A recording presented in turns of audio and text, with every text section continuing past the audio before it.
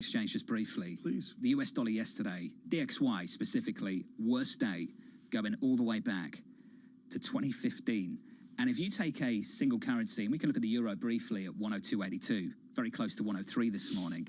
Let's look at cable, biggest move back to 93. Dollar yen, biggest move back to 98. Aussie dollar, biggest move back to 2011. These were just monster moves yesterday, Tom. Let's go through the math of this now. Katia Trivedi joins us now, head of global foreign exchange and much more at Goldman Sachs. Honored to have you on. Katia, what I find so important here is to get the math right.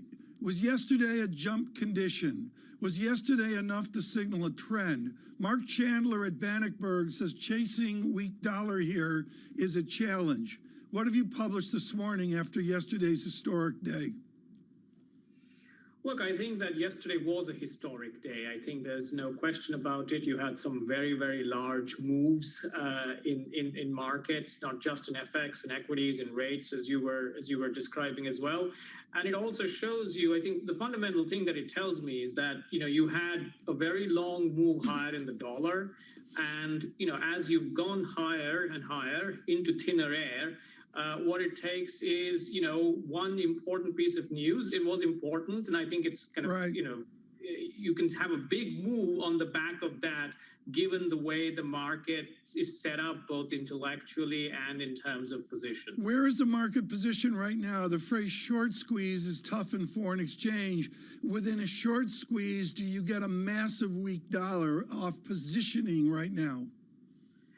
I think there is some of that you saw yesterday, and I would say that what the market has essentially done is moved a lot more probability weight into the kind of soft landing camp that has been our sort of modal scenario from our economists. That comes with higher equities, it comes with a weaker dollar, it comes with lower rates as well. And I think you need to ask yourself what side of that you're going to get challenged from. I suspect, even with the inflation data that you saw yesterday, core CPI 0.3 month on month, on a 3-month average, that's kind of 0.5. That's still pretty high when you think about the overall trajectory. When we look at weak dollar and off of Secretary of Treasury Yellen's comments at G20 on the fragility of EM debt, does weak dollar assuage the challenges of weak EM debt? Does it solve the problem? I think it makes it a little bit easier, but the key problem many emerging markets, and by this I mean the high yield frontier sovereigns have, is one of market access. At the rates that are prevailing here, not just at the very front end, but all along the curve, these are pretty expensive levels for a lot of these sovereigns to borrow. They're running out of the reserves that were limited in the first place. And so until you see a resumption in market access, which would probably need more price action, more days like yesterday, not just sort of 1 or 2 days, before that market access reopens, that is what is the binding constraint for many of these emerging market sovereigns. I mean, again, the high yield ones, and that's what it will take to make it easier. Kamaksha, some of these EM central banks were the original front loaders. I'm thinking of Brazil. They really got out early. The Fed uses that phrase front loading. Really, they're playing catch up. What difference has that made for the likes of Brazil and others who went much earlier with hiking rates? Look, I think 2 lessons from Brazil for the rest of the world. One is, going early, like you say, going early, going hard, going after inflation, whether it was, headline or core, I think really did help, Brazil, Mexico, some of the few currencies that held their own versus the dollar for much of the past year. But another lesson also, and this, coincidentally also came in the last couple of days, is that even a country which has been furthest ahead like Brazil, as deep into its disinflation process, you can still have upside surprises in inflation after a string of downside surprises. So again, I would just be careful with over extrapolating too much from one CPI print. That's been the lesson throughout this cycle. It's also a lesson from Brazil. That can change again on December 13th. It's kind of the runway into the end of the year. We've got December 2nd payrolls. I believe on the 13th, you have CPI, the 14th, the Fed decision. On Monday, Kamaksha, our very good friend and Washington bureau chief, Peggy Collins, is going to catch up with the vice chair of the Fed, Lael Brainerd. What do you want to hear from the core of the Federal Reserve through next week? Look, I think that, given what the market has done and given the financial conditions easing that has, been delivered over the last few days, really, even since the last Fed meeting, I guess, I would be curious to hear how they think about that. You had one reading that probably is much more helpful. You had some data that the labor market is adjusting, again, encouraging. But I would expect that they would still be looking at some of what is going on in markets with a little bit of trepidation. Kamaksha, thanks for joining us this morning. After Trudy, Thank you. Can we call that historic yesterday? I think we can. Yes, oh, absolutely. Kamaksha Oh, absolutely. Of Goldman Sachs. Absolutely. Tons of Fed speak. This was from Laurie Logan, now of the Dallas Fed, the president of the Dallas Fed. A slower pace should not be taken to represent easier policy. They've been teeing this up for a while and moved from 75 potentially to 50 in the December meeting. This morning's CPI, yesterday's CPI, were a welcome relief, but Tom, there is still a long way to go. And you saw that in Fed speaker after Fed speaker after Fed speaker yesterday. They're public officials. They're supposed to be conservative, cautious, and they got to be wildly exposed and wait for the data. We observed yesterday the market didn't wait for the data. Not at all. They got one data point, boom. When does it become problematic? Do they still want financial conditions to tighten? Are they happy with the S&P at 4K? Hey, we're advantaged by the Bloomberg Financial Conditions Index. I believe it's 11 ratios. It went through one standard deviation negative. It became more accommodative yesterday. John, I'm trying to have fun. I was thrilled to see Calvin Phillips made the World Cup you've team. seen the squad. Can you explain to dummy Americans like me, this is exciting right now because people get chosen. And like a guy in the Tots didn't get, or on Leeds rather, didn't get picked for the Polish team. These guys are crushed if they're not picked. It's really sad because some players have faced injuries at the wrong time of the season, because typically we'd have a World Cup in the summer and we're having it in the winter. And a lot of these players have been playing really, really condensed fixture schedules, Tom. So lots and lots of games all at once, and they're picking up injuries. The one that stood out for me yesterday was Harry Maguire in the England squad. Can't get a game for Manchester United that often. He's not on the starting team. The likes of Tomori at my beloved AC Milan didn't make it into the squad. Does one guy pick the team, Mr. Southgate? Southgate does. And I'm sure he's got some consultants around him, but ultimately he gets the final call. Okay. I think when we visit Qatar, I think Anne-Marie's going through that. I believe we are. I think surveillance, we should do a World Cup thing. Starts in 2 Sundays. I'm waiting for the World Cup bracket to come up on the Bloomberg terminal. How do you pick a goalie for England? I mean, they must have, 20 phenomenal goalies within the United Kingdom? Sure, but the problem over the years, Tom, as Jordan you know, is as the Premier League has got much, much better, particularly over the last 10, 20 years, it's meant a lot of the greatest foreign players come to play in the Premier League, and the choice in the top division is maybe not 20 goalkeepers, it might be a handful. It's been a problem for a while. Okay. If you can call it a problem, I would suggest that the foreign players have enhanced the league and lifted everybody's. Tots Leeds snoozer? No, not necessarily. I love watching Leeds. Okay. Everyone thinks that I'm a Tottenham fan now. Do you know that? Because of you. My deepest sympathies. Because of you. Everyone thinks I'm a Tottenham fan. Well, Mr. would love that. You and I could go together. We could bond. Go watch some games. Watch a hat trick. 2 Sundays away.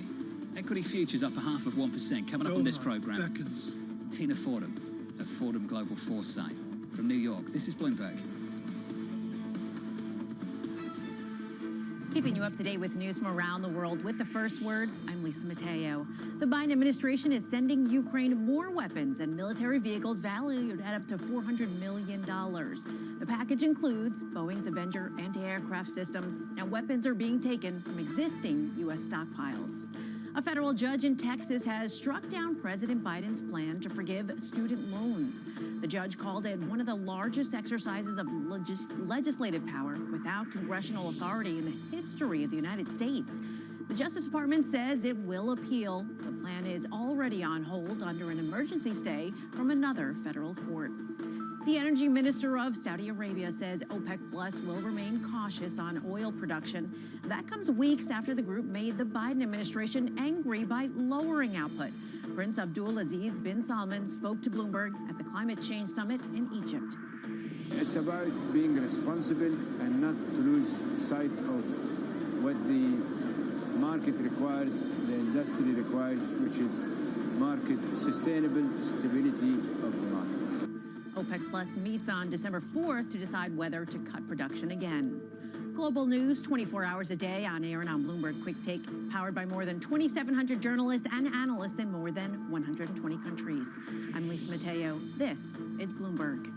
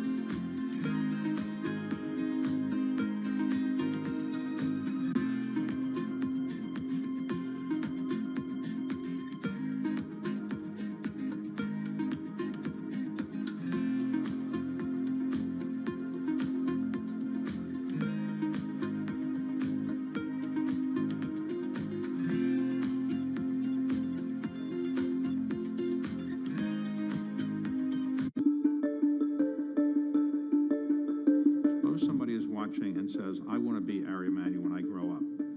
What should somebody do to get into the talent agency business or the business you're in? Well, it's hopefully what I've taught my kids. You got to be intellectually curious. You got to be, you got to show up. And you know this like I know this. I got on a lot of planes. You just, even though that voice in your head is saying, oh God, I'm so tired, I don't want to do this. You got to show up. You got to be charmingly relentless. You have to build emotional endurance because there's no straight line to success. It's kind of all over the place, and you have to just be able to work through those things. And then I think one of the things that I do every week is I try to create serendipity.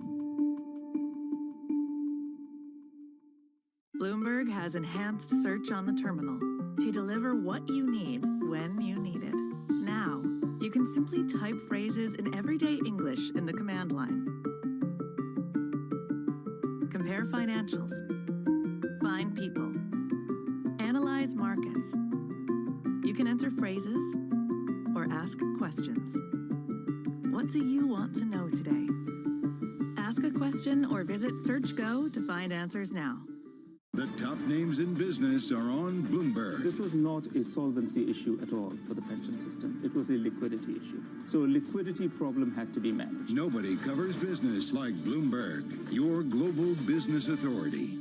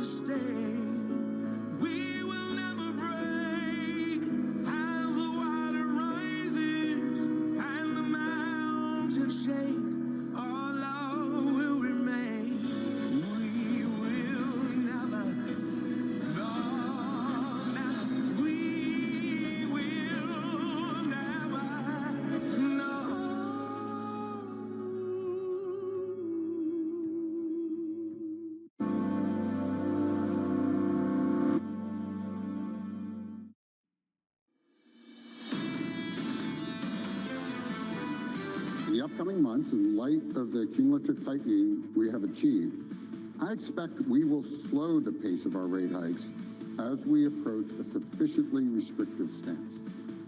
But I want to be clear, a rate hike of 50 basis points would still be significant. That message from Fed speakers echoing echoing across trading floors yesterday. Patrick Harker, Philadelphia Fed president, one after another, all saying the same thing. I worked through that speech with Mike McKee yesterday when it came out. This line here, TK, you'll like this. Inflation is known to shoot up like a rocket and then come down like a feather. Patrick Harker of the Philadelphia Fed yesterday. Each of these people is different. They've all got a character and, you know, plus minus this and all that. And to compare, for example, Vice Chairman Brainerd with legit massive PhD monetary chops with someone like Harker, who also has chops, but is really attuned to the business cycle and what it means. And of course, that fits with Philadelphia so well with all of the industry of New Jersey and Pennsylvania and the rest of the district. What I find fascinating there, and the word that we use, folks, is stochastic, which is fancy talk for pointing. The inflation goes up, John? Yeah. And comes right back down. Is that where we are right now? You know who used to write the best speeches? Do you remember Richard Fisher? Oh, yeah. Of the Dallas Fed. Yeah. His speeches were great. Yeah. No jargon whatsoever. He wasn't a PhD economist. No, He wasn't I that don't kind agree of with guy. that. It was very, very direct. It wasn't any of Yes. that kind of stuff. It was just direct and easy to understand. It was different than Clarida, different than Blainer, different than Blinder from another time, but I think Fisher's always been underestimated. I take great issue with people that go, oh yeah, he's a guy from Dallas. And I'm like, no, actually, he's much more than that. That is the same with Tina Fordham, founder and geopolitical strategist, Fordham Global Foresight, with some serious abilities, including support of the University of Cambridge foreign policy effort. Why is she on? It's real simple. Tina Fordham wrote a blistering op-ed in the Financial Times about the future of America. Tina, you dare say use parenthetically from a removed distance the phrase Civil War, but what you say is this could be a take no prisoners Congress. What do you mean that a Republican Congress will be take no prisoners? Well, that's me trying to be diplomatic, Tom. But in this blistering, as you called it, op-ed piece for the FT Alphaville, what I really wanted to do was poke a little bit at particularly U.S. investors' complacency about a divided Congress being kind of reflexively a good thing. We had Elon Musk coming out and saying that, and people resorting to what I consider some pretty sloppy shortcuts in our thinking when the Republic, as we know, it really faces some serious pressures.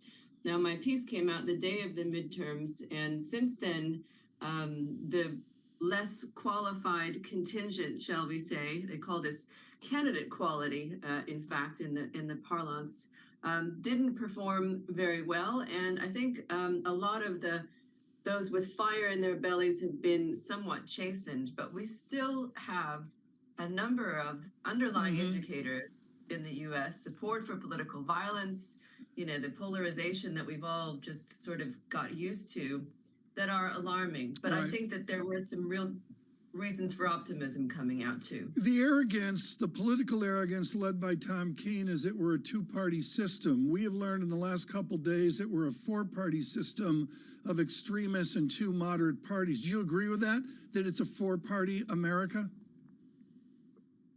Well, our structure is built for a two-party system, but within each of those parties, we have contingents which make coming to any kind of agreement on anything extremely difficult. Now, the so-called MAGA Republicans didn't do as well as hoped, but they're still hugely influential. And I suppose what I'm thinking about the most right now, because it's that time of year when we have to do the year ahead outlook, is who's going to run America? And from where I sit here in London and in Europe, what does that mean for the future of the international system?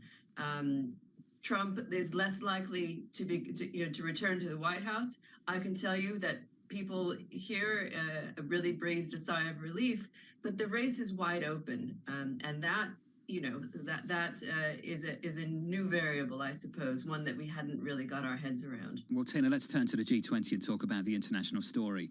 The president with some renewed confidence, some people might say, after this week. How do you think that's going to play out next week? Well, Biden is entitled, I think, to have a bit of swagger in his step. I know that's an unfashionable thing to say, but, I'm all about providing an analytical framework. The president's party normally gets hammered in midterms, and Democrats performed better than anybody thought. Personally, I'm not excited about the fact that we have such an elderly leadership. I think a gerontocracy for a country that's still quite young is worrying. But when Biden goes to the G20, Putin is going to be there via Zoom. I think that's remarkable, a remarkable change from a few months ago when we were talking about, with genuine concern, whether Beijing's announcement in February of a friendship without limits with Russia was going to be a major change to the weights in the international system. China is not using any of its global political capital to help Russia. Russia finds itself marginalized, and when we look at these kind of big macro dynamics, India also has, not hesitated to be critical, to use its vote at the UN, and Saudi, which had aligned with Russia, or at least that's how it was perceived at OPEC, seems to be trying to kind of adjust there. So, we're looking at a shift in the planetary weights in the global solar system, and a much more marginalized role for Russia, which has been a spoiler.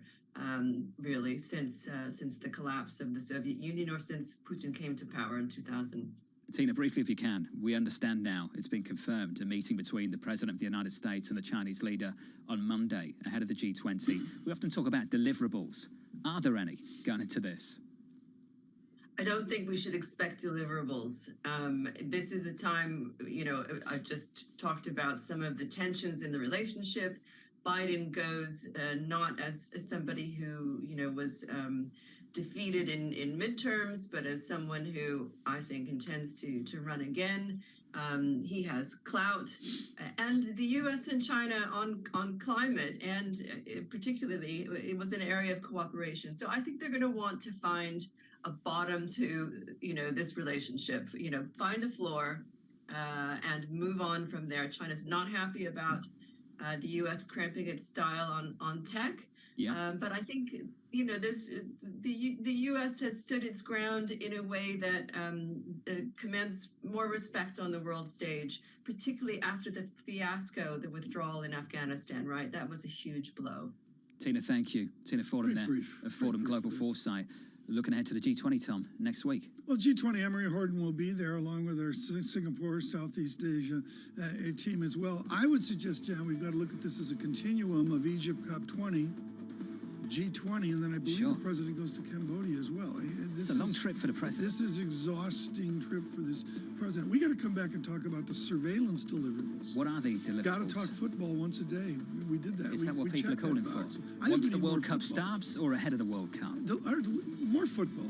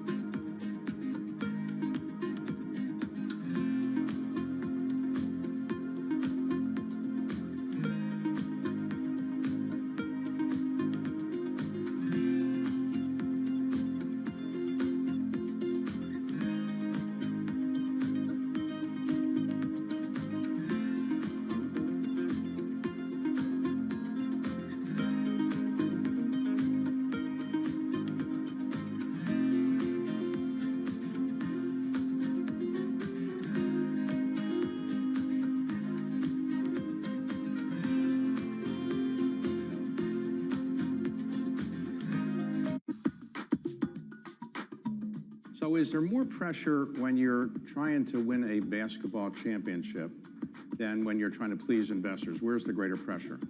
Oh, I think it's definitely trying to win a championship.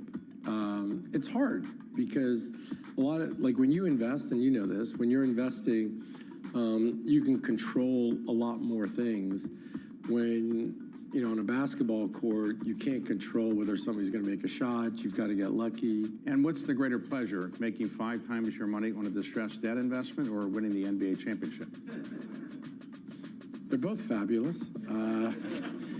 I wish I could do one each year. That would be great. But I think there's a great feeling in being right on an investment, that you've done a tremendous amount of work and you've made money for your clients, which I think is great.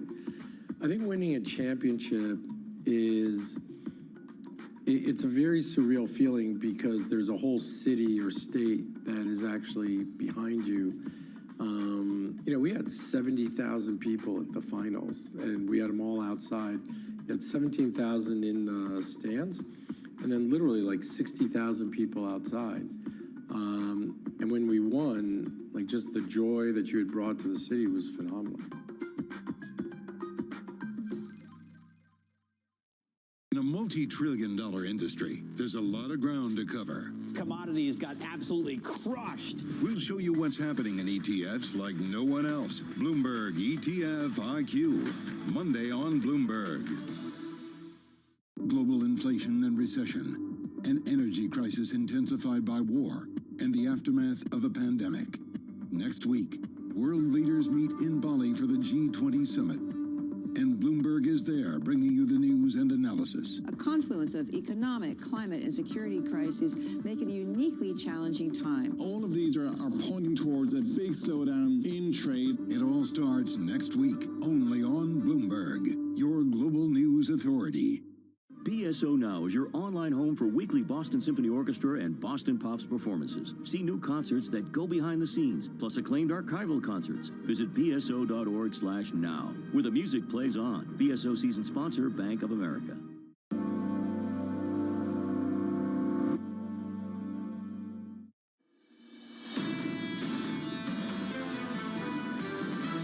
There's some evidence that we are moving from peak inflation down lower. Where do we end up, I think, is the big question. We're still overall, I think, in a very elevated inflation environment. Even if the Fed is going to pivot, they're not going to talk about a pivot right now. There is no Fed member that wants to go down in history as losing the fight on inflation. The problem is we haven't really, I don't think, discounted the weakness in the economy that's coming. This is Bloomberg Surveillance with Tom Keene, Jonathan Farrow, and Lisa Abramowitz. The week should have ended yesterday after that move.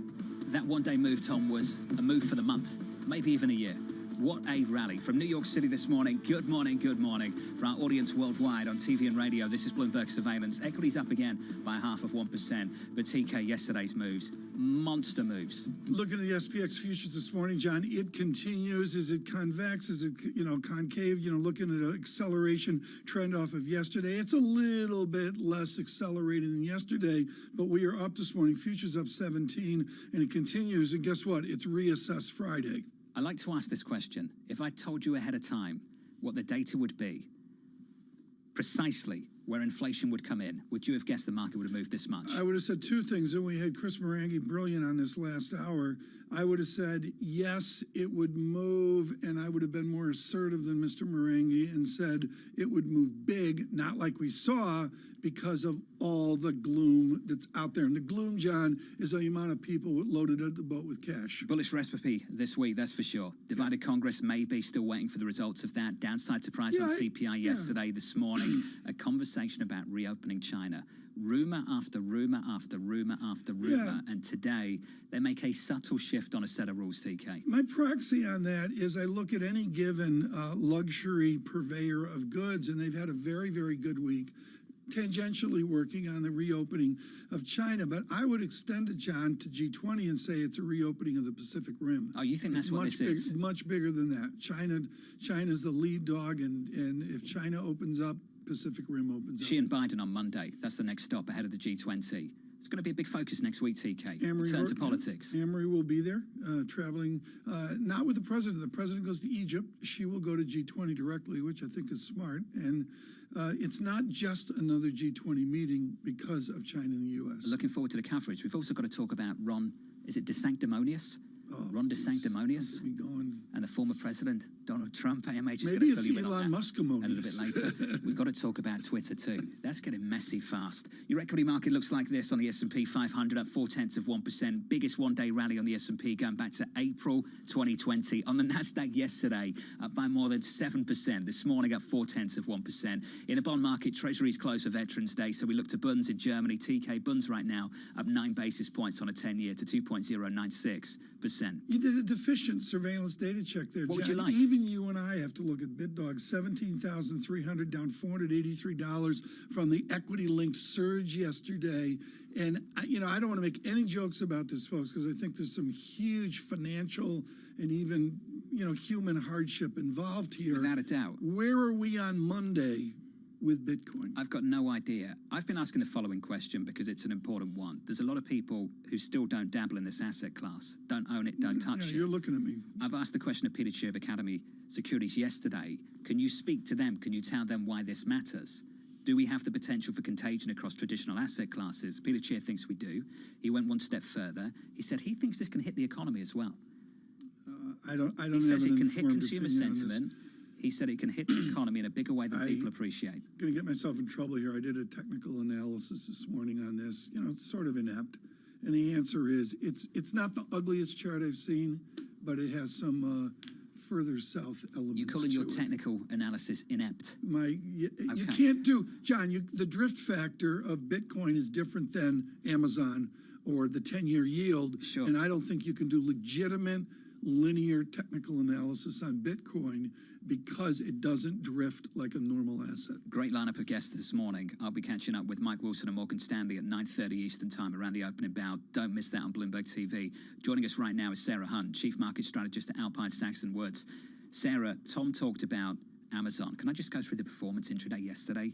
Amazon up 12%, Microsoft up 8%, Apple up almost 9%, Alphabet up 7.5%. What did you make of those monster moves in yesterday's session? I think a lot of it just has to do with how down everything has been and how much people were positioned for another bad CPI print and thinking that that was going to drive rates higher. Therefore, these big tech names take the biggest beating. I think they've really been beaten up, a lot of them. I think some of this was just on the back of, oh my goodness, we finally see what's going to happen to slow the Fed, right? I mean, everyone's been looking for this. This happened when the print came in August that was so negative on CPI. You had the market absolutely have a terrible September. And we've been looking for this, and I think because housing prices have been so elevated and rates have gone up so much, I was certainly thinking that that might not be such a positive print. I mean, positive, we're talking about positive, it's really high CPI, Sure. right? But it's a relative game. So I was thinking that because housing prices hadn't come down but rates had gone up, that you would see even more shelter problems in the inflation side. It was up, but there were other things that countermanded it enough. And so I think it's just a relief on the tech side that if we see a path to them at least slowing or pausing, that you can start looking at these names again. I don't expect you to have an answer for this. I'm much more interested in the process you go to search for an answer. The difference between a market turn, something more durable, and just a bear market melt up, a bear market rally melt up, squeeze, whatever you want to call it yesterday. What's more durable and what's something you want to perhaps fade and stay away from? So the way I look at it for this year is I think that you've got most of the data points out of the way for this year. You've got through the election, it turned out better for the market, I think, than people might have been expecting in the sense of just a little bit of division, but not much, and maybe less political division, more to the center, which you guys were talking about earlier. If you think about four parties, there's two in the middle and two on the ends, and each one is two of its own. I think that helped a little bit, and I think what I worry about for next year, right, is so inflation starts coming down. So earnings were really good in Q3. Part of that was on the back of inflation. Higher prices, people raise prices. If inflation starts to come in, we haven't really taken earnings down next year enough. You've done it on a stock-by-stock basis in some cases, but I'm not sure that overall, if it's soft, I don't think consensus is down enough. So I think that you've got a glide path into the end of the year without a lot of data coming up, except if you get a very weird CPI print in December, because it could go higher since some things have gotten higher again, or you get some employment numbers that are so strong that people start to get worried that the Fed can't go slower at some point. But I think right now through the end of the year, it's probably okay. I worry a little bit about getting into next year. In the next year, then, do you see a proportional decline in revenue growth because inflation comes in? it's really going to depend on the sector, right? I don't think that the inflation in the energy markets is going to come off very much, because to the point of China potentially reopening, that's inflationary, right? Because we've had so little demand from there. So I think there are going to be a lot of countervailing forces, and I think it's going to depend a lot on the sectors. But I just think that ability to raise price may not be as strong going into next year. And I wonder where margins are going to go, because labor costs are still low right now. I want to do a little history lesson here, and that so many of our viewers and listeners have a time that goes back to whatever, 10 years, 8 years, 12 years, whatever the distance back is. Yesterday had a feeling of 1975 when the nation was flat on its back, Pittsburgh was blown up, or 82. And I'm even going to go on the Ibbotson chart back to the Guadalcanal Low, the bottom of World War II in 1942. We're coming out of a pandemic, obviously a seismic political event, social event, cultural event. Did yesterday signal the kind of low that we remember when we look back decades? I'm not sure that we started from a position that was low enough to say that. My concern would be that it's not like the equity market was flat on its back. Look at the last 2 years. Look at the chart of the NASDAQ. Now, you might have come down to a point where you can say, actually, if I go back, we're in a much more normalized level, but we're still not at the bottom of that normalized level. So I don't know what the answer to that question is, because it's very hard to figure out exactly where everything should be priced. Here we go back to the question, if I can't price the risk-free rate, how do I price risky assets? How do you? The answer is we're still working on that. Do you have more confidence about pricing the risk-free rate after yesterday, though? I think you start to look at a place where you can go, okay, I can now start to see where we might end up, but I don't know how long you can stay there, which is what the Fed would like to do, because it's expensive to stay there. It's expensive for governments globally to have higher rates. And I think that there is some question about whether or not we're going to be able to tame the kind of inflation that we want to. And I don't know where we end up with that. We've got time for one more question. A lot of people will be gripped by FOMO after yesterday's move, perhaps thinking about ditching energy and rotating back to big tech. That was yesterday's move, the underperformance, relatively speaking, in energy. You've been bullish energy most of this year. Why do you want to stay with that particular group of stocks? There's definitely going to be some fluctuation in energy, but the reason I want to stay with them is because there's a huge tension globally between we'd like to move to alternative energy sources, and we don't yet have the technology to move enough to alternative energy sources. If you electrified every car today, the grid could not handle that. So I'm looking at these assets not as stranded in the next 5 years. Longer term, we're going to be moving, but I think that there's been an underinvestment in the oil and gas space, and the demand for energy is not going away. We don't have a replacement for it. So I look at that as opportunistic when it underperforms relative to other things.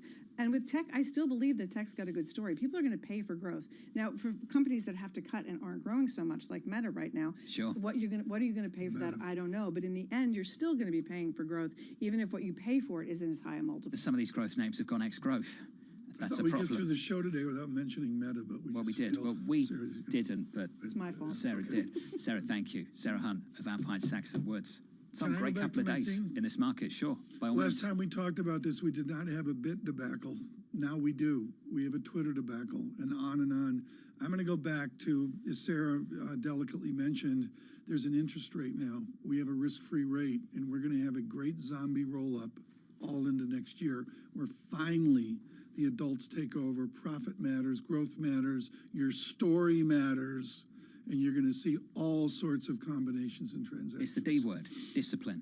Discipline is back. That's part of it, yes, absolutely. And it wasn't there in the last 10 years in the same way. Discipline returns. Single most important thing in James Diamond's letters at JP Morgan, I'm going to guess 5 years ago, he's devoted an entire letter just to hard work, and that's that discipline, John. This will be a theme for us into year end and into next year. Not for you and me, but for others. This tweet just came in. No discipline here whatsoever. Yeah. You have to do a World Cup segment on B surveillance. I'm so up for hearing Tom Keane give his commentary on how his fave Tots player did something decisive in the end zone. Faro TV, please make it happen. And on Twitter just got to go. We'll make it happen. Doha bound. I can't wait for you to talk about Harry Kane in the end zone.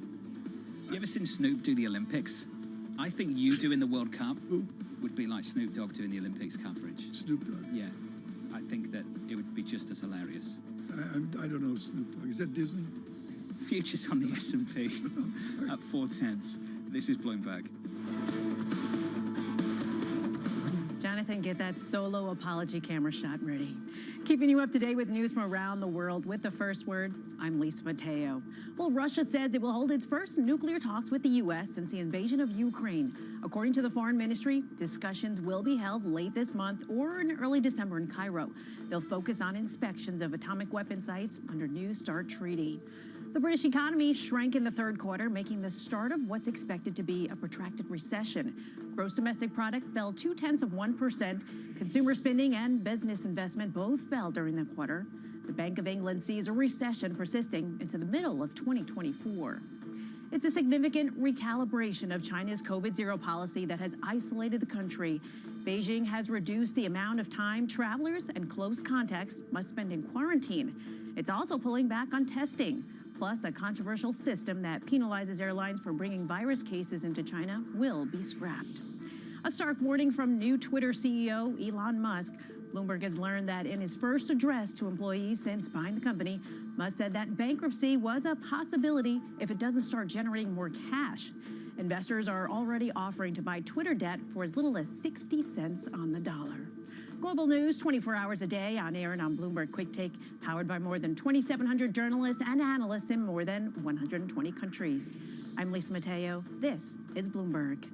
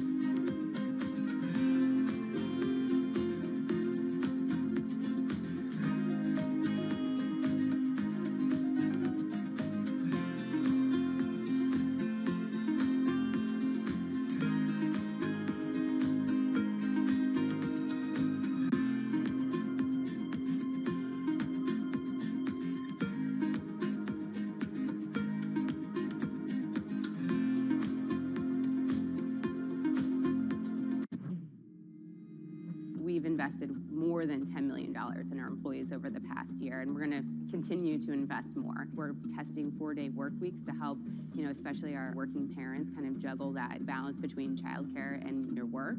I know I deal with that all the time. This is really a people-first company. Even in an inflationary environment, you're going to see us continue to lead with our people. Do you worry at all about a price wage spiral, not just here, but in the industry, in the economy? Yes, and I think that this is something that many business leaders are focused on, and time will tell kind of how all of this lands. I think the wage price spiral continues for quite some time, and I think we probably have been a lot less aggressive than we can be, and than many other companies have been. In terms of raising prices? Yes, we've taken our time. If you look at a 20-year history of pricing in this company, we've taken about 2% a year on average. We've never taken what we could. We've always taken what we should. We have to pay people more. We have been, and will continue to do so. We'll take a little bit of a margin compression on that as we've had to, and I think that's the right thing so that for the long term, Shake Shack continues to be what we're building, which is the next generation's burger joint.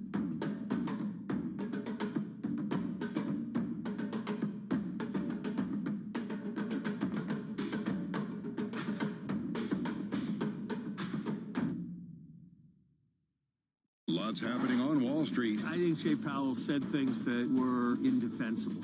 Need to catch up? This is Bloomberg Wall Street Week. I'm David Weston. We've got the information and insights We think that's the next secular shift. from businesses most influential and instrumental. It's knocking it out of the ballpark. It's a challenging dynamic. This is a level of uncertainty that we haven't had to deal with. Bloomberg Wall Street Week, live tonight with replays all weekend on Bloomberg Television and Radio.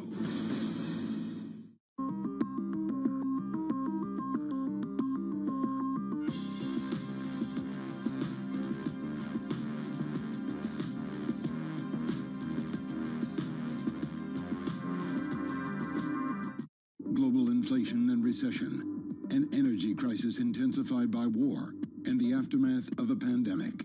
Next week, world leaders meet in Bali for the G20 summit. And Bloomberg is there, bringing you the news and analysis. A confluence of economic, climate, and security crises make it a uniquely challenging time. All of these are pointing towards a big slowdown in trade. It all starts next week, only on Bloomberg, your global news authority.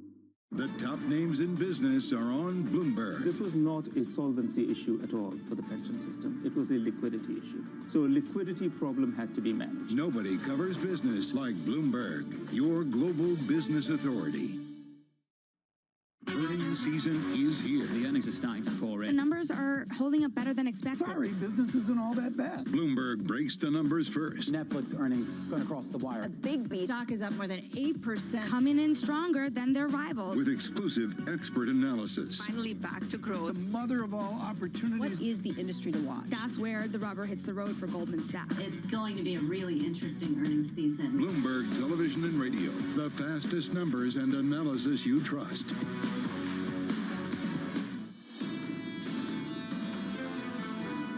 Stepping down is an appropriate thing to think about. I support a more gradual approach of getting to it so we can be discovering the right rate as we go. Mary Daly of the San Francisco Fed from New York City, rounding out a crazy week. Can I just say she's my favorite? You like Mary? I love She's Mary. my favorite. Yeah, they're all different. I love her and too. I'm sorry, John. Mary Daly is She's my very favorite. kind. I was at a diner with her in Jackson Hole. She's fantastic. Just a lovely human being. Yep. You can tell straight away. But I think we have to emphasize with all the Fed blather in the coming days and recalibrating. I don't mean to interrupt, John, but let me interrupt. But, I'm sorry, each Fed president's different. I thought that was just a default position for you. It is. To interrupt and bang your pen on the table. I'm going to do the price action briefly. Thanks for that. Equity futures up 1/3 of 1%. Monster move yesterday. Up more than 7% on the NASDAQ, up more than 5% on the S&P. Biggest move higher we've seen going back to April 2020. In the FX market, the move's absolutely wild. Euro dollar this morning up another 0.8 of 1%. Just short of 103 at 102.88. Sterling, though, I want to sit on this. Please. Cable, 117.57. That currency stronger by 1/3 of 1% on the day, the pound against the US dollar. Tom, look at where this has been. September 26th, 103.50 intraday. Well, do we give credit to the Prime Minister? 170. 14 big figures up, and, I can't remember the Brexit chart, but I believe we're at a level just above, pound strength above a Brexit level of 116 is my guesstimate. But is this like good scores for the Prime Minister in his first days? Two legs of this. The UK leg is that we clean up the mess of the last couple of months. Still got to do that. Still some work to do. The second leg of this is just the immense dollar weakness we saw yesterday. DXY, worst day since 2015. Yes, no question. 107 now. 107 on DXY. But a lift to the equity markets. Right now, with Amory Horton, we're going to digress on the 14 different stories that are out there for our Bloomberg Washington correspondent. And we need to migrate forward 3 hours, where the President of the United States will go to the middle of nowhere in Egypt to COP27 and speak on climate. Amory, I'm going to suggest it's off the radar. Get us on the radar, give us some help, provide clarity on what President Biden would like to accomplish in Egypt. Well, I don't think it's the middle of nowhere, Tom. It's Sharm el-Sheikh. A lot of people have visited this basically resort. But what the president is going to do is he's really going to recalibrate the U.S. stance and reaffirm their stance on climate. There's news out today that they want to really hone in on methane emissions as well. But this entire Sharm el-Sheikh COP27 has really had a difficult time in terms of balancing the needs of countries around the world. Higher inflation, higher energy costs at the same time that you're trying to transition. One thing that is clear, the big takeaway, and our climate friends wrote about it, calling it, quote, show me the money. It's the fact that the developing world is saying, if you want us to transition, you need to come to the table with the billions of dollars that is going to be needed, and that was promised to us.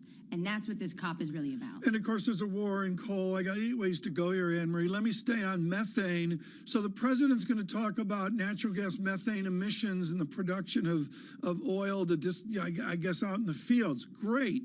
Do the Republicans violently disagree with the Democrats on methane emission, or are they on the same page?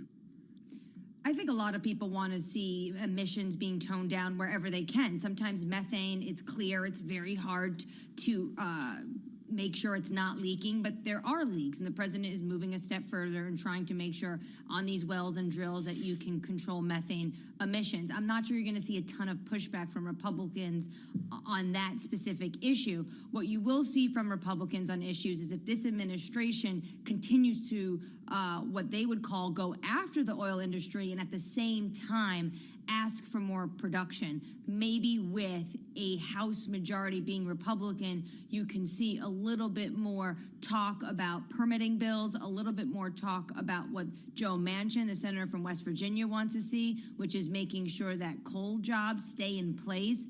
Potentially, that's what you could potentially see. But I don't think they're going to go after Biden for making a climate speech at COP27. There was a number of people who, even in the Republican Party, who thought that the United States leaving the Paris Agreement under former President Trump was actually a mistake. Anne-Marie, Monday. That's not the appetizer for the G20. That's the main event. It's Xi, Biden, sitting down together. What do you expect from that? Nothing. We do not expect a joint statement.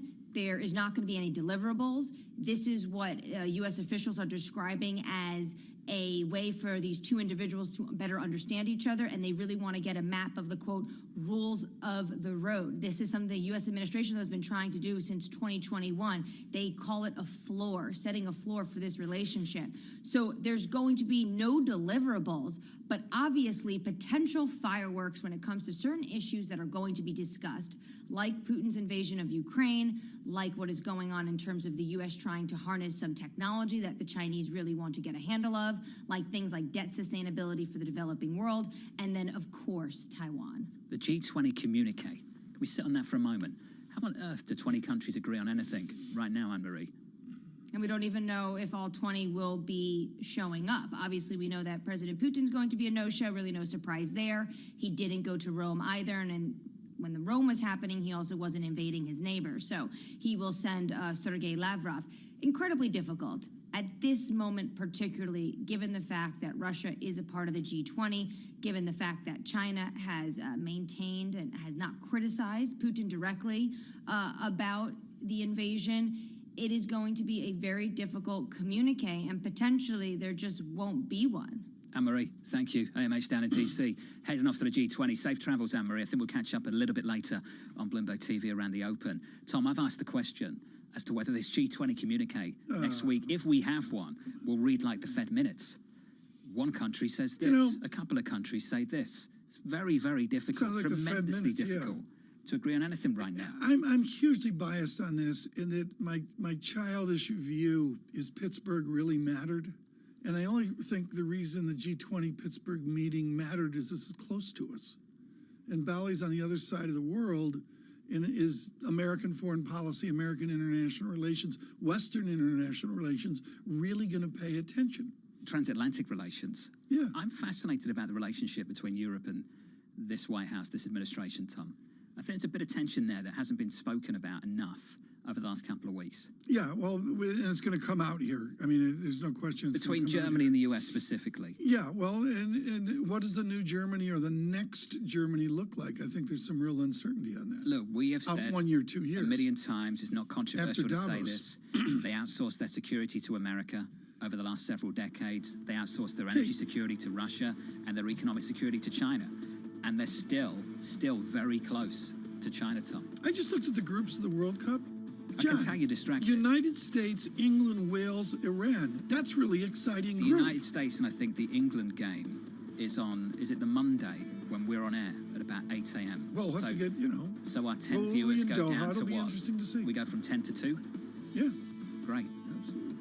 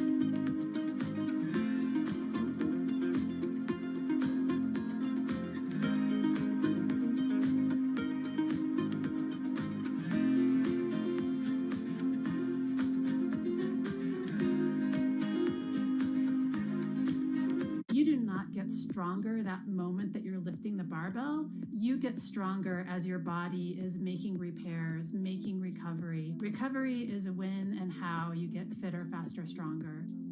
Recovery technology includes everything from massage guns and foam rollers to compression boots, hyperbaric chambers, cryo chambers, infrared saunas, and even infrared pajamas. And athletes are partnering to become investors to take those products mainstream.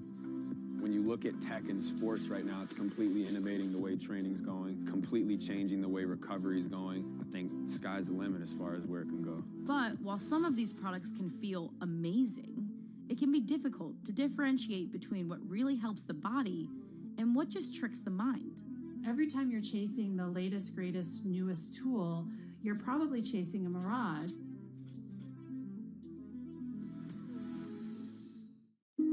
Bloomberg is live at COP27 in Sharm el-Sheikh, Egypt. Bloomberg Television and Radio brings you continuing coverage as world leaders, business insiders, and decision makers gather to take action toward achieving the world's collective climate goals. What are your top 3 priorities? There is an ability always to find the new and innovative ways to meet the challenge and at the same time take into consideration the pressures that exist. Special coverage continues only on Bloomberg, your global business authority. Multi-trillion-dollar industry. There's a lot of ground to cover. Commodities got absolutely crushed. We'll show you what's happening in ETFs like no one else. Bloomberg ETF IQ. Monday on Bloomberg.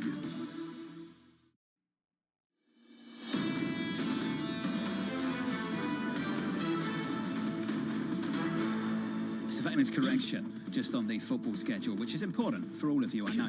England-Iran is on the Monday, November 21st at 8 a.m. So maybe we get a bigger audience that morning. Perhaps not in London, but here in the United States. It is Black Friday, November 25th, where England plays the USA. Tom, at 2 p.m. Eastern Time. Qatar, Netherlands, Ecuador, Senegal. Isn't that just what you're like excited a layup about? for Is Netherlands? that what you're excited about, those games specifically? But isn't that, who picks the brackets? It should be. Are they picked out out of bowls. like a Powerball out of a bowl? Yeah, it was done a few months ago, Tom. Okay. I'm pleased you're on board. Going to whip through the price section I'm briefly. going to read in this weekend. I'm sure about the Tots in the end zone. Someone messaged me yesterday and said that you might think that Tottenham was playing at the World Cup. And I'd have to explain to you why they're not. Equities on the S&P up 1/3 of 1%. On the Nasdaq up 0.4 of 1%. Call it 1/3 of 1% also. Monster moves yesterday. Biggest one-day pop going back to April 2020. That's the equity market. In the bond market, if you take a look at treasuries, and you can't right now because we're going to take a look at bunds, but treasuries yesterday, let me finish. Please. Treasuries yesterday on a 5-year, down the most, yields, down the most, biggest one-day drop since 2009. Treasuries closed today for Veterans Day. So we look to bunds. Yields higher by 10 basis points on a German 10-year, 2.1%. Just historic moves yesterday, including in the FX market. Yeah. The dollar index, DXY, biggest one-day move. Biggest day of continues weakness. today back is to the headline to me. 2015, and it continues intraday, Tom. We're negative more than 1%. Yeah, it'll be interesting to see where the VIX settles coming out of Friday. John, very quickly here on Veterans Day, Armistice Day, with a 2-year yield close, I do think we have to manage. Could you imagine if I was managing or you were managing money? I mean, bring it up, folks. We're looking at 4.60, and John and I are navel-gazing up to 5%. Price down, yield up, and we reverse, John, and go down to a 4.33 yesterday. I think This time last week, just after payrolls came out, the 2-year came really close to 480. Round it up, we were there. 480, all the way back down again. Let's look at the bond market now. We're going to dive into that with someone with huge and interesting experience. Christina Campmany joins us, Global Debt Senior Portfolio Manager at Invesco. And what's so important about your work out of Villanova is you had a whole sales component in your career as well. Link portfolio strategy over to the conversations of positioning in sales and revenue production and all that, and with institutional clients after what we witnessed yesterday.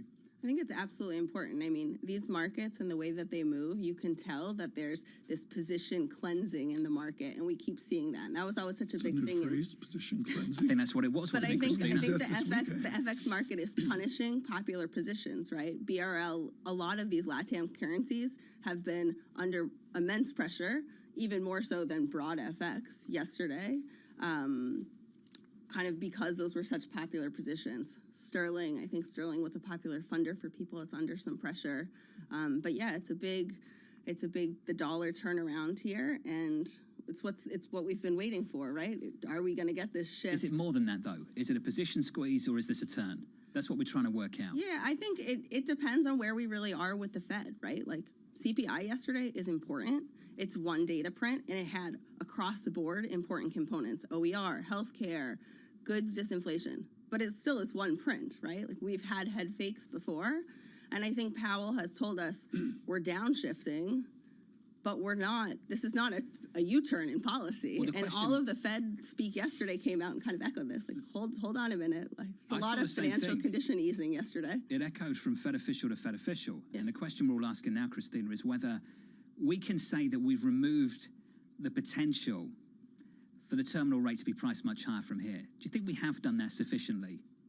Look, the market, the rally across U.S. Treasuries yesterday takes out the tail of higher rates. We think at a minimum, Fed funds gets to 4 3/4, 5%. The market has taken out, with yesterday's pricing, any of the tail to higher rates. I think a little bit too much so, right? I think Powell told us many, many times last week during the press conference that his concern is inflation continuing to run hot, and they have the ability to tighten more, and if they don't do enough, that's a concern for them. You've got this great blend of fixed income into FX. All of the focus, the navel gazing this weekend is going to be in the equity market. Is this the bottom? Is it the beginning of a bull market, et cetera? Can you say the same about dollar, weak dollar, or yield, where we finally migrate to lower yield? Can you call yesterday a bottom? I don't know if you can call yesterday a bottom, and I think the markets are going to be choppy, and maybe in retrospect, in the dollar especially, like this is what we've been waiting for, the big turn, right? The dollar on a trade-weighted effective basis is at a 42-year high. Like it's at extremes on all levels. What did you actually do yesterday besides check your World Cup bracket? We reduced actually some of our duration position because U.S. duration tends at this point, if you expect terminal rate to get to 475 at 385, is that so compelling? It's less so for us, right? You're almost at 100 basis points inversion.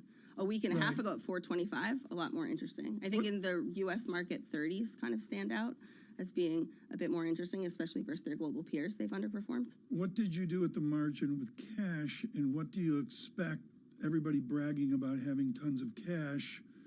Where's that going to go over the end of the year? I think fixed income, and I think a few people on your program have said it, like fixed income is now an interesting place to be. We're coming out of this multi-year zero Fed policy, zero global policy. Now you look at IG corporate, and we're yielding 6% versus 2.5% a year ago. So you think cash will be deployed? I think cash will be deployed, and I think people are getting more comfortable with days like yesterday deploying money into fixed income products. There's a hope that this is a brand new world, in fact, maybe a return to the old world. Do you share that hope? And is that just the hope?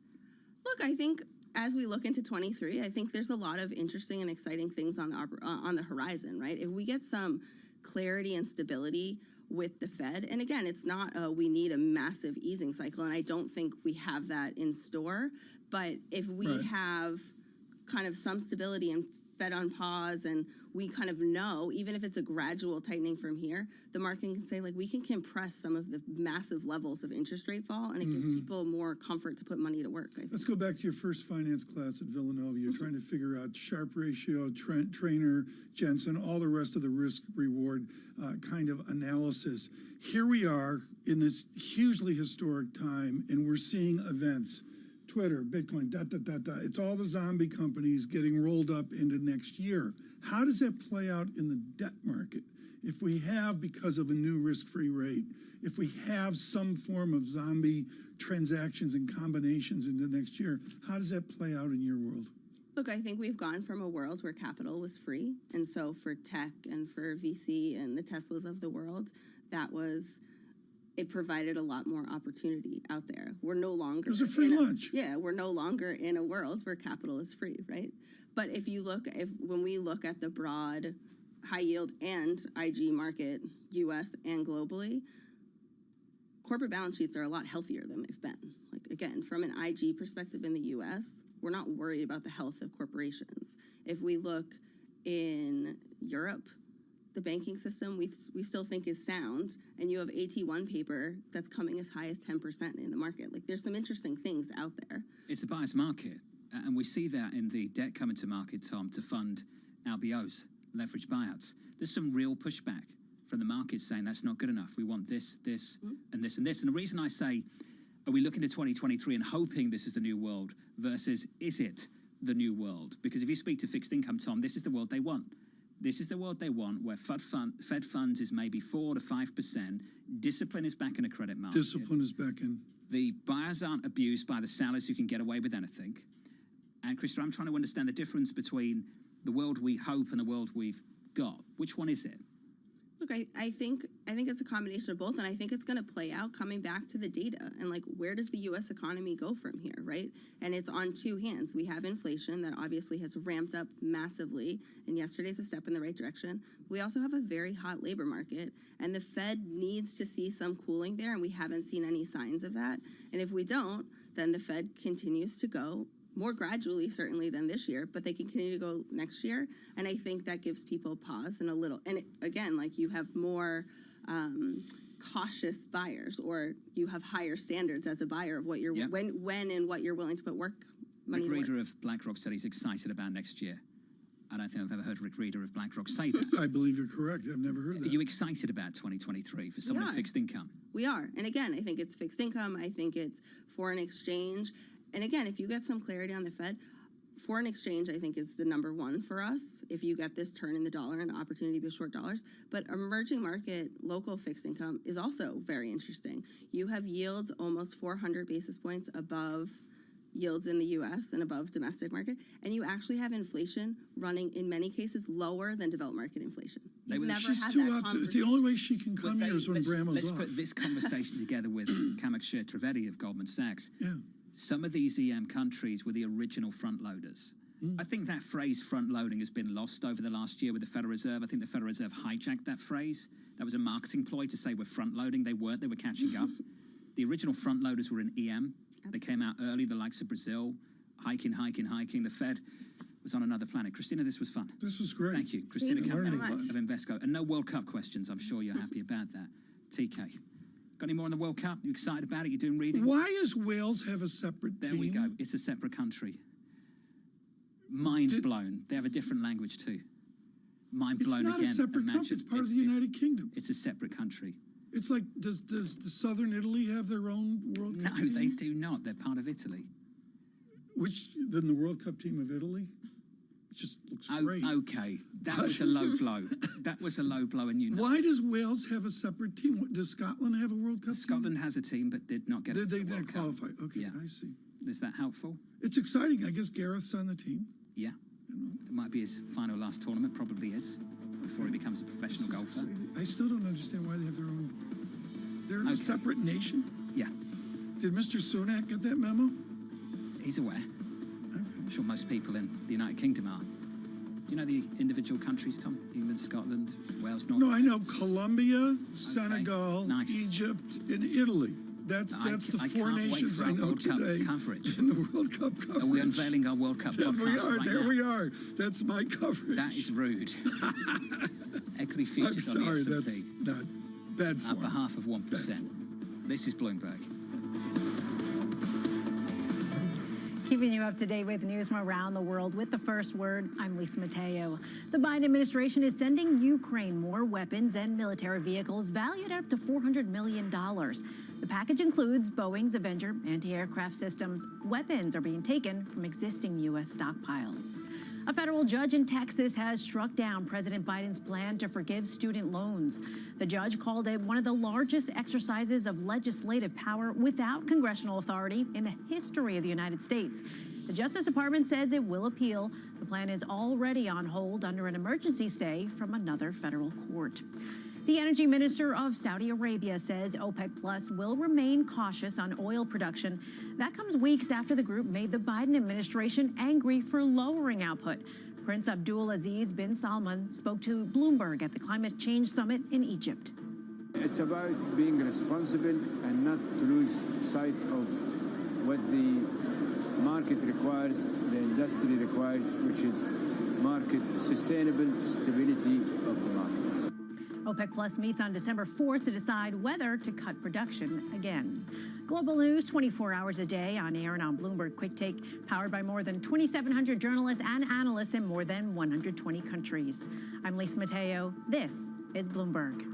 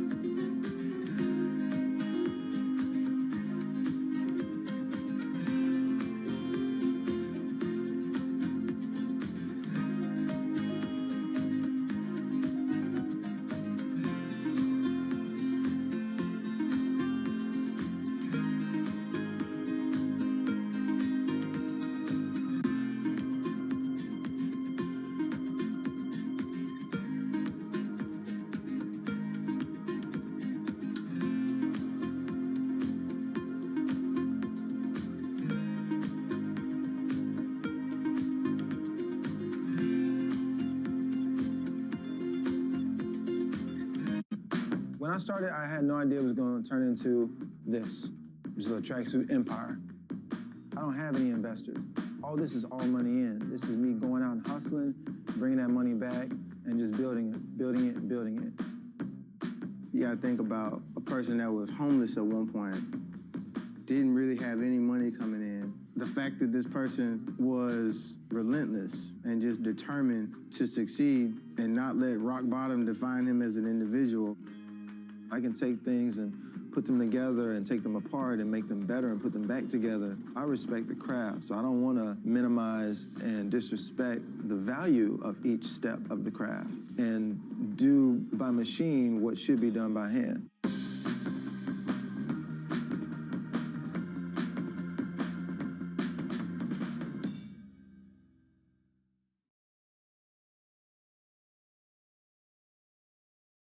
The top names in business are on Bloomberg. The financial services industry, which is a large part of the UK, is very competitive.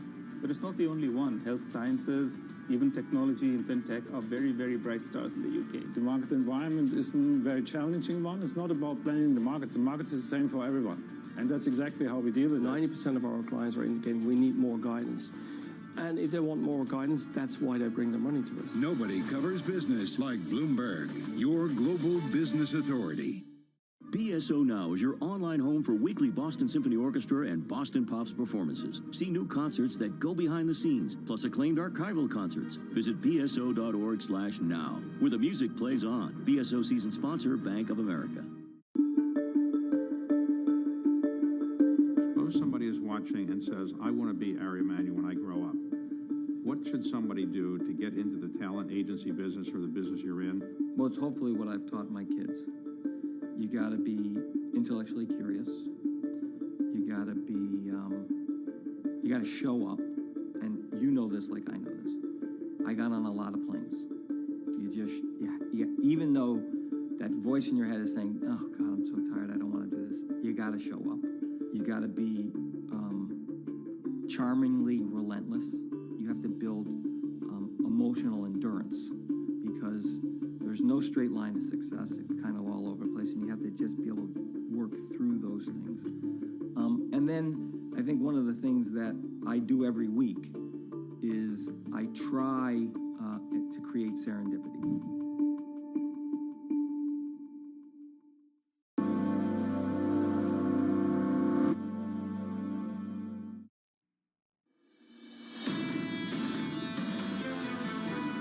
As the market's risen since the end of September, people are still pessimistic, but probably not as much as they were at the end of September. So I think general pessimism, anything that's bad but not quite as bad as people expect, maybe setting the floor under equities and risk assets. It was basically a summary of yesterday from Patrick Armstrong of Plurimi Wealth. Got a message just moments ago on Twitter. Mad Welsh, Scottish and Northern Irish fans throwing things at TVs across the United Kingdom right now. It's the price action on the S&P for you. Good morning and good afternoon to you all as well. In the equity market, we look like this, up 0.5% on the S&P. Just a bullish recipe for the week so far. Gridlock in DC, maybe. Downside surprise on CPI, that's what we got. And then China. A signal from China that they're willing to soften their stance, Tom, on COVID-0. That's the takeaway this morning. This conversation on his Friday evening is so important, and we are very advantaged at Enda Curran. Our chief Asia economics correspondent can stay up late on his Friday to brief us. And I got 8 ways to go here, but I've got to go to the immediate news.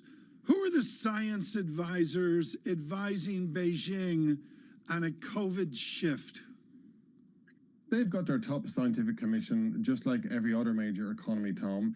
And what they're feeding through now is that there needs to be a more targeted scientific approach to combating COVID. And that's why they've come out with this 20-point plan today that on the one hand is about easing the international cutoff of China. So there's going to be shorter quarantine for international arrivals, an easier testing regime. And for example, the flight bans will be done away with. Those were particularly troublesome. And on the ground, there's a change to the testing and quarantine procedures as well. The point is that it's still obviously a broad brush approach. It's still very aggressive compared to the rest of the world. But relative to where China has been and their language and their messaging in the past few months, that there would be a change, this does represent a pivot.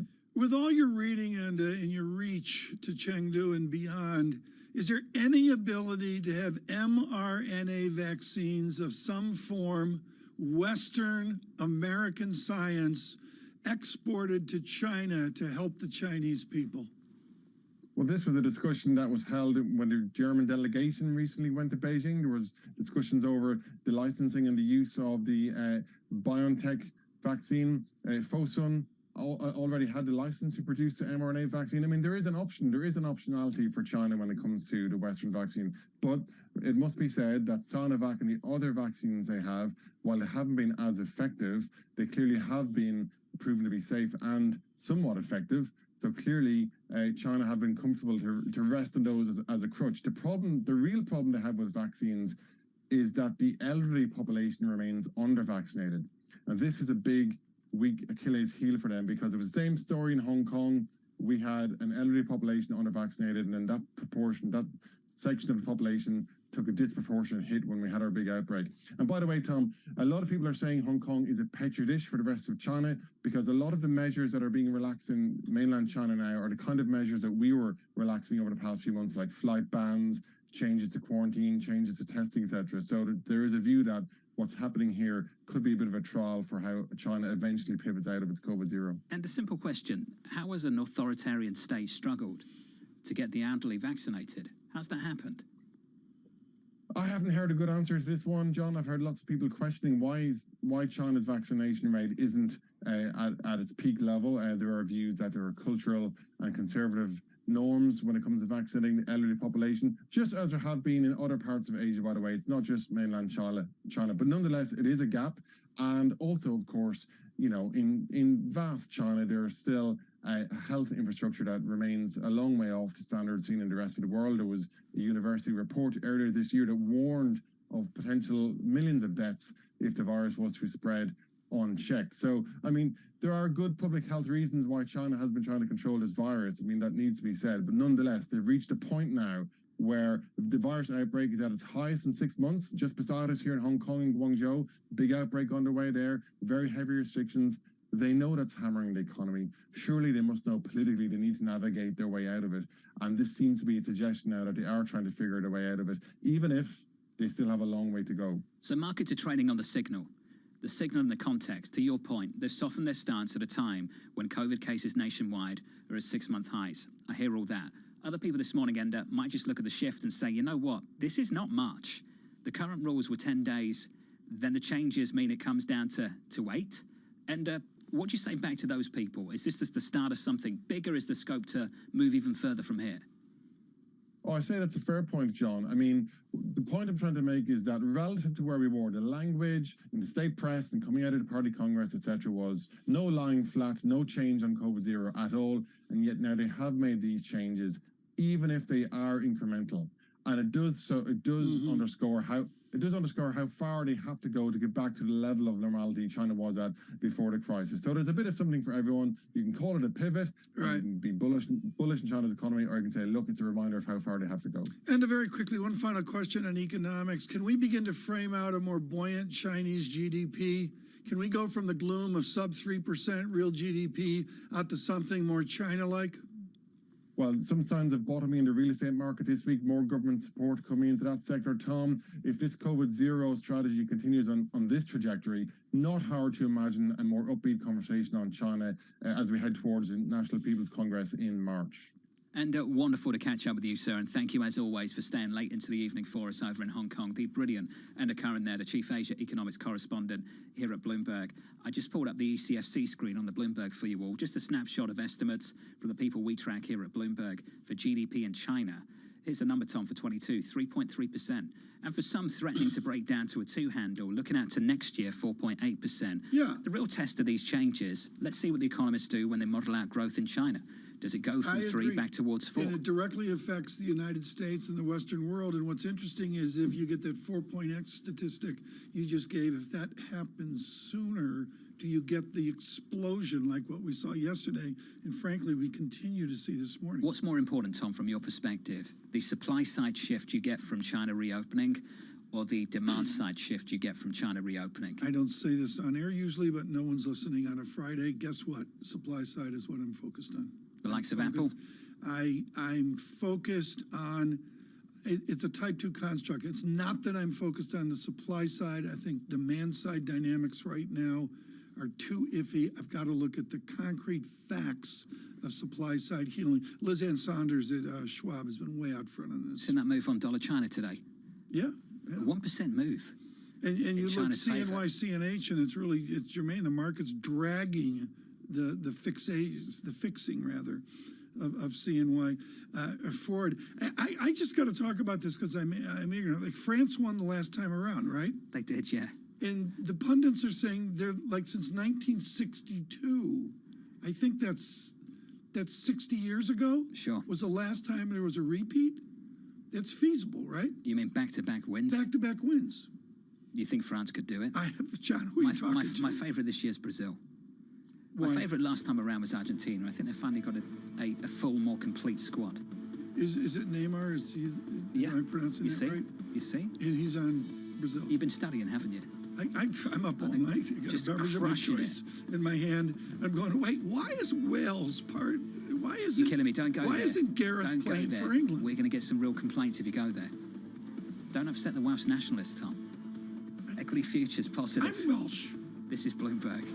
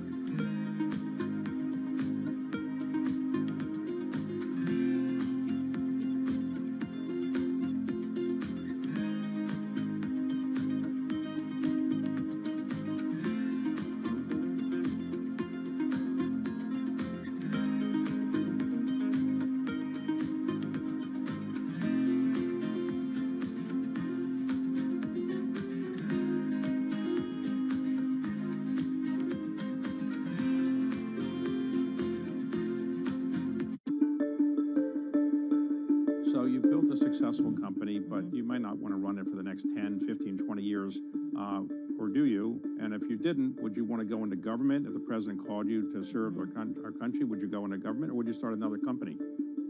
I love what I do. And I feel like I have this luxury with 23andMe that it keeps evolving. You know, we started out just as a, started out a consumer company. We're thick in research. We got into drug discovery in 2015, and now we're getting to the delivery of care. So I've been really lucky with 23andMe that it's been endlessly interesting. And I'm surrounded by incredibly talented, brilliant individuals where I learn from them. And what I always advise people to do is, like, you should take jobs where you're learning. And if you stop learning in a job, then you should quit. And, like, frankly, when people leave 23andMe, like I say, if you're not learning anymore, you should move on. So I'm 100% committed to 23andMe. That said, my other passion is other direct-to-consumer. Like, I want to build out a true consumer-empowered healthcare world, like one that is outside of the existing system. And there's no greater force than government.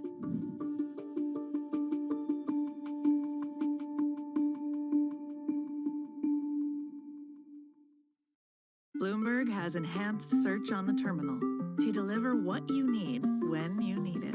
Now, you can simply type phrases in everyday English in the command line. Compare financials.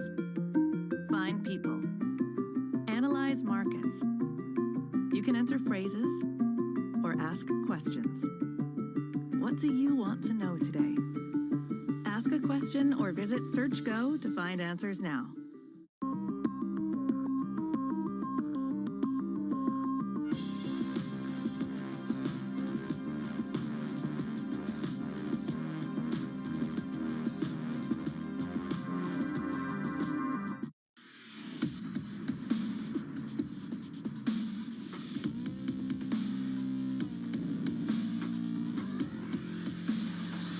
Global inflation and recession, an energy crisis intensified by war, and the aftermath of a pandemic.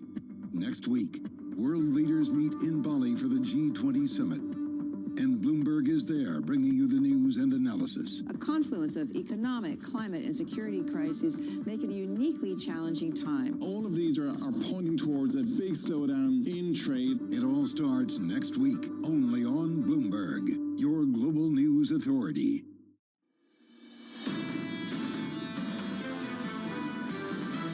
I think we're going to probably get hawkish rhetoric out of the Fed for the coming few months. The Fed needs to see more to say we can decelerate then from 50 down to 25 and ultimately pause at some point. Sure, we should get lower volatility, but I think we need to see the Fed plateau at least before that's going to happen. There's a terminal rate problem in the equity market. In other words, we have no idea when the Fed is going to stop. One has to be careful about losing sight that it still remains a long way back to 2%. This is Bloomberg Surveillance with Tom Keene, Jonathan Farrow, and Lisa Abramowitz.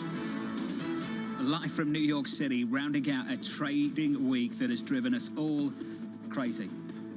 From down to up and up again and up and away in yesterday's session. From New York City this morning, good morning for our audience worldwide, live on TV and radio. Alongside Tom Keene, I'm Jonathan Farrow. Bramo taking a day off because the bond market is closed for Veterans Day, but this equity market is wide open for a big rally in yesterday's session. And Tom, a little bit of positive follow-through this morning. The positive follow-through is not what I would call the vector, the ascent, the angle that we saw yesterday, but still, it's stunning to see. It'll be interesting to see how VIX 23.57. John, in from 32.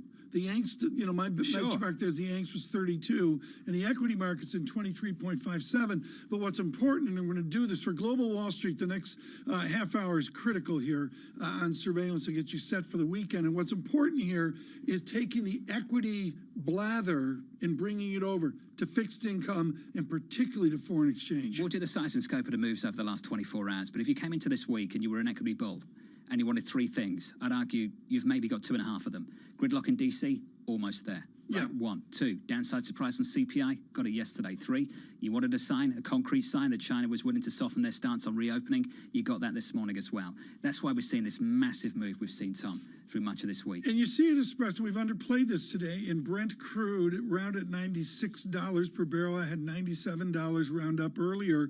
The answer is as you say, John, there were 3-4 international events that have linked in here to the optimism. I thought Sarah Hunt was incredibly articulate on that in the last hour. It's the follow-through today that gets my attention. Let's take the dollar index, DXY.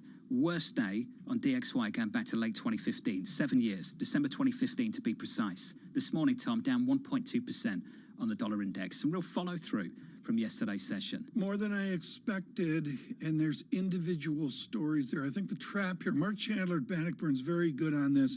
Don't look at blended indices and that. You've got to really go granular and look at the pairs. Japan leading, but that's still such an idiosyncratic story. Hey, dollar yen, biggest move back to 98. Cable, biggest move back to 93.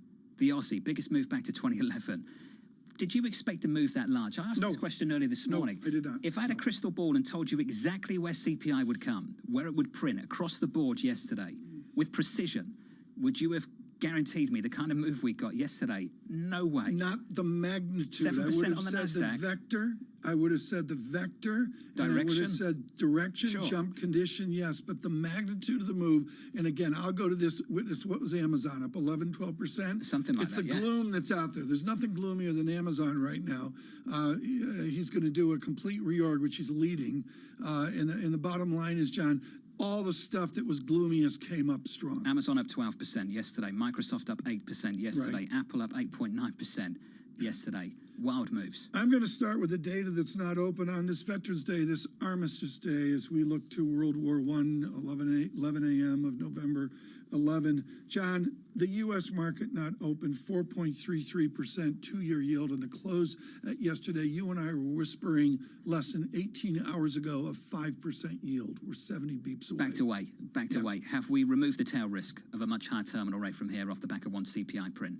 Can we flip the story back to where it was on December 13th when we get the next CPI print? If you listen to the Fed officials yesterday, Tom, I would say they're still very cautious about doing any kind of victory lap or anything that would be seen as a victory lap after yesterday's inflation data. We'll have to see. There's the data. John and I will touch on that through there. Thanks for the World Cup comments as well. We're having fun diving into this. We look for our team coverage from Doha here. When's it start? Monday? 2 Sundays away. 2 Sundays away. Distance away.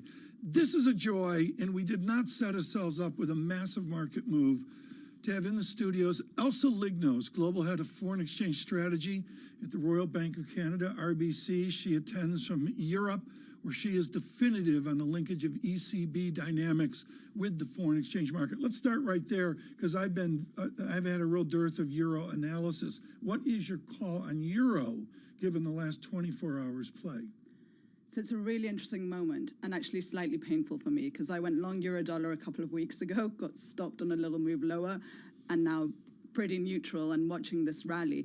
But I think yesterday's CPI actually gave a lot of people a green light to do something they wanted to do already. For me, what was striking was listening to our head of spot in Europe and our head of spot in North America ahead of the number, talking about what they were going to do. I've got to say, the difference in opinion between Europe and the US is incredible. What shaped it? People in Europe really think we're near the end, right? And they've been waiting to play that, and this CPI was kind of hanging over them. I think even if we'd had an inline number, we would have seen people selling USD. Is that because the news has been better in Europe relative to expectations? What is it? Not at all. I think people are just so itching to see the end of this Fed hiking cycle. And maybe there's just more doom and gloom. Maybe there's just more pessimism about the state of the US economy than I think you feel here, right here in New York City. But it's the difference in opinion between Europe and the US at the moment, I think, is the biggest I've ever seen. You mentioned earlier you were stopped out, which is jargon for some people. You set up a trade, you believe in stronger euro. It comes back, you're forced out of your trade essentially, and you're on the sidelines. How much of the market is on the sidelines for this weak dollar moment? Exactly. I think there'll be a lot of people in that position. And heading into year end, people who've had an incredibly strong performance on the back of being long dollars are now scrambling, thinking, okay, do I take it off? I had a lot of conviction in this trade. A lot of people I spoke to earlier in the week were convinced we go higher in 2023. And I think there's a lot of FOMO in the market right now. People, whether in the equity market or in the fixed income market, FX, trying to get How does FOMO express itself in foreign exchange? I think our viewers and listeners are like, really? What's it? Are lunches longer in London when that happens? You know, more than anything, it's the fact that FX is so liquid, you can put on big positions quickly. And I think it might be an easier way for a lot of people to reposition their portfolios. Hence, we've seen this. Interesting. You did that at Claridge's a couple years ago. You were at lunch at Claridge's. I wish. Boom, you put on that sterling trade. How would you reset this morning? So look, the trade I've been looking at, which I actually really like, is across long euro sterling. So buying the euro, selling the pound. Not because I'm from the UK and just very gloomy about our prospects. But I think you've kind of got to strip the dollar out of the equation at the moment. We still have another CPI print before the December FOMC. We had a bit of a head fake earlier this year, August, September CPI. So I've got to be honest, it's a great move if you caught it. And had I been in 2 weeks ago, I would be riding it now.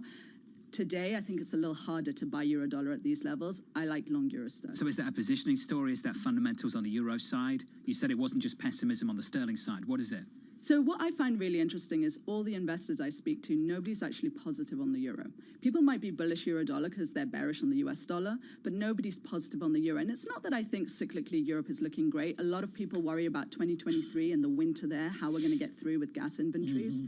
What I think is really interesting is European investors potentially repatriating money back home. And if we start to see that in size, you could get a lot of euro buying from that domestic shift in assets. Where's the EM trade right now? Where's the opportunity for a number of big figures profit in the EM? Well, you touched on crude earlier, Tom, and I think we're seeing some really interesting moves in commodity markets. And the commodity... Whoa, wait, stop. What she's saying there, folks, is she has Halima Croft to help her out here. Link Elsa and Halima together. On the Halima Croft oil trade, what do you do in foreign exchange? Exactly. So we really like the Mexican peso, have liked it all year. Still think that has a bit further to run. Brazil's tricky at the moment, given the finance minister... And the World Cup. I mean, Brazil's a real uncertainty in the World Cup Well, drum roll. Let's do the World Cup right now. The heartbeat of foreign exchange worldwide, City of London. What on earth is going to happen to volumes in London in a couple of weeks? Off the cliff? You know, heading into Christmas, it always gets a little bit quieter. Can you imagine how much worse it's going to get? Imagine how much worse it's going to get. Well, we'll have to wait and see. TK, nuts. Dollar Mexico, 20. I remember when it was a barometer for American politics. Sure. 19.43. How many big figures can you make here? Strong Mexico. Well, I think what's interesting about Mexico is really the carry that you pick up. And I think that's why a lot of people have bought it. It's not so much the spot move, but it's the fact that you get that very positive real yield, particularly if we're now pricing in lower yields for the U.S. I know you've been traveling, but we'd be thrilled to have you in Doha for our World Cup coverage. Wouldn't we love that? When we go Have we got that sponsored yet? Is RBC going to sponsor RBC, that? I think, is all over it as well. Halima's, here's Halima calling right now. Lauren Cavacina's dialed in too. Yeah, she could, we could do an RBC. Thank you. Brilliant team at RBC. Just awesome. Well, yeah, this is the heritage of Wall Street. Tom Porcelli in the mix as well. Who? Mr. Porcelli. Oh, yeah, okay.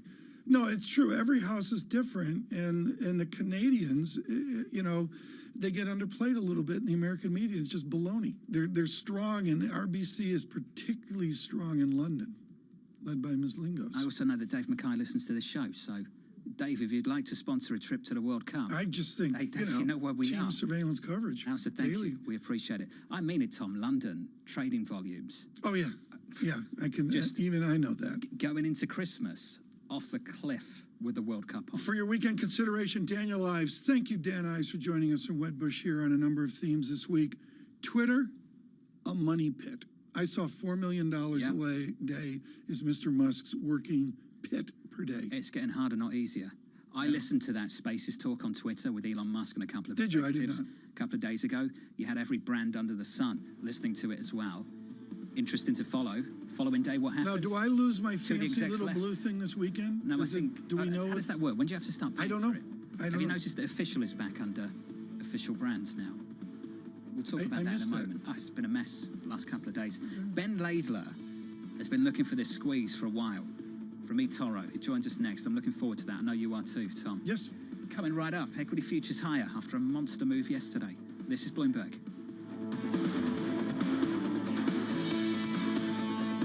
Keeping you up to date with news from around the world with the first word, I'm Lisa Mateo. Justin Sun's Tron is ready to provide billions of dollars to rescue ailing crypto exchange FTX.com. Sun spoke today on Bloomberg TV. Right now, I think the most important thing is still we need to do a full due diligence, and at the same time to evaluate the situation, to have a full picture of like what's going on, like how serious is the liquidity crunch. So basically, once we get the full picture, I think we will start to making moves. FTX currently has a shortfall of as much as $8 billion. Russia says it will hold its first nuclear talks with the U.S. since the invasion of Ukraine. According to the Foreign Ministry, discussions will be held late this month or early December in Cairo. They'll focus on inspections of atomic weapon sites under the new START treaty.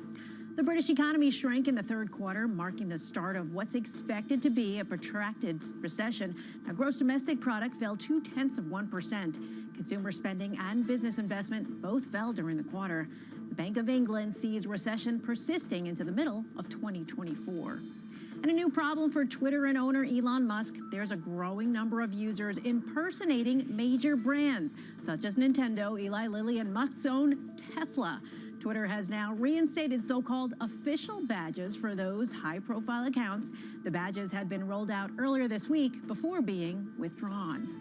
Global news 24 hours a day on air and on Bloomberg Quick Take, powered by more than 2,700 journalists and analysts in more than 120 countries. I'm Lisa Mateo. This is Bloomberg.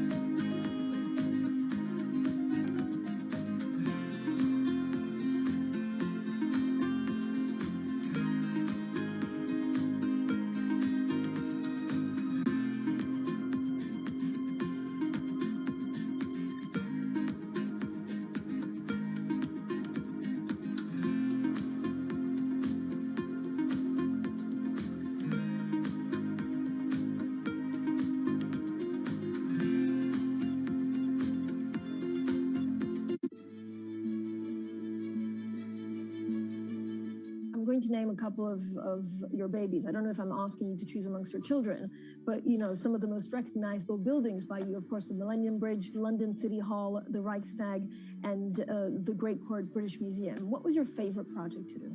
The Reichstag does stand out because, first of all, it's an energy manifesto. So it transformed something that was dependent on fossil fuels. It uses all the technology to produce something which is essentially carbon neutral. And as a public building, that's a statement. It's a symbol of a city. It's a symbol of a nation. It incorporates works of art. It's recycling an existing building, which, as I mentioned earlier, is the ultimate in sustainability. If you can give a new life to a building, it also creates public space at the roof level. It is the most visited parliament in the world, so it puts the public above the politicians who are answerable to them. And that, of course, was made possible by the politicians. So it's a demonstration of democracy in action. A lot's happening on Wall Street. I think Jay Powell said things that were indefensible.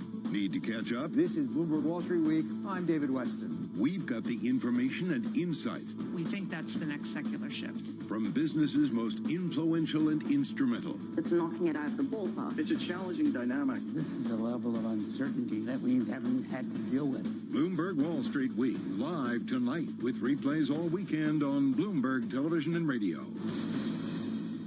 The top names in business are on Bloomberg. This was not a solvency issue at all for the pension system. It was a liquidity issue. So a liquidity problem had to be managed. Nobody covers business like Bloomberg, your global business authority.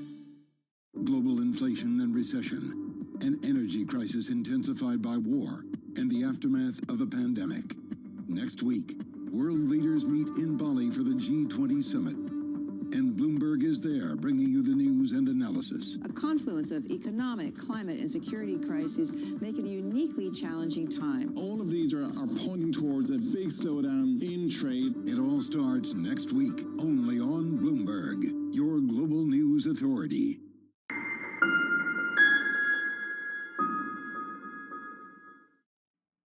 Earnings season is here. The earnings are starting to pour The in. numbers are holding up better than expected. Sorry, business isn't all that bad. Bloomberg breaks the numbers first. Netflix earnings going across the wire. A big beat. Stock is up more than 8%. Coming in stronger than their rivals. With exclusive expert analysis. Finally back to growth. The mother of all opportunities. What is the industry to watch? That's where the rubber hits the road for Goldman Sachs. It's going to be a really interesting earnings season. Bloomberg Television and Radio. The fastest numbers and analysis you trust.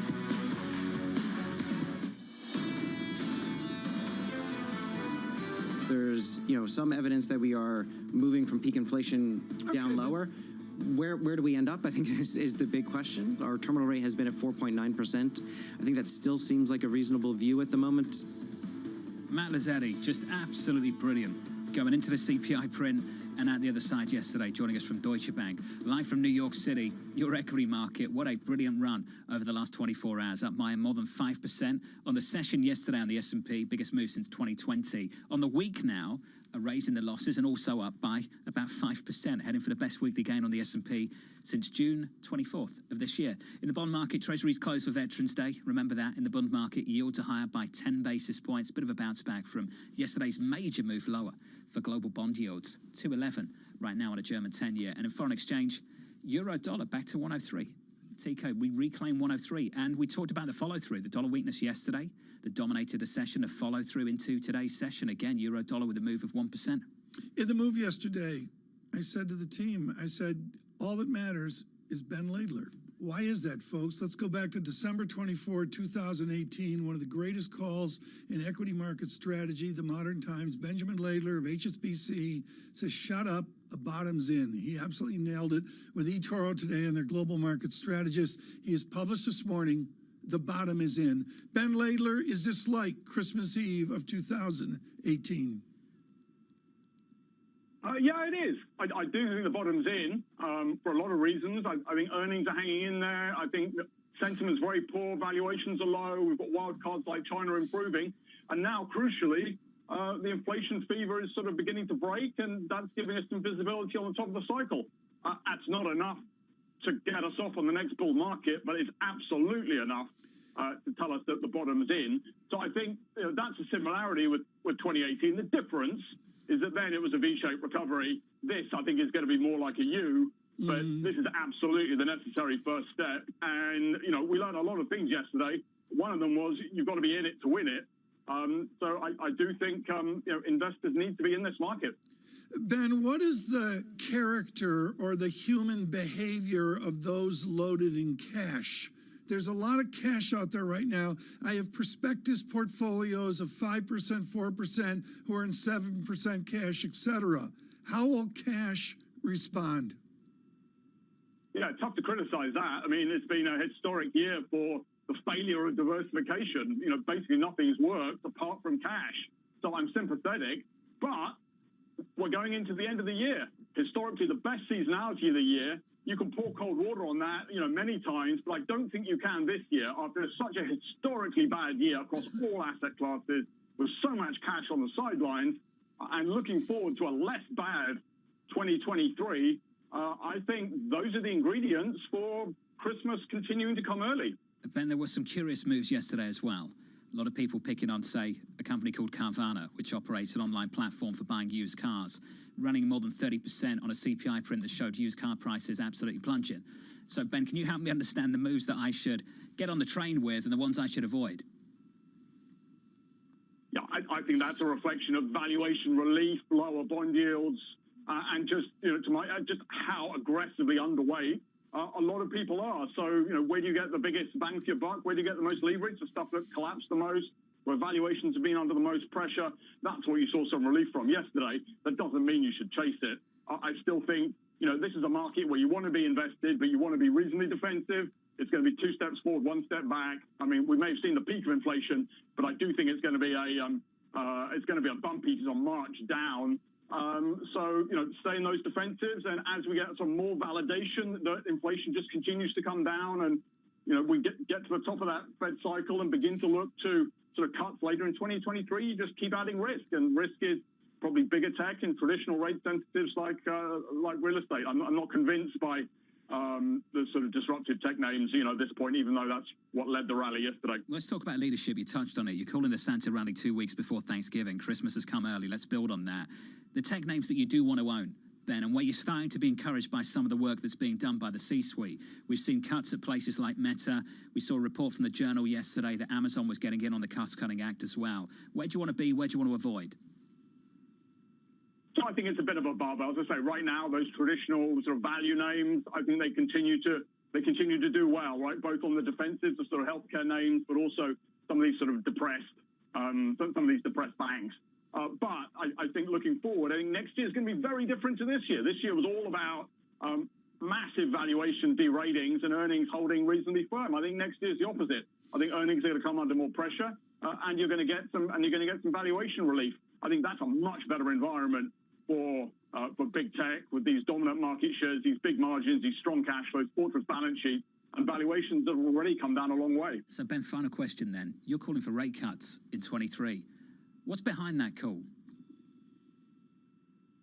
Rate cuts at the end of 23. I think markets are going to start discounting that, reasonably early. I think you look at every inflation lead indicator. There's not a single inflation lead indicator that's not meaningfully off its highs at this point.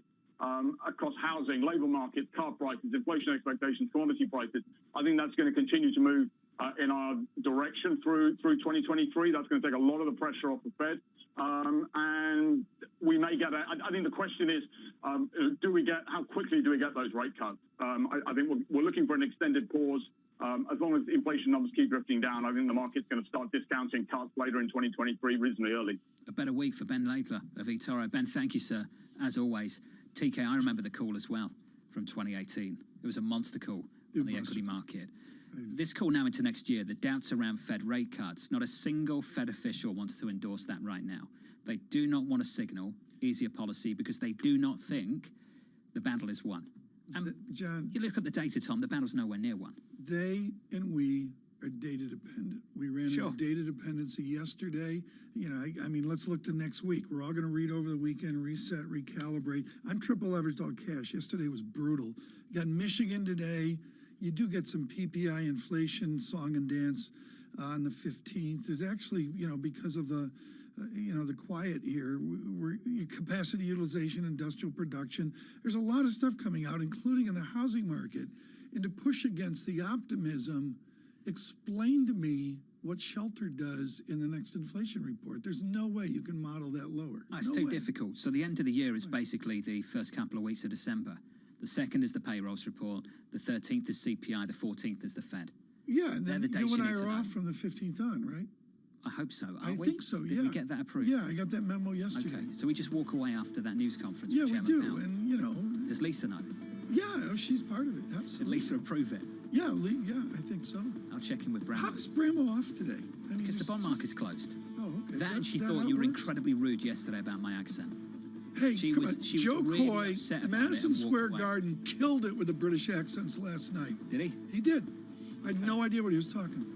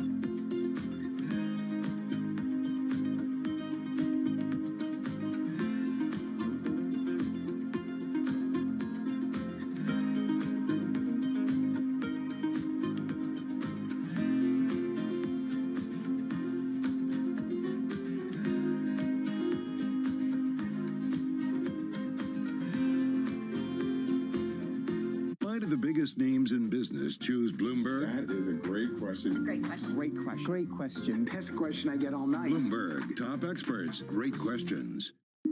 Bloomberg is live at COP27 in Sharm el-Sheikh, Egypt. Bloomberg Television and Radio brings you continuing coverage as world leaders, business insiders, and decision makers gather to take action toward achieving the world's collective climate goals. What are your top 3 priorities? There is an ability always to find the new and innovative ways to meet the challenge and at the same time take into consideration the pressures that exist. Special coverage continues only on Bloomberg, your global business authority.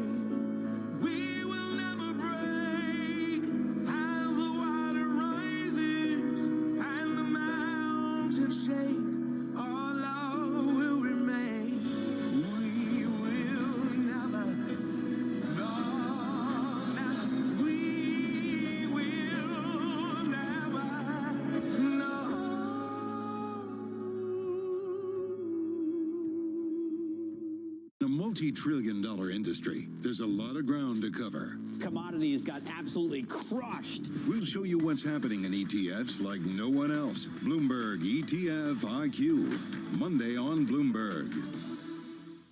The top names in business are on Bloomberg. The financial services industry, which is a large part of the UK, is very competitive.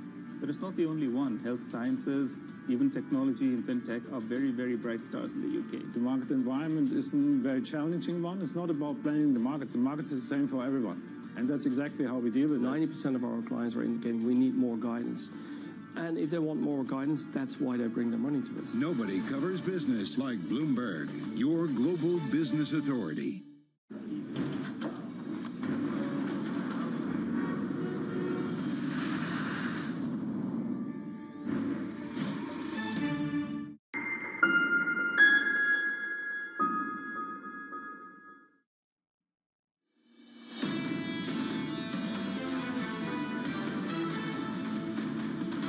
Let's wrap up this trading week. 60 minutes to go until the opening bell. Equity futures right now positive by 0.5%, building on yesterday's gains on the S&P 500.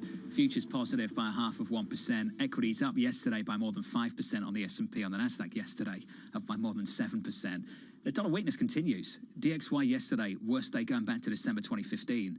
Today, dollar weakness again, DXY negative 1.3%. You've got euro dollar positive by about 1% at 103.11. These are big moves. And crude, looking to get back to the 90s on WTI.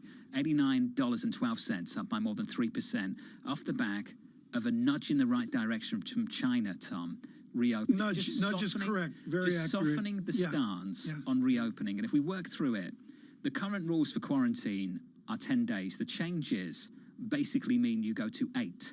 But it's the signal you get from the current context. They're doing this at a time when COVID infections in China nationwide have been surging to a 6-month high. So it's the signal that people run with this, Tom. The idea that this administration, this government, is ready to step away slowly on the margin from COVID zero. If you frame it in that way. For other people, Tom, it's just a move from 10 to 8, and it's not a big deal. I would frame it through the afternoon. It's fascinating to see how we follow on here in the different markets, equities, bonds, currencies, commodities as well.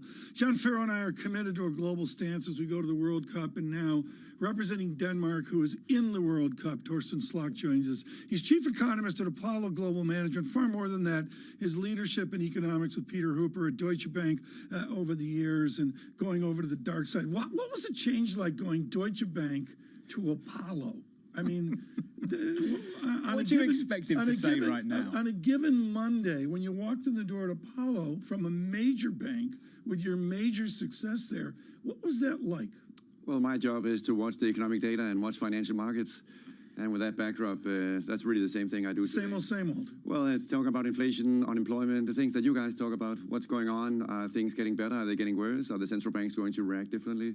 The job is really very similar. Very good. How important is the next inflation data after the festivities we saw yesterday? I think it's very important because what I think is the key issue at the moment is the sequencing of hitting the Fed's dual mandate. So what that means that is yesterday we got confirmation that we have seen now inflation come down from the peak in June without an increase in the unemployment rate. That's of course telling you that we might actually have a scenario where we could have a soft landing because we are now seeing inflation begin to come down. Admittedly, 7.7 is still very elevated, but at least it's coming down without the feared increase in the unemployment rate, because the Fed's dual mandate, and Jay Powell has been very clear about this, we need to see a softening in the labor market, and we have really not seen any meaningful softening. So the sequencing happens to be in the right way for markets, namely, first inflation is coming down without even seeing an increase in the unemployment Let's rate. explore that further. So we may have seen peak inflation year over year. Where does it bottom out at next year? So obviously, there's a very long road. If you compare with what happened in the mid-1970s, it took 2 years in 1974 to get inflation back from the peak to where it was before. So if it also takes 2 years, then of course we still have a very long road ahead of us. And that of course could be associated with all kinds of shocks, including of course not only geopolitical shocks, but also to commodity prices and other parts of the CPI complex. This is hard to predict, of course, but is there something about the nature, the characteristic of this inflation story that means it will be difficult to go back to the low inflation of the previous regime? Yeah, so there's a number of arguments why you could have inflation potentially higher in the long run. First of all, you have, of course, demographics and immigration that looks quite different now. You had very little immigration during the pandemic, and also the demographics are also suggesting that we could have a more permanent upward push on inflation. You also have that deglobalization, that if there is less globalization in the future, that's also going to imply that the stuff that we buy and in stores and that we purchase will of course be more expensive. And finally, technology might not be contributing with as much productivity growth as it has done historically. So that is all arguing for that there might be some structural pressures. But it is important that the reason why inflation is high at the moment is probably also very importantly for cyclical reasons. So yes, as you're saying, John, we need to get down with inflation towards 2, but it is certainly a long road we have ahead of us. Do you aggregate your economic analysis, or as you mentioned, technology? Are we now a polarized America, a polarized Denmark, a polarized world of the technology haves and the technology have-nots? Well, the main implication of that, of course, is what impact it has on inflation. So, of course, one very important debate is when you invest, for example, in renewable energy. That's, of course, a big debate about is that inflationary or disinflationary, because all investment, all CapEx spending should be disinflationary. So in that sense, there's some very important differences across the Atlantic Ocean in terms of what is the investment outlook for the U.S. relative to Europe Well, this across goes the on board. capital deepening. Dominique Constant at Mizzou has been very good on this. The idea that there's some things going on post-pandemic, supply side, demand side, and all that. But are we seeing a capital deepening that I would say is invisible almost right now? Well, at least we're seeing very significant capital deepening in the energy transition. And that's, of course, very important because that's ultimately the goal with that is to lower energy prices, which ultimately should be disinflationary for inflation. But it's true that this is certainly a very important theme also for the long-run outlook for inflation. But I would still say that in the near term, the inflation outlook is mainly driven by the cyclical drivers of inflation, namely the risk that the U.S. economy is overheating. And that's, of course, the whole reason why the Fed is raising rates in an attempt to try to cool things down. And they haven't really been very successful at cooling things down. They've cooled down the goods sector or the interest rate-sensitive components of GDP, but that's only about 20% of GDP. The service sector, airlines packed, hotels, restaurants, concerts, sporting events, it's all packed everywhere. The shelter conversation, a big piece of this as well. You mentioned the sequencing. Can you compare and contrast the sequencing you're talking about in America and what you're seeing to what you're also seeing develop in Europe? Because we both sense a different story there. Yeah, that's very important because in Europe, you're actually seeing inflation is still going up, but economic activity is starting to slow down. In fact, if you look at your Bloomberg screen, you will see, of course, consensus expects that both Europe and Germany in particular will be in a recession next year. So the conclusion is, of course, that if you have a very different situation in Europe where it's just going to take a little bit longer before you begin to see inflation come down, then it becomes a debate about, well, is it the case that inflation is going to stay higher for longer in the US or in the euro area? Stagflation in Europe? Base case now for you? At least today, it looks like Europe is facing a lot more headwinds than the US, because Europe unfortunately is facing inflation that's at a higher levels. There are some very important issues about that. The composition of inflation in Europe consists more of energy. About 2/3 of inflation in Europe is energy, and only 1/3 in the US. So if energy prices, once we get to the other side of February 2023, once we get to the other side of Russia's invasion of Ukraine, the 12-month window will begin to no longer take into account the big spike that we had in energy prices. Base effects kick in. And that's exactly when you begin to see European inflation potentially coming down a lot harder. So that's why in the rate space, there's a lot of debate, of course, about are bonds attractive at these levels if European inflation is potentially coming down very, very quickly once we get into the second quarter of next year. So are you, in summary, an optimistic tone for Apollo management? Are you telling them that transactions can be a benefit now? Or are you telling them to build cash, to use cash, to keep cash? Well, the way I look at it is that in March of 2020, the window of opportunity, in my view, was only open for about 2 weeks. The window of opportunity for doing things at the moment is probably more like 2 years, maybe even 3. In other words, there's a lot of distress. High yield markets are essentially shut down. Capital markets are essentially shut down. And that's where private equity and private capital, of course, is playing a very, very important role as stabilizer, stepping in and doing things. Where's the pain, is the question we've been asking around this table. And the price that we're going to pay for 400 basis points of tightening in 8 months, is it really just a 25% move on the S&P, a 30% move on the NASDAQ? Well, and as you know, the debate about those long and variable lags, I mean, it's still not clear to me personally what exactly that means. But at this point, you still say, okay, but where are these long and variable lags? We're now, well, depending on how you look at it, but we're at least 6-9 months into these long and variable lags, and we really haven't seen much impact yet. So absolutely, the pain really here is that if inflation does not come down, the Fed will have to go and potentially go a lot more. Do you follow Denmark football? Oh, absolutely. I should have worn my red shirt today. It's a great story. I mean, this guy, Christian Eriksen, had a heart attack. He's come back, and Denmark has whooped France a number of times. And I mean, it's maybe the most exciting pairing He's there such is. a classy player. And he's one of the best players on Manchester United's team, and he plays so well today. I love him. He's great. I mean, it's just, folks, this is really something. This guy, John, I'm not exaggerating. He literally almost died on the field. Oh, not at all. That's not an exaggeration at all. Came very close, and it's great to see him back on the field. And they're in the bracket with France, who they've already shown they can beat. I mean, that's the one game I love have how to much tune knowledge into? you've got on this. I'm working, folks. I got my Cliff Notes out. Torsten, I've been discussing just how much things are going to shut down in Europe on the trading floors, and how much market volume is going to roll over going into Christmas. Oh, well, Denmark is playing France on a Saturday. This is Thanksgiving Saturday. I'll be out in Williamsburg watching with all my buddies. Is that what you're going to do? Absolutely. Is there a special bar for Denmark in absolutely. Williamsburg? This is the Do beer garden. we get beer info? garden. Oh, they serve beer. I'm shocked. Torsten, this was awesome. Thank you, sir. Torsten Slok there of Apollo Management. Really interesting stuff on the sequencing. How things are developing in a much more positive way in the United States relative to maybe what we might see in Europe, Tom. Yeah, and he goes on the x-axis, and Dr. Slok says it's simple. There was a window in March of 2020, and now it's this opportunistic gap. And to me, John, it's the zombie roll-up, which alludes to Apollo's abilities. Coming up in the next hour, looking forward to this conversation. Mike Wilson and Morgan Stanley around the opening bell at 9:30 Eastern Do you have time. Mohammed on today as well? We don't. Damn. I mean, we're going to catch up with him next week. Okay, that's good. But Mike Wilson, I'm not going to catch up with him. Mike, leaning into this bear market rally over the last couple of weeks, talked about having a bias towards the upper range that he had, which was something around 4,100. We're not far off. The folks, what this is about is he had the mother of all bear market calls, and he nailed the turnaround. How does he do that? I've got no idea. Is it Zentner? I mean, how does he, They've had their framework for the economy has worked better than most. Just to understand where we are. They were calling for that V-shaped recovery out of the pandemic in March, April in the market.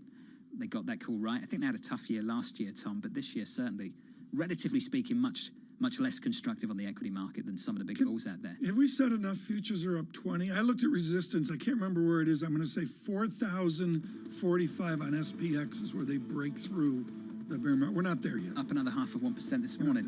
This was fun, wasn't it? That's okay. Okay.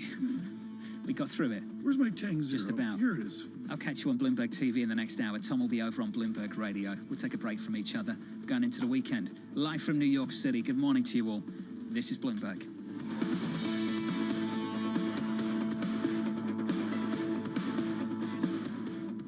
Keeping you up to date with news from around the world with the first word, I'm Lisa Mateo. The Biden administration is sending Ukraine more weapons and military vehicles valued at up to $400 million. The package includes Boeing's Avenger anti-aircraft systems. Weapons are being taken from existing U.S. stockpiles. Israel's president will officially ask former Prime Minister Benjamin Netanyahu to form the next government.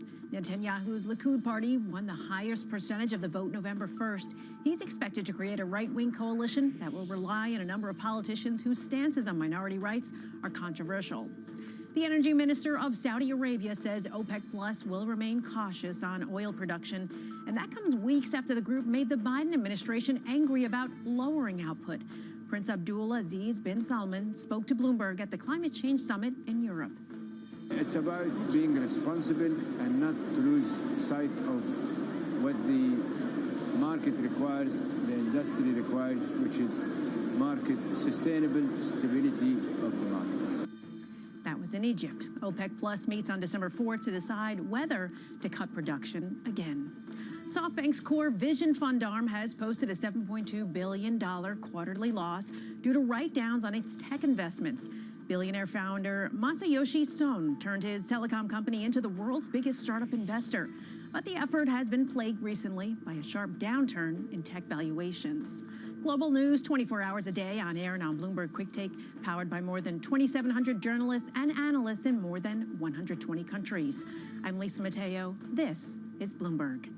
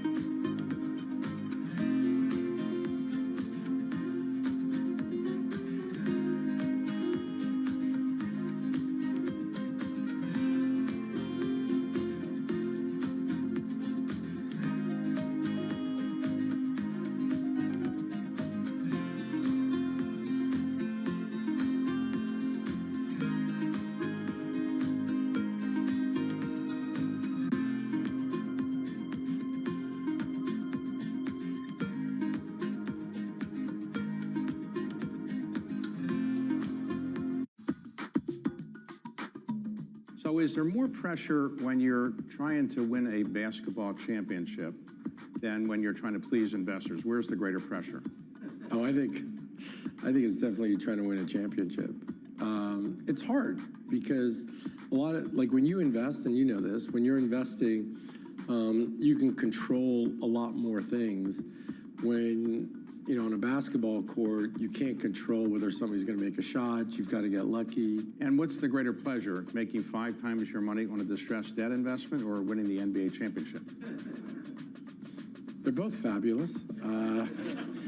I wish I could do one each year. That would be great. But I think there's a great feeling in being right on an investment that you've done a tremendous amount of work and you've made money for your clients, which I think is great. I think winning a championship it's a very surreal feeling because there's a whole city or state that is actually behind you. You know, we had 70,000 people at the finals, and we had them all outside. And then literally like 60.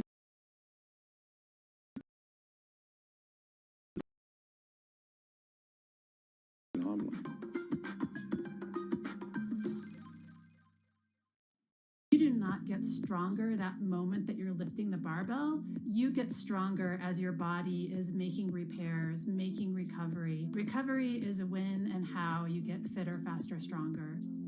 Recovery technology includes everything from massage guns and foam rollers to compression boots, hyperbaric chambers, cryo chambers, infrared saunas, and even infrared pajamas.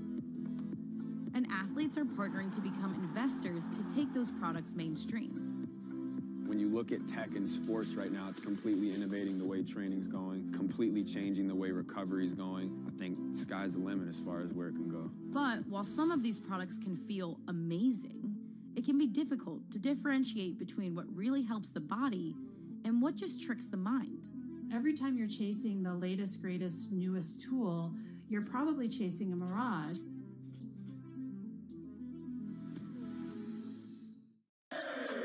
This is Bloomberg Daybreak with Lee. On Bloomberg Radio. Welcome to Daybreak Australia. This is Countdown to the Close. Welcome to Bloomberg Crypto. BSO Now is your online home for weekly Boston Symphony Orchestra and Boston Pops performances. See new concerts that go behind the scenes, plus acclaimed archival concerts. Visit bso.org/now, where the music plays on. BSO season sponsor, Bank of America.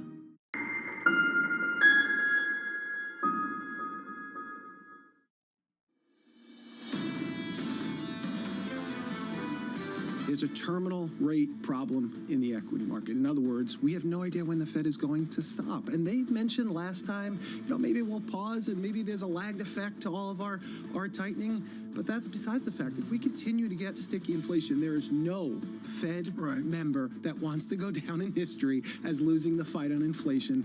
Phil Camporiel, portfolio manager at JP Morgan. I don't know if that was before or after that bombshell that we saw yesterday on inflation, but there it is. And everybody recalibrating over the weekend on the various Sunday market forces. Futures up 20, Dow futures up 156. The VIX from a 25.26 into a bull market 23.57. The Dow, I think, 1 year trailing, maybe negative 6%. Like near correction status. I do want to note Brent crude at 3% today, a 96 handle on Brent crude as well. In this 8 o'clock hour on a Friday, you need to regroup. I need to regroup. There are 4 group 2 today. We choose. He is with Bloomberg starting Monday with Bloomberg Technology. Looking forward to that, and particularly the acuity of Ed Ludlow on the scene in tech. What a mess at Twitter, Ed Ludlow. Instead of a question from me, what's a single item in the last 24 hours that has your attention on the Musk saga? That Twitter's finances are in a perilous situation. Sources tell me that Musk told staff on Thursday he does not know what the run rate for this company is. Tom, he tweeted that cash burn is at around $4 million a day, but the change in the equation is that the advertisers have pulled the rug out from underneath him. There's been a pretty precipitous drop in revenue, and even those staff that he retained after 50% layoffs, many of them are now resigning. So it's kind of falling apart over there.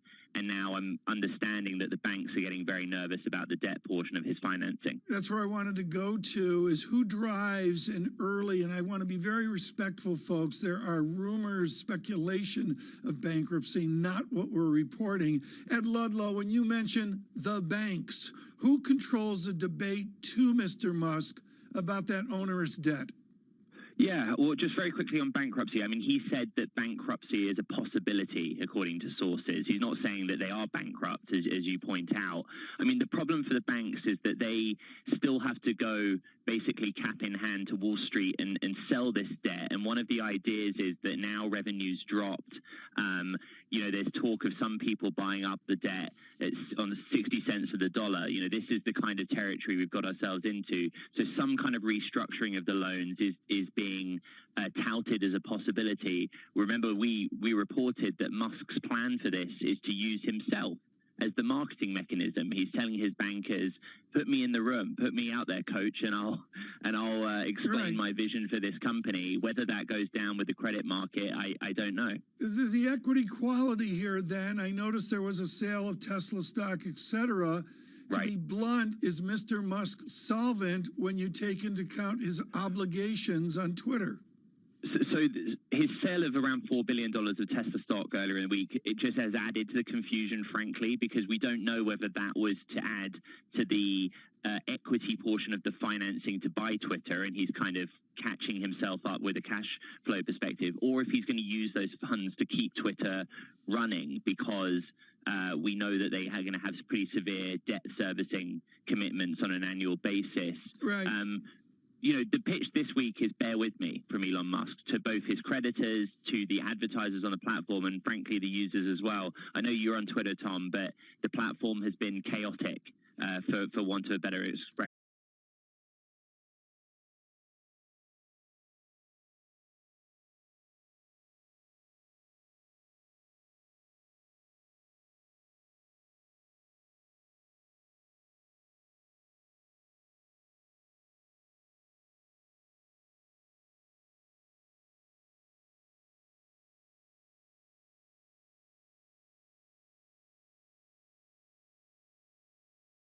And that the consumer will spend a few dollars. Ed Ludlow, in your world, are the boards gaining new powers? I mean, I don't know. Amazon, Apple, China, Do the boards have power, or is it all about this billionaire, that billionaire? This is the test. The founders are still in control. The share classes make it so, but the investors are losing patience. And I don't know the answer, Tom, but I'm guaranteeing you that in the next 6 months, we're going to find out. Have you picked out the theme music for the new Bloomberg technology? Are you using like Jefferson Airplane or something I can go with? I've got something more my era in mind, but we'll see. Well, you put me in my place. I like Serialistic Pillow. I'd go with what Grace is doing in the early 60s there when they were starting out as well. Ed Ludlow, congratulations on the new effort with Caroline Hyde. We look for that on Monday. Mr. Ludlow coming from our San Francisco Bureau this morning. I want to parse through the data right now, and I do think it's very, very important. We're going to take a real minute here to get on to what John Farrell's going to do on TV in a bit, and we'll do over in radio. I will not mince words yesterday. What I saw yesterday, folks, at 8:30 and 30 seconds, at 8:31, and I'm going to use this word with great respect, I've never seen it, ever. The power of the short cover that we saw yesterday at 8:30 was absolutely as extraordinary as Global Wall Street knows. It continued through the day with acceleration into the market close in the U.S. And quite frankly, there's a lift today that we'll see. It'll be interesting to see where the VIX closes here. Futures up 22, Dow futures up 167. Connection yields, lost. well, with Veterans Day as we honor our soldiers across all of the world, and particularly here in America. I know the Vice President will be at the Tomb of the Unknown Soldier later today as President Biden travels. But what's so important here is the character of the move that we saw yesterday. Stay with us as we see how this Friday unfolds, and far more importantly, through the weekend to the Asia opening to see what next week will bring, including critical PPI data, which maybe was important, but now after what we saw in CPI yesterday is extraordinary. With an economic analysis into the politics of the nation, the laureate Paul Krugman will join David Weston this morning on Bloomberg Balance of Powers. Stay with us on television, on radio.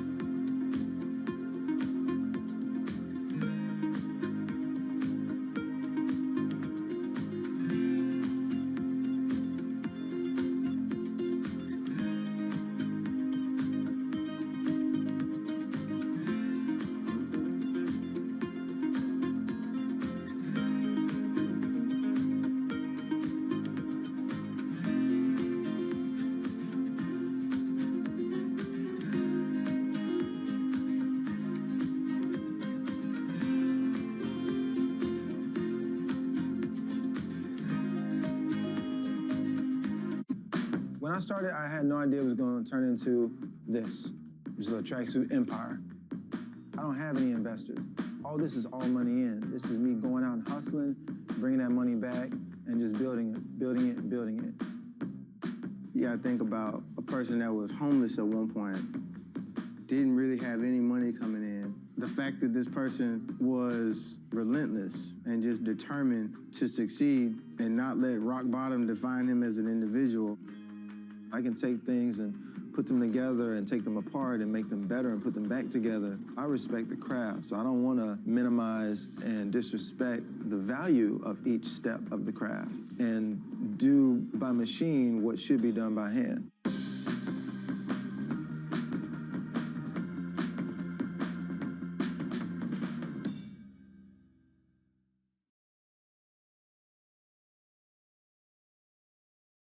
Bloomberg has enhanced search on the terminal to deliver what you need when you need it. Now, you can simply type phrases in everyday English in the command line. Compare financials. Find people. Analyze markets. You can enter phrases or ask questions. What do you want to know today? Ask a question or visit SearchGo to find answers now.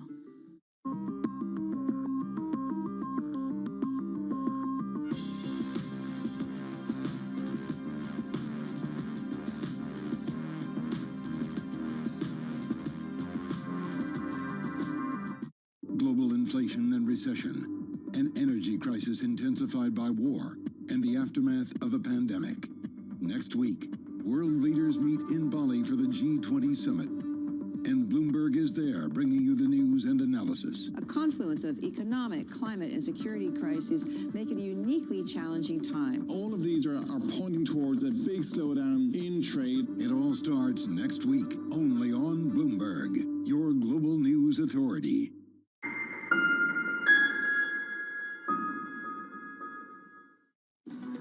Live from New York City, heading for the biggest week of gains on the S&P 500 since June, following the biggest day of gains going back to April 2020. Good morning, good morning. The rally continues. The countdown to the open starts right now. Everything you need to get set for the start of U.S. trading. This is Bloomberg, The Open, with Jonathan Farrow.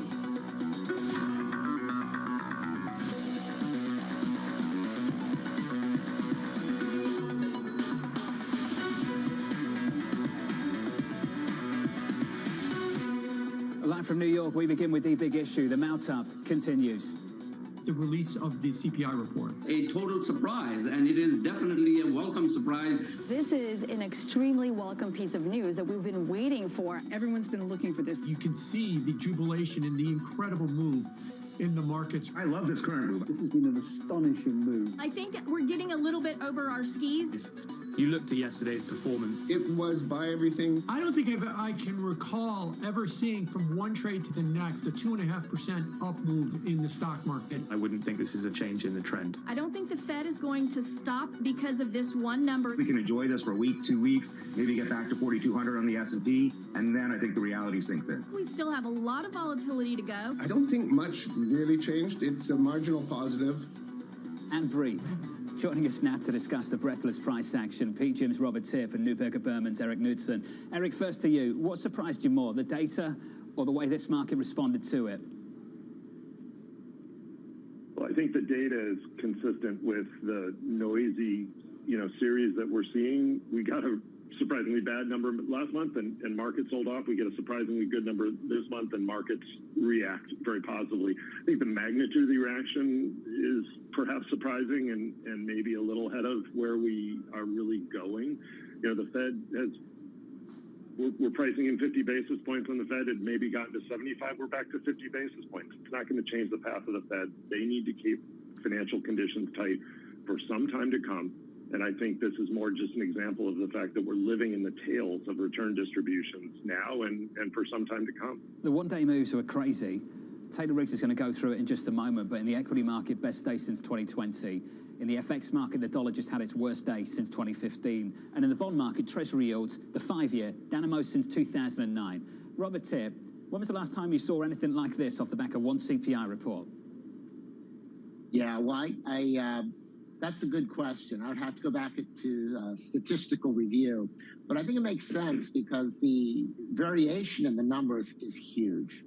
We were running in the high single digits, and this number suggests that you could be dropping into the mid single digits. And I think the reason for the reaction is based on the fact that the markets were so cheap, were so, coming into this, such high conviction on very big Fed moves coming ahead, and the magnitude, the difference of this, the idea that you could have a big drop down in the CPI. So I don't think we're out of the woods. I think there are a lot of dislocations out there, a lot of interesting aspects to this big picture. But the move makes sense given how far the markets had gone in one direction and the difference in the move and, frankly, some of the underpinnings that suggested this were coming. Rob, do you think we've removed the risk of a much higher terminal rate than what was already priced in? Absolutely not. I think when you go up to 100,000 feet and you're looking down on the situation here, there are a lot of cross currents that people are not really addressing. There's so much focus on the numbers. People have not seen inflation numbers like this. But are people considering the fact that, we're 10 years after the Euro crisis, we're 15 years out of the GFC, and you've never seen an environment of negative rates, of a 2% average 10-year treasury. And so I don't think people are realizing that the pandemic may have catapulted us back into this kind of 4% realm. So I don't think it's over because of this long-term structural view, but I also think people don't realize that post-pandemics, growth can be incredibly strong for very long times. This is, I think, a very healthy underlying backdrop, albeit with a little bit high inflation. Eric, would you agree? Well, we build on that and emphasize Robert's point that we believe we're going into a different normal. We're not going back to the new normal of the post-GFC environment with low yields, low inflation, financial repression. We're going more likely into an old normal environment of higher structural inflation, higher term premia, higher bond yields. It's going to be, a challenging and painful transition, but it can lead us to a much healthier place in terms of a proper cost of capital. But there are significant implications in terms of asset valuations going forward. Equity gains continue up 0.5% on the S&P 500 this morning. Futures advancing, three-part story. If you came into this week bullish, you were hoping for three things. I would say we got about 2.5 of them. You wanted gridlock in DC, almost there. You wanted a lower CPI print, we got that. China reopening, Taylor Riggs, just a subtle hint of that last one this morning. And John, it is wild. I mean, again, you said that we don't want to be breathless here, but just give me a second to run through the numbers that we got yesterday after the close, which, to your point, continuing a little bit this morning. One of the best rallies we've seen since the depths of COVID, April 2020. 485 of the S&P 500 members are up. 100 of the 102 NASDAQ 100 are higher. 29 of the 30 Dow components were higher. 11 sectors within the S&P 500 were up at least 2%. 5 of those were up more than 5%. That were the numbers that we got after the closing bell, and it is just incredible when you think about the breadth of this rally. In terms of the actual numbers, all on that CPI print, you're adding $190 billion to Apple. Amazon is up 12%. You're adding, as you can see there, $100 billion on the day alone. You really don't get days like this very often. All of this came in a huge rally in the bond market. Bear with me as we go cross-asset. You had a 30 basis point drop in 5-year yields yesterday, some of the largest declines that we haven't seen going back since 2009. That's usually what you get in about a year. You got that yesterday in a day. Finally, take a look at dollar as we continue to go cross-asset. The single biggest one-day decline, weakness in the dollar that we haven't had in 10 years. It really was some of this dollar weakness that really gave risk assets a boost. Weakness continues this morning. Taylor, thank you. Dollar index negative 1.35%. Currency pair to currency pair. Cable, biggest move back to 1993. Dollar yen, biggest move back to 1998. The Aussie, biggest move going back to 2011. And it's not just the FX market where we saw monster moves. Let's go single names on the S&P. Take a look at what happened with Apple, plus almost 9%. Microsoft up 8. Amazon up 12. Alphabet 7 to 80 percentage points higher. Big rallies from big names. Eric Knudsen, I'm looking at your calls. You're underweight US stocks, large, mid, small, across the board. Non-US developed market equities, underweight. EM equities, underweight. Eric, what would you need to see to make you constructive on this equity market? We need to see an evolution of the growth inflation dynamic that we're seeing right now. Our expectation in 2023 is that markets are going to begin to focus on economic growth, and both real and nominal economic growth is likely declining. We need to get visibility into earnings. Earnings for 2023 are still forecast at $230 a share, up 5% from current levels. That's extremely unusual to see earnings growth increase when both nominal and real growth are expected to decrease from a top-down standpoint. Our argument internally is whether next year S&P earnings should be at 210, 200 or lower. It's not whether it should be at 230 or 240. Now, if we can get clarity on what could actually cause earnings to be positive in this environment, maybe it's a strong reopening pivot from China. Maybe it's evidence of a softer landing. That could get us more constructive on equities. But right now, we see a weaker risk reward, especially after the rally we've just seen in equities, and see better opportunities in other parts of the market, tactically, potentially in currencies, and from an allocation standpoint in fixed income, where short duration credit, we think, offers a much better risk return trade-off. It raises the question how much pushback we'll get from this Fed. This Federal Reserve does not want looser financial conditions. It does not want to signal that they're willing to back away anytime soon. We saw that from Fed speaker after a Fed speaker yesterday, including from Lori Logan of the Dallas Fed. The president of the Dallas Fed said this morning's CPI data, yesterday's data, was a welcome relief, but there is still a long way to go. Robert, do you think this Fed just wants to sit, and can it continue to sit on top of financial conditions given the price action yesterday? Yeah, absolutely. The inflation numbers are really solid. I mean, we've stepped down, but the rate of inflation that you're seeing the last few months, and the trend that you can, try to divine out of this, that inflation is accelerating, it's still incredibly high. So I think that they're going to continue to try to keep financial conditions up at this level. I think the saving grace is going to be that the backdrop is, and I mean, there's a lot of talk on the hard landing and that everything is going to collapse and, and that this is not going to end well because of the high inflation. Definitely, it's hard to get a good landing here, but it feels to me like the job growth is really strong on a global basis. And if we get a little bit of luck in terms of the outcome in Europe and their gas situation, I think that growth could hold up and enable them to get this inflation to slowly come down over time over the next couple of years. So I think that, the earnings picture may hang in there, as Eric alluded to. The credit picture could hang in there a lot better than people think, even against that backdrop of where the Fed keeps the financial conditions a little bit restrictive here. Rob, looking at the bond market and where Treasuries closed yesterday, down by more than 20 basis points, 2s out to 10s, your 2-year at 433. Let's call that 50 basis points lower than the intraday high of Friday's session, last Friday a week ago. On a 10-year, let's call it about 50 basis points lower than the highs of the year. Rob, some people sit here and say, I've seen peak inflation, I've seen peak bond yields. Do you share that view? I think that we have seen peak inflation. It's going to remain high to moderate, though, and keep them on edge. I think that we're in the zone of peak yields, and there's going to be some offset in all likelihood between how credit spreads moves and yields. And so I think bonds are already back at a very wholesome, strategic allocation yield level. Are we going to have volatility over the next year or two as this sorts out? Yes. But overall, I think this is the level of financial conditions in terms of interest rates that's going to be around for the next couple of years.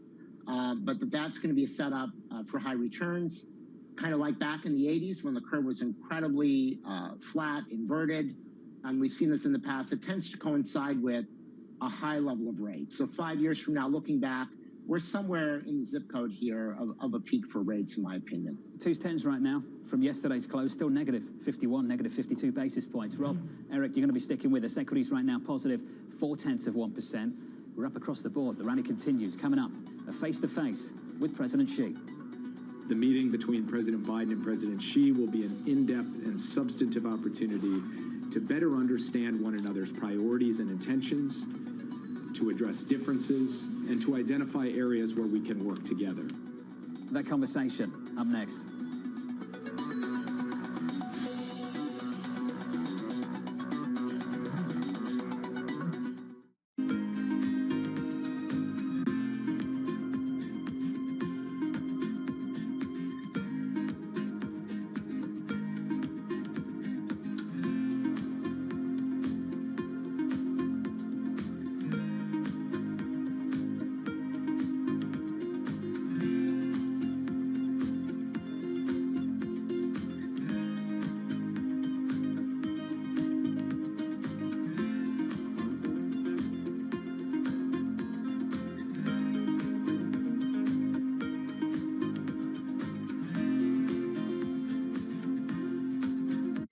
go. After hardly a full year of name, image, and likeness deals being a reality, UCLA quarterback Chase Griffin already has more than 20 deals with major brands, venture, and charitable groups, all while balancing graduating undergrad in just 2 years and fighting for playing time on the field. Chase Griffin out of the gun. We are joined by UCLA quarterback Chase Griffin, not just UCLA quarterback, but name, image, likeness superstar. I am psyched for this one. This kid could actually be the president of the United States someday. When it comes to building generational wealth, it's not about the money that you make in college. I'm very excited that I made the amount of money that I made last year. I am even 10 times more excited that I know how to make that money.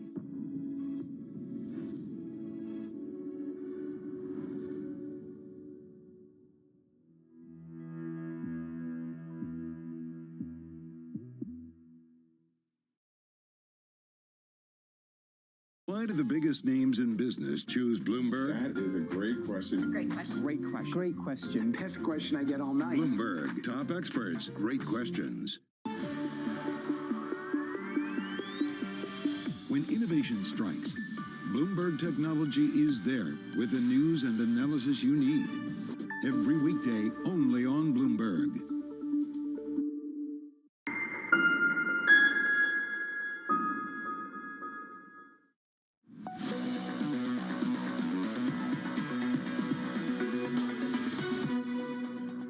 The meeting between President Biden and President Xi will be an in-depth and substantive opportunity to better understand one another's priorities and intentions, to address differences, and to identify areas where we can work together.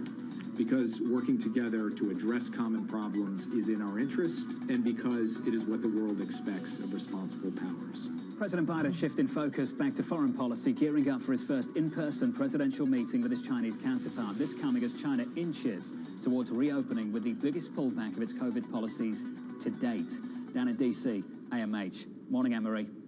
Good morning, John. As you said, it's the first in-person meeting as President Biden is president of the United States, because he's met with him about dozens of times over the course of the last few years. But, John, really don't expect much.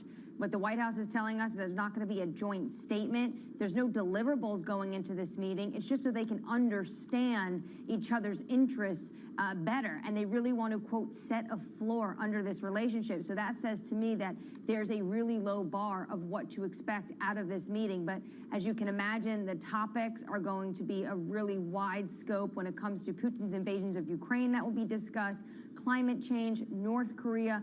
For the Chinese, it's going to be very important that they bring up what's going on in the tech world and the U.S. wanting to crimp some of their access to U.S. technology. And of course, for Beijing, Taiwan is going to be top of the list. AMH, down in D.C. Anne-Marie, a busy week for you. Safe travels to the G20. We'll catch up with Anne-Marie throughout next week. We'll talk about that bailout on Monday. Then we've got to talk about President Trump, the former president, making a little bit of an announcement potentially on November 15th, and then on to the G20 as well. Bit of news for you on FTX just moments ago. I want to cross over to Abby for more. Hey, Abby. Hey, John. Well, we are taking a look at FTX here and the bankruptcy news, and I'm just searching for these headlines right now I'm actually struggling to find these headlines. Here it is. FTX Group says it has commenced its bankruptcy proceeding in the U.S. This is not a surprise, clearly, John. We've been hearing about this for days.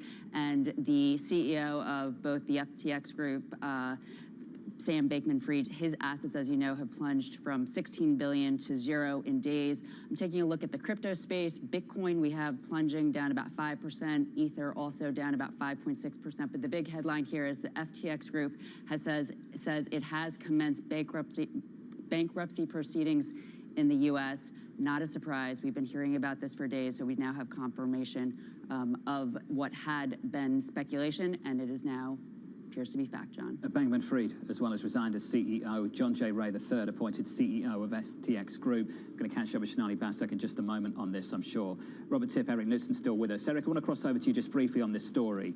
I've asked this question a few times over the last 24 hours. I think it's important. The potential for contagion from this particular asset class, what's happening with crypto, the developments of the last few weeks, and what you think could happen with developed, traditional asset classes. Do you see the scope for contagion here from one to another? Not necessarily from crypto. I mean, the big question we're asking across the board right now is what are the known unknowns or even the unknown unknowns, if you can identify those in any way, that could cause what has still been a pretty orderly kind of market move this year into something quite a bit less orderly. We saw an example of what could do that in the UK in late September. Crypto does not appear to be that potential systemic catalyst. And when you think, a couple of years ago, there was $190 billion of crypto net worth. It went up to $2+ trillion, and now it's back down to $900 billion. That's all happened both in a period of extraordinary liquidity going up, but that decline has come down and really not had knock-on effects. And so partly that's probably because there was a lot of wealth created still in that space. And second, it's been somewhat disconnected from the broad market, in terms of the overall flows. So we're watching closely, but we don't think that's necessarily the systemic risk catalyst. Robert Tipp, I just wanted to give the final word on that. The conversations you might be having with clients and colleagues on this particular topic, what are they? Right. Well, I think it's been crash tested pretty well, this market. I mean, it was pushing 70,000. Now it's under 20,000 on Bitcoin. It's been a large market cap. It's been crushed. There's been money literally stolen out of these different wallet hack incidents. So if there was going to be a spillover, I think we would have seen it. But I think the best thing that could happen in this market would be that it gets some regulation to give it some legitimacy. Otherwise, it's going to remain kind of like an off-track betting kind of situation, which is very interesting, has fascinating technology, but is going to remain, a little bit unlinked from the main system. This one's been messy, that's for sure. Robert, thanks for being with us today, sir. As always, Robert Tipp and Eric Knudsen. We're going to pick up on that story a little bit later this morning. FTX Group commencing bankruptcy proceedings in the United States of America. Now, we're going to cross over to the New York Stock Exchange as they hold a moment of silence in honor of Veterans Day.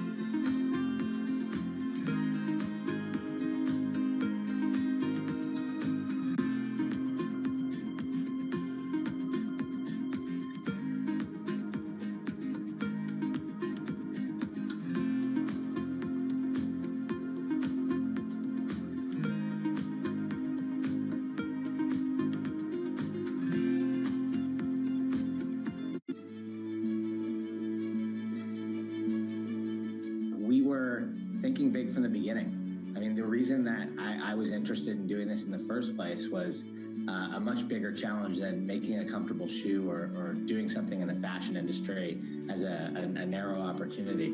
We thought that there was a big leadership opportunity. We looked around at an industry where there was 20 billion pairs of sneakers made every single year, and it was 100% made from plastic and the hides from cows, and it was terrible for the environment. And we thought that we could offer something to consumers that was differentiated in the way it feels, more comfortable, higher performance, and do that because we use sustainable materials. And in doing so, we could take a really interesting leadership opportunity and grab that and use that to tell a totally different story and compete on a totally different vector than what the rest of the industry were doing.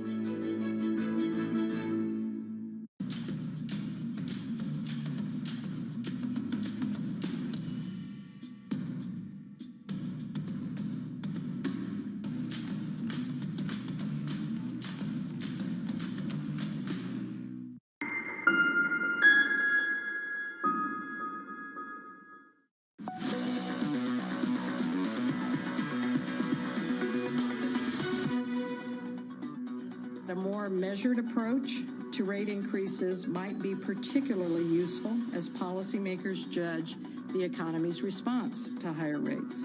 Already, we've seen the committee's policy actions lead to a very sharp tightening of financial conditions. Stepping down is an appropriate thing to think about. I support a more gradual approach of getting to it so we can be discovering the right rate as we go. While I believe it may be appropriate to slow the pace of rate increases so we can better assess how financial and economic conditions are evolving, I also believe a slower pace should not be taken to represent easier policy. In light of the cumulative tightening we have achieved, I expect we will slow the pace of our rate hikes as we approach a sufficiently restrictive stance. But I want to be clear, a rate hike of 50 basis points would still be significant. The Fed speaker the last 24 hours following CPI, and this market absolutely ripping through yesterday's session. I can tell you in the last couple of minutes, rolling over just a little bit on the S&P, still positive 0.2, but now negative on the NASDAQ. The news of the last 10 minutes or so, FTX commencing bankruptcy proceedings. Shonali Basak, a Wall Street correspondent, is going to run to the set and break that down for you in about 5 minutes' time. Before we get to that, let's get you some of the morning calls this morning. First up from Deutsche Bank, naming Walmart as top pick in retail, saying the stock could be a defensive winner. That stock is up a third of 1%. Piper Sandler downgrading Occidental to neutral, seeing greater upside elsewhere following the stock's recent outperformance. That stock is up by 1.5%. And finally, JP Morgan downgrading Intel to underweight from overweight, expecting other chip makers to continue stealing market share for another several years. That stock is down by 2.9%.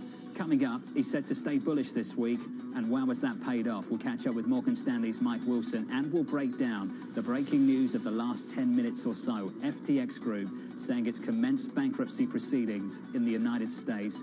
Shonali Basak on that. Mike Wilson on the price action. All of that coming up. Equities up 0.2%. The opening bell just around the corner.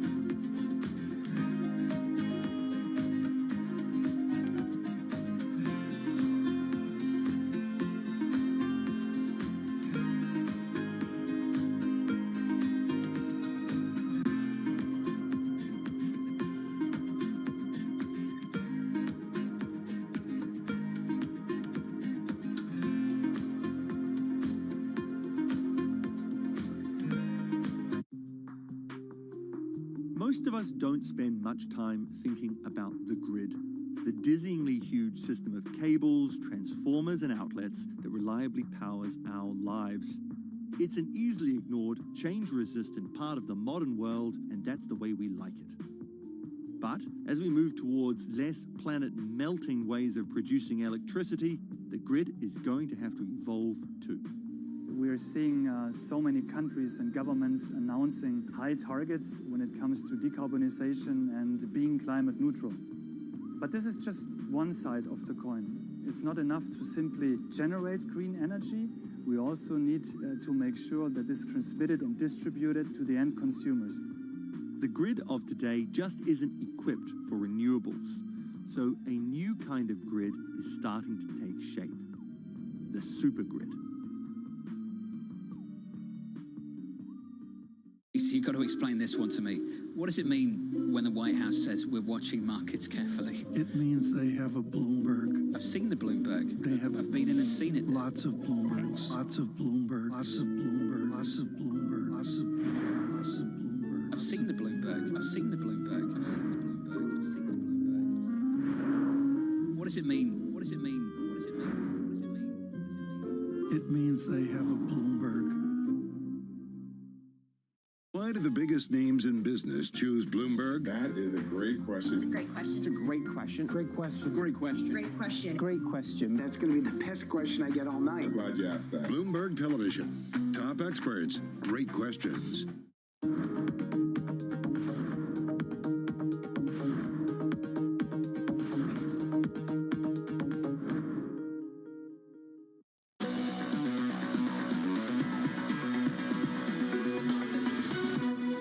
Trying to get you to the weekend, about 24 seconds away. I'll bring you the opening bell. Equity futures right now just about positive on the S&P by 1/3 of 1%. The Nasdaq turning negative by 1/10 of 1%. Those two moves following the biggest one-day gain on the S&P and on the Nasdaq going back to April 2020. We've got some news to deal with. We'll get to that in just a moment. There's your opening bell. Switch up the board and get to the bond market. 10-year yields look like this. In Germany, the bond market is open. The Treasury market closed for Veterans Day. Right now in Germany, up 13 or 14 basis points on a 10-year. 214, let's call it 215. In the FX market, the dollar weakness continues. Yesterday, the biggest one-day move lower on the dollar index going back to December 2015. Today, more dollar weakness. DXY down about 1%. Euro dollar positive 0.9 of 1%. 102.98. Crude right now, 89.21. We're positive on crude off the back of the China reopening story. Breaking news in the last 15 minutes or so, FTX filing for Chapter 11 bankruptcy. The company's controversial chief executive, Sam Bankman-Fried, resigning as CEO and will remain to assist in an orderly transition. Let's get to Sonali Bassett for more. Hey, Sonali. John, orderly is difficult when you have an entity that has 130 entities across the globe really looking to file for bankruptcy and receive whatever assets they can to make some investors partly whole again. However, the value of a lot of their holdings obviously have fallen dramatically. You have FTX trading, the FTX US entity, Alameda Research, which is Sam Bankman-Fried's trading shop, and again, like I said, the 130 additional companies. There's certain subsidiaries that are not part of this filing. Ledger X, FTX Digital Markets, an Australian entity, and an Express Pay. What happens to those is a little bit unclear, but remember, the ones that are filing have a lot of things that they're invested in as well, and a lot of counterparties that we don't know how they will fare through this. Leverage on top of leverage on top of leverage. Sonali, have you got any insight into that whatsoever on the who's next to this? You know, one of the people that are kind of larger speakers in this industry had said that we were looking for contagion in the industry. This is the contagion. This has been happening all year, and it has accumulated to FTX. However, remember, counterparties, large investors, SoftBank is expected to take a $100 million hit off of this. Sequoia bringing their holding down to zero, dented confidence in the venture capital industry. Not a lot of dry powder left to save other folks that might be feeling more pain. And again, other companies that might go down. The fact that BlockFi has also said that it would be pausing withdrawals has a lot of people equally worried as what is happening to FTX, because you're going to have more customers feeling pain. And again, a lot of these are brokerages and retail investors, so they may never be made whole. Sonali, stay close. I'm just going to work through the opening bell. I'm going to come back to you in just a moment. About 2 minutes and 30 seconds into this on the S&P, positive about 1/10 of 1%. Pretty muted price action relative to yesterday, of course. Energy rallied rallying back by 1.6%. Healthcare negative 0.6. Staples down 0.4. Utilities down 0.4%. Abby, elsewhere, there are some big moves out there. There are certainly some big moves related to that FTX bankruptcy headline, that announcement, and what is happening there. And of course, it has to do with the crypto space. We have many crypto stocks at this point plunging. And if you recall yesterday, going along with the risk on mood, we had a big rally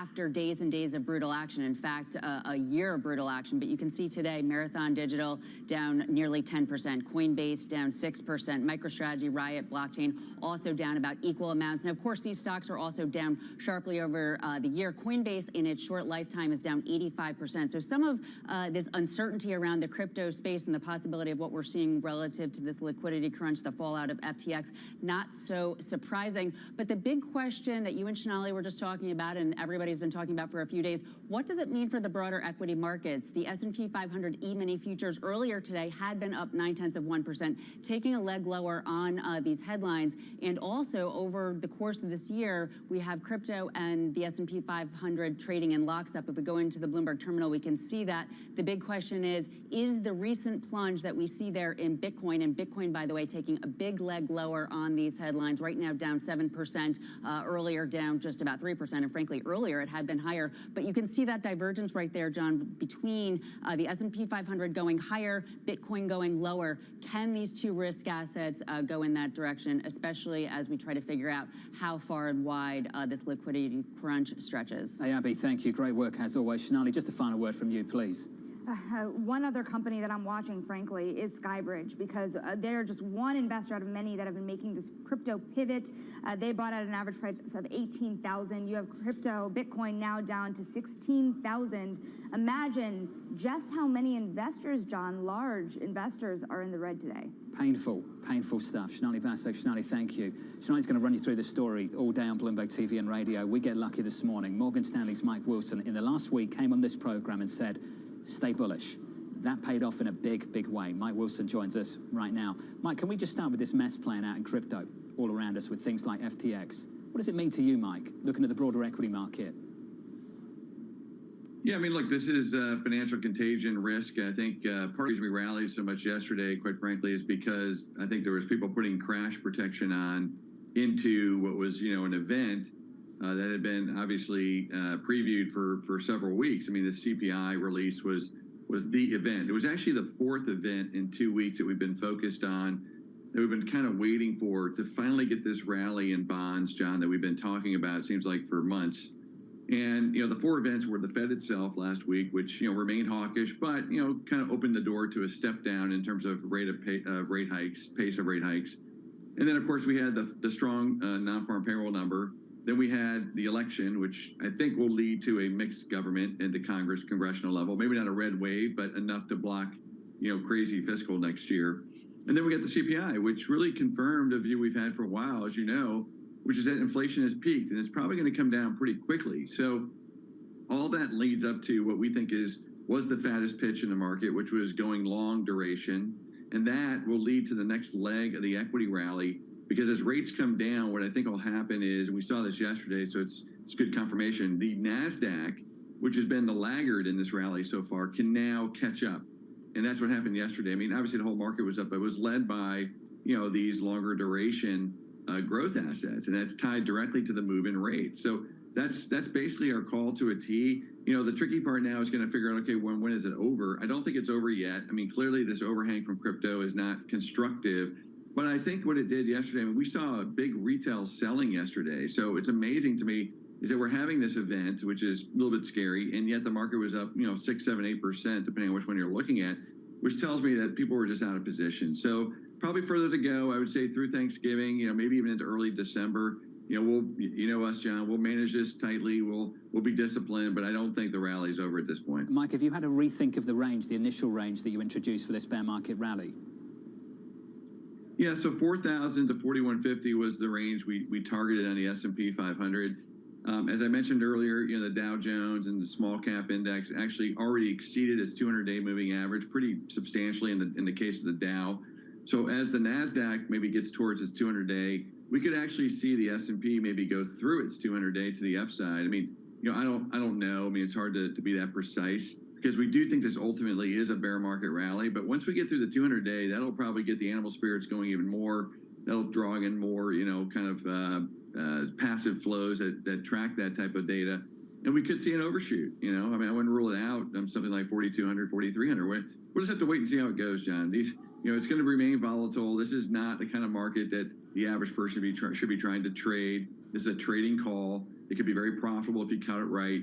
But it's still a bear market, so it can rip you apart. Mike, what is it about Q1 earnings, or rather Q4 earnings, that you'll see in Q1 that you think ultimately make this a bear market rally and nothing else?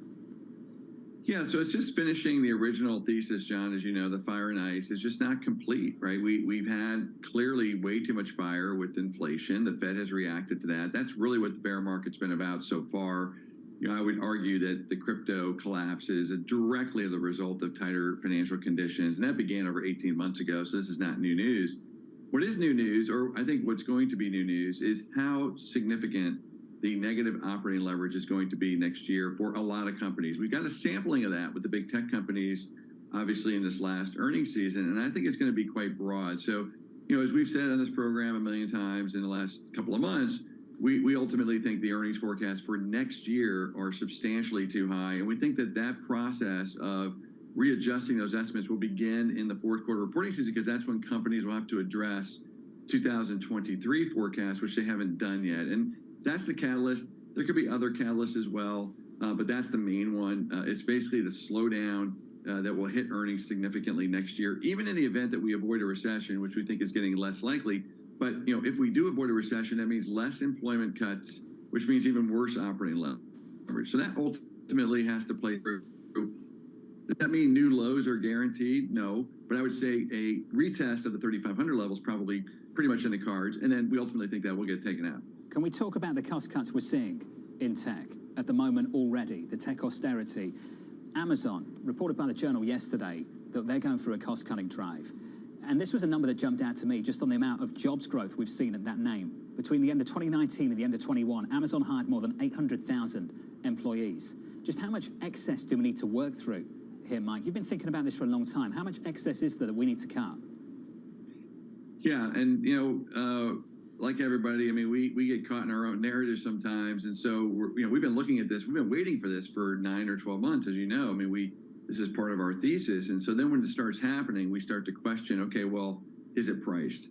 And I would say, I don't think so. In other words, I think this is the first of many cuts that we're going to see, not only for these companies, okay, but companies writ large. We've seen over hiring, over inventorying, over ordering, and that all has to get wrung out of the system. Some companies will navigate that quite well. That's why we've been focused on this factor of operational efficiency so much all year, John. We think that will continue to carry the day, meaning own companies that didn't overhire, didn't over order inventory, et cetera, and then they can manage through this.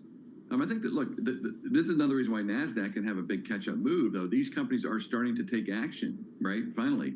And that's a positive. As we've said to you on this program before, one of the things we'll look for, for the end of the bear market is when we actually do get an employment cycle. Right, because then the bleeding will stop on the margins front. But we haven't seen that yet, broadly across the economy. A bit softer this morning, 11 minutes into the session, we're down 0.2%. On the NASDAQ, we're down 0.1%. I want to break down that breaking news of the last 15 minutes or so. FTX commencing Chapter 11 bankruptcy. We've talked about the risk of contagion from crypto, perhaps into traditional asset classes. Peter Schiff of Academy joined us on this program yesterday. Take a listen to what he had to say. What does this do for the economy slightly longer term? You're going to see less spending on semiconductor chips, right? They were huge buyers for these mining rigs for all the software that they needed. You're going to see less ad spending, right? We might finally be able to get through a sporting event without Matt Damon telling us to, march off to do something exciting. And finally, I think we're going to see less energy use as mining drops. So there's going to be a lot of real-world repercussions from this. Mike, I'd love to give you a final word on this. What you'll be telling clients today about what's developing in crypto and what it means for them. Yeah, I think that guest comments were right on. It's part of the kind of binge spending on a bunch of things that we saw. We've talked about this for semiconductors for a while, that you had a pull forward on a lot of different areas, and crypto mining was one of those, okay? And that's ultimately going to have to reset. And, I don't think the semiconductor cycle has bottomed as a result of that. our analysts feel the same way. There's going to be more bad news. It's not just crypto, okay? It's also we overconsume PCs and handsets and all this electronic stuff. But ultimately, it will lead to a new cycle, okay? What I want people to focus on now is this bear market is not new, right? I mean, this has been going on for 18 months. And I think, some people have just kind of figured it out maybe in the last 3 or 4 months. And so we're now in the mindset. We want to be more balanced in our thinking. We've been very bearish for 12 months, and we're just starting to, be more balanced here. That's why we made this trading call. And what investors should be doing now is finding companies, finding investments across the entire capital structure that they want to own for the next 2 years. One of the areas has been in rates. We think bond prices got to a really attractive level, both, at the treasury level as well as at the investment grade level. That's an area you can put real money to work today, and then picking a few stocks here and there as they kind of come to your price targets. We're in the final phase. It's going to be volatile. It's going to be really hard to trade. Okay, we don't advise people try and trade it. We're trying to trade it because that's our job, right? But we're ultimately going to be making the final low, where the big fat pitch we think is probably within 3 or 4 months, but not everything will bottom on the same day. It's every investor's job to kind of find the price that makes sense at the stock level or at the security level when it comes to them. Mike Wilson, wonderful as always. Mike's words this morning: it is still likely a bear market rally that can rip you apart. Mike, we appreciate your time this morning, sir. Thank you. About 14 minutes into the session, we're down 1/4%. Shonali, you've been breaking this story down. It's still developing. What do you see? Just something that Mike Wilson said that I think is important that you have to consider here, John, is that the crypto crash here was a direct result of tighter financial conditions. And I just took a quick look on our bankruptcy page here, and it's true. You do see a lot of people having hired restructuring advisors, but that window of companies is widening. Even Elon Musk just yesterday saying that Twitter bankruptcy is possible if there's a cash burn that lingers, and the banks, including Mike Wilson's own bank, are trying to sell this debt at discounts as low as 60 cents on the dollar. That's the steepest discount in a decade. So if you're looking for money in a troubled market, where are you going to find it? It's going to cost you at the end of the day, and that's the fear that I think Wilson is hitting on. And frankly, the FTX story, the bankruptcy is just the beginning of the rest of the pain we may feel. Let's keep talking about it. For sure, in the bond market right now, it's a buyer's market in a way that it hasn't been in a long, long time. If you're just tuning in, good morning to you. About 15 minutes into the session, equities down about 1/10%. Coming up, we'll catch up with Emily Rowland of John Hancock on this crypto mess and what it means for you at home. From New York, this is Bloomberg.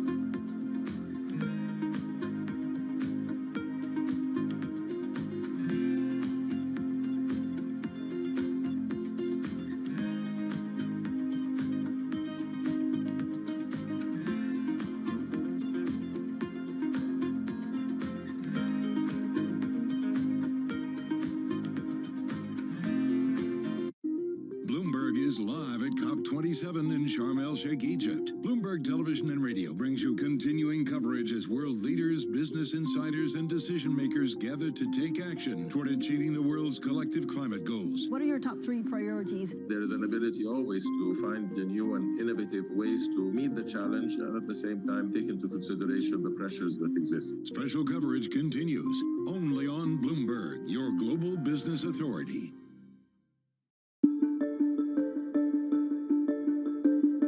Today, what are the biggest challenges for General Dynamics and what are the biggest opportunities? So I think in any business, the challenges are solving complex problems that come to you. The problems that come to me and my senior leadership team for resolving tend to be highly complex and nettlesome. So your ability to solve those complex problems are an important element, I think, of the value that we add to the company.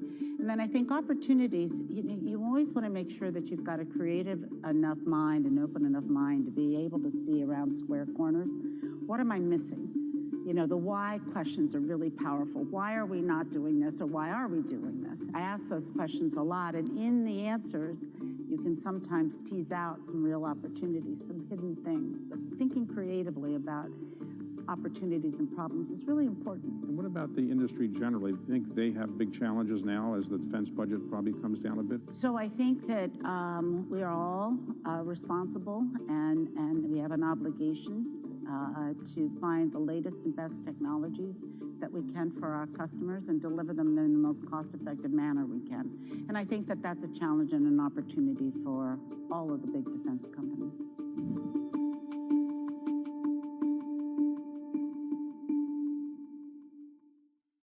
Power, policy, politics. From the White House to the Hill, Bloomberg covers the leaders in legislation. That was really a tectonic shift for this White House. The theory of this bill, as I understand it, is there'll be a multiplier effect. How did Democrats mobilize specifically younger voters? Bringing you the political news you need to know. The president has made it very clear that this is a significant focus. For the intersection of Wall Street and Washington, nobody covers politics like Bloomberg.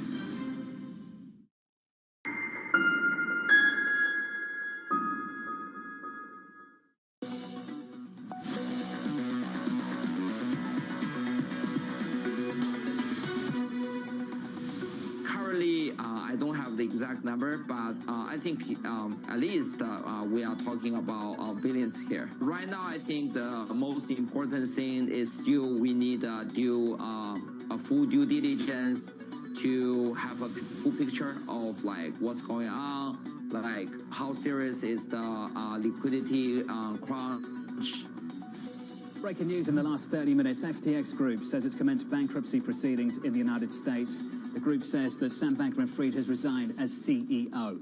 John Hancock's Emily Rowland weighing in on the long-term impacts of FTX's blow-up, saying the following: we are likely seeing a game-changer week in the cryptocurrency markets. Institutional interest will likely never be the same. We see massive write-downs still to come across the industry. Emily joins us right now. Emily, let's build on that. What do you make of this mess this morning? Yeah, John, I mean, the thought about liquidity and the speed at which these exchanges process trading is really, under review right now. And I think the fact that these exchanges are not allowing withdrawals or distributions is going to put a major, major dent in investor trust. There's really no backing for these exchanges. We're probably going to see more write-downs here. It's a really, really challenging backdrop. And I think for a lot of us, a reminder of how important due diligence is. That can often be forgotten during bull markets, and it can help minimize losses. It can help investors allocate capital properly. And I think when we look back on this cycle, unfortunately, this is going to be a hallmark of this long-lasting legacy of the misallocation of capital. Emily, is it too simplistic just to say that this mess is just about higher interest rates exposing the lack of discipline across one industry? I think that's certainly a huge part of this story. I mean, the massive amount of stimulus that fueled this incredible amount of risk-taking is certainly part of it here. So we want to think about that. And as we look forward, we're continuing to see this wave of liquidity, this tide of liquidity going out, and it feels almost like a game of musical chairs, where we're going to be left to see, which players are over-levered, which players have we not conducted the due diligence on, and that's one reason we want to continue to find opportunities in higher quality parts of the market that don't have these issues, haven't taken on excessive leverage, and have plenty of cash to make it through this decelerating growth backdrop. Mike Wilson of Morgan Stanley was on 10 minutes ago. He said this is still likely a bear market rally that can rip you apart. Bob Michael of JP Morgan Asset Management was on in the past week, and he said he thinks this might be the calm before the storm. Emily, what's your sense of that? Is this the calm before the storm? Yeah, I loved hearing Mike say that, and I think it is. The market reaction to the CPI report yesterday was just a massive wave of short covering, and it wasn't entirely unexpected to see inflationary pressures moderate. We've been expecting that. And by the way, if you thought yesterday's CPI report was soft, just wait until the housing market starts to catch up. We looked at the shelter component of the report yesterday, responsible for nearly half of the month-over-month gains. With mortgage rates now around 7%, we're absolutely going to be seeing a precipitous decline in home prices from here, and inflation is going to fall further. You also look at the comps. They were much higher last year. Last year at this time was really when that wave of inflation started to come through. So, inflation is going to fall. But what I think investors are missing here is that CPI always declines into a recession because demand is slowing. And John, markets are simply not priced for that scenario right now. That's the next problem we've got to get our teeth into. Emily, I'm going to give you the final question of the week on this program. What do you use this strength for then, if you are this bearish still? John, the holidays are coming up. What I would suggest you buy your friends and family are bonds. We look at the income on high quality bonds right now, 5-6%. You're getting over what you've gotten in the last 10 years. We haven't seen yields like this. We like the income. We're taking it all day long. The leading indicators are negative for 3 consecutive months. The yield curve is the most inverted since 1981, telling us something is wrong with Fed policy here. We expect to see a big earnings decline. A normal earnings recession is about 20% plus going into a recession. We haven't even started to see that yet. So look to the income on higher quality bonds as the best holiday gift you could give your friends and family. I'm not sure my mum wants T-bills for Christmas, but I'll give it a go. Emily, love it. As always, thank you. Emily Rowland there of John Hancock. Let's get you to the trading diary. That's coming up next. What a week it's been. Live from New York, this is Bloomberg.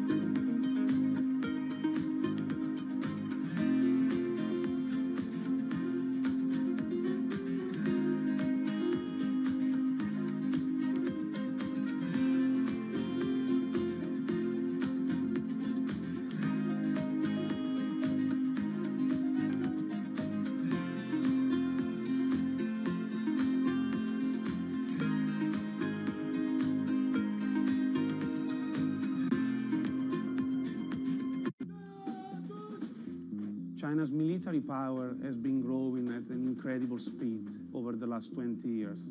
A strong country must have a strong military, as only then can it guarantee the security of the nation. In terms of sphere of influence, we absolutely know that China wants to be dominant in Asia. So there is a target to get to that point, to be a military that is a peer to the greatest militaries in the world by 2035. The competition for influence is a global one. And through a multi-decade trajectory fueled by planning, money, and pragmatism, China is building a military that allows it to shape the 21st century just as the U.S. shaped the 20th.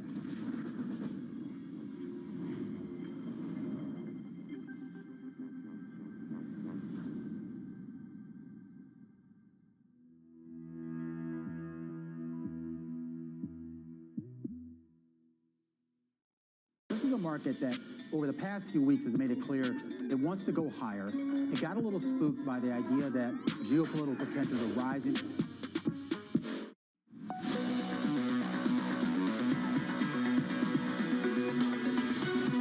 "25 minutes into the session. We're almost there to close out the week. Equities unchanged now on the S&P, on the Nasdaq, basically unchanged as well. As some of the price action muted, of course, relative to yesterday. Let's get you to the trading diary. Tons to watch into the weekend. You, Mitch, sentiment survey, top of the hour. President Biden speaking from Egypt at 10:15 Eastern time. Then heading to Cambodia over the weekend for a summit with leaders of Southeast Asian countries. Chinese President Xi Jinping and Biden meeting face-to-face in Indonesia ahead of the G20 on Monday. Fed speak picks back up. Waller, Brainerd, Williams all next week, and then US PPIs on Tuesday. And a ton of G20 stuff as well. Looking forward to that. Looking forward to covering it with you. Almost at the weekend. Deep breath. Thank you for choosing Bloomberg TV. Good luck for the rest of the trading day. This was the countdown to the open. This is Bloomberg.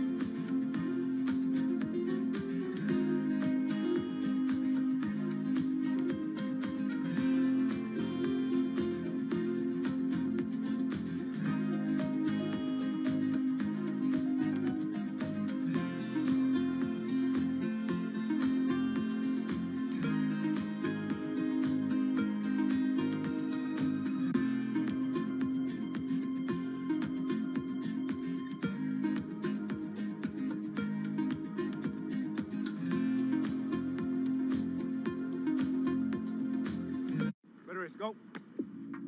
After hardly a full year of name, image, and likeness deals being a reality, UCLA quarterback Chase Griffin already has more than 20 deals with major brands, venture, and charitable groups, all while balancing graduating undergrad in just 2 years and fighting for playing time on the field. Chase Griffin out of the gun. We are joined by UCLA quarterback Chase Griffin, not just UCLA quarterback, but name, image, likeness superstar. I am psyched for this one. This kid could actually be the president of the United States someday. When it comes to building generational wealth, it's not about the money that you make in college. I'm very excited that I made the amount of money that I made last year. I am even 10 times more excited that I know how to make that money.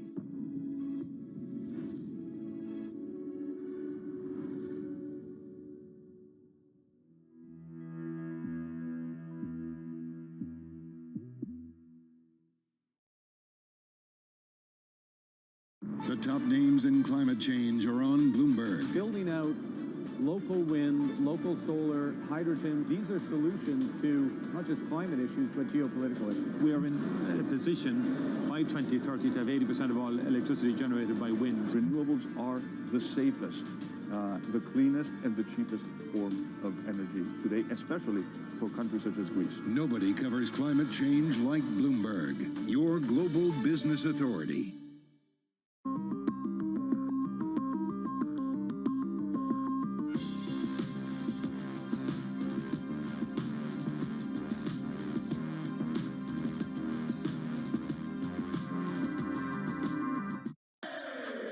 This is Bloomberg Daybreak with Lee. On Bloomberg Radio. Welcome to Daybreak Australia. This is Countdown to the Close. Welcome to Bloomberg Crypto.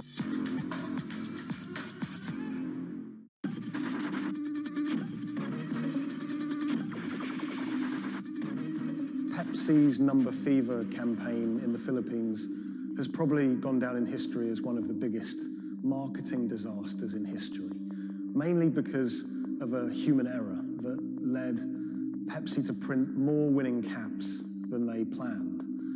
The resulting chaos caused riots, civil unrest, and even deaths. Reporting this story took over a year, and it resulted in me flying to Manila in the Philippines to meet unlucky winners and to find out exactly what happened back then in the 1990s.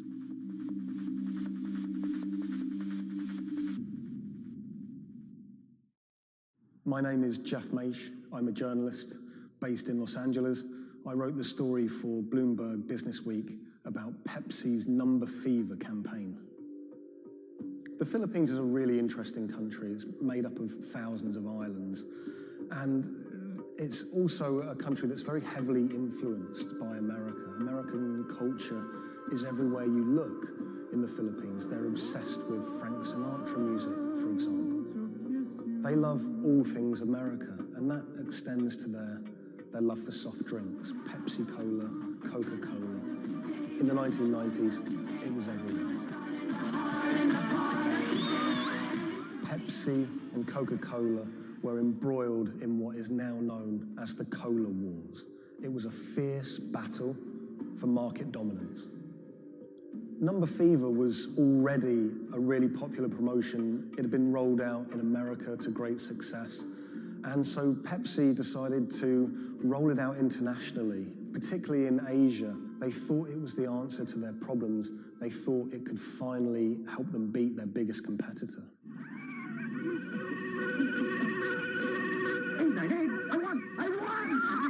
Look for the winning number in Sari Sari stores every day, also on TV, radio, and newspapers. You could be a millionaire. $1 million pesos, or $68,000, doesn't sound like a lot now, but in 1992, that was a phenomenal amount of money. You've got to remember that in the Philippines at the time, the average monthly income was about $100, so $1 million pesos was wealth beyond anyone's wildest imaginations. Number Fever caught fire in the Philippines. Kids were saving up their pocket money to buy a bottle of Pepsi. Parents were squirreling away all of the bottle caps in bags.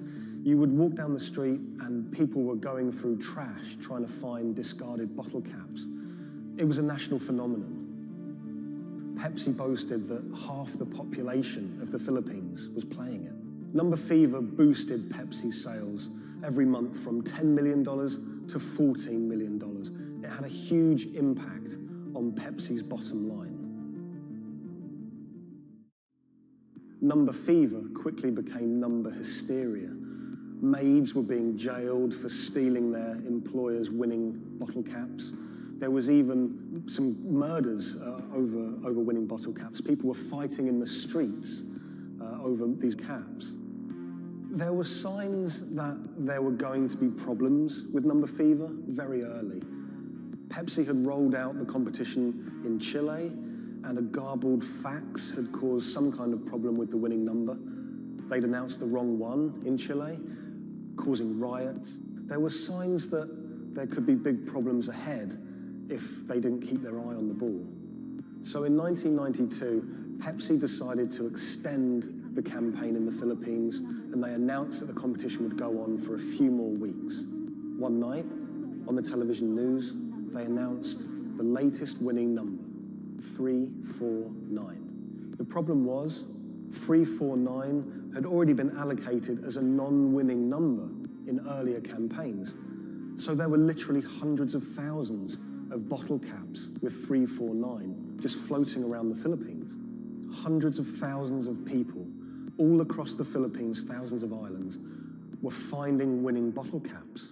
349, 349. Some people had 10 lucky 349 bottle caps. People were dancing in the streets, celebrating. They thought their problems were over. They were millionaires. It's still not certain exactly how many winners there were of lucky 349 bottle caps, but we know that Pepsi printed over 600,000 of them.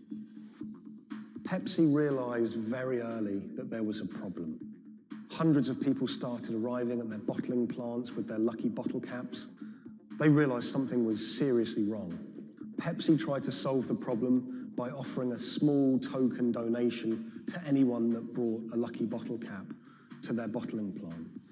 But it wasn't enough. People didn't want just a handful of pesos. People wanted their million-peso prize. Within a year, violent protests and riots outside Pepsi factories would leave dozens injured and 5 people dead. At one Pepsi factory in the Philippines, a grenade was thrown through the window. It killed 3 Pepsi employees. Anacita Rosario was a school teacher living near Manila in the Philippines. She was one of the tragic victims of this whole thing. She was walking to a nearby store to buy some rice one day when a Molotov cocktail was thrown at a Pepsi truck in a violent protest. It bounced under the truck and exploded. It killed her and an innocent bystander who was just a child and injured many others. When I was in the Philippines, I tracked down Anacita's daughter, Cindy, and her husband, Raul. It was clear to me that they were still very upset by the whole thing. You know, a family had been ripped apart by this competition. And Raul told me that he'd never remarried. He'd told me that he'd gone to meet Pepsi executives after his wife was killed. And he was angry. He said to them, you know, this wouldn't have happened if it wasn't for you, if it wasn't for number fever. The biggest revelation from my reporting was rumors that Pepsi was somehow involved in bombing their own trucks. I found a newspaper report with a headline that said, Pepsi goons bomb their own trucks. And when I visited the MBI, the police department in the Philippines, they presented me with documents and interviews with people who claimed that Pepsi had paid them to cause riots and to cause trouble outside their plants in order to destabilize the situation and to frame the owners of the coalitions that were fighting them, to try and curry favor. I just thought that was so shocking. And of course, Pepsi denied it, but how bizarre that a company would be accused of bombing their own trucks.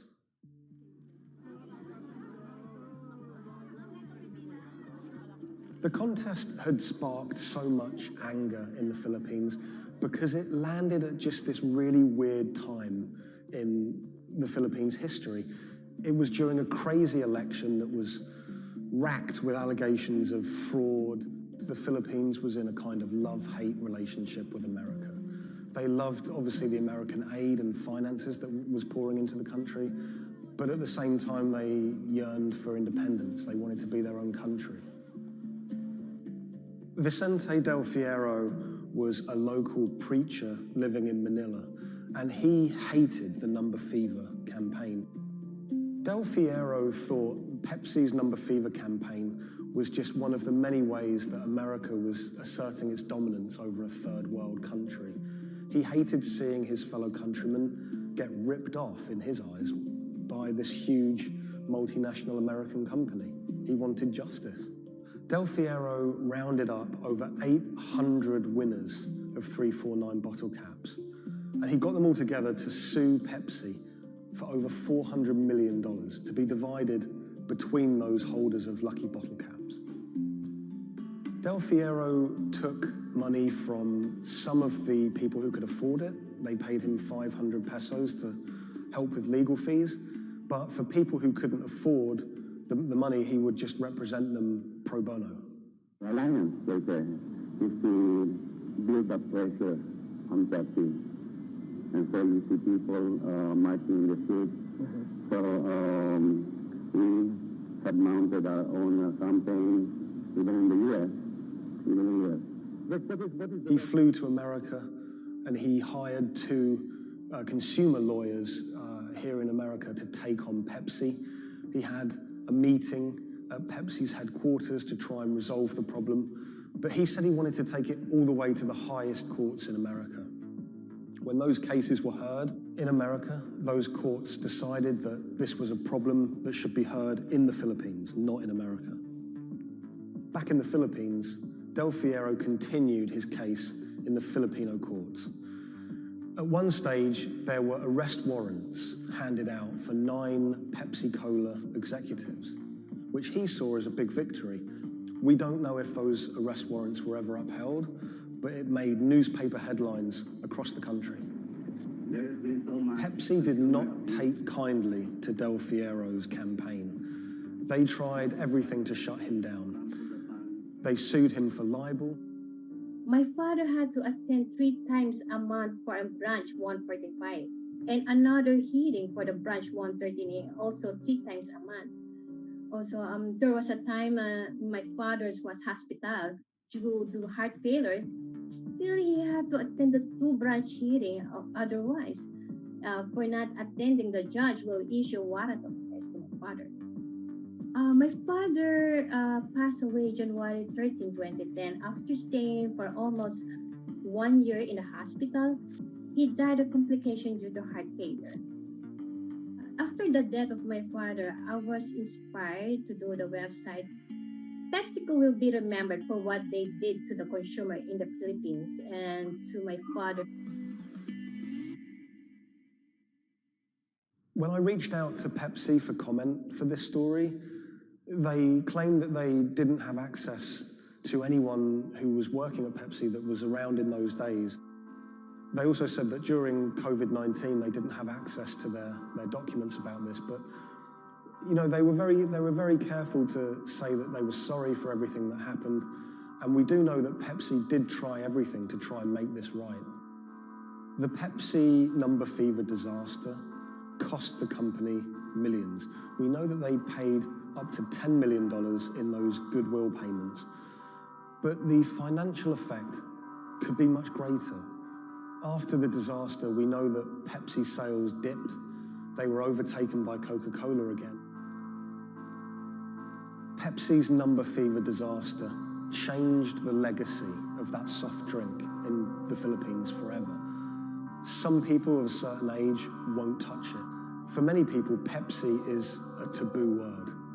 A lot of the people that I spoke to were still quite traumatized by their experience, by that experience of winning 1 million pesos, losing it, and then returning to their normal life in poverty in Manila.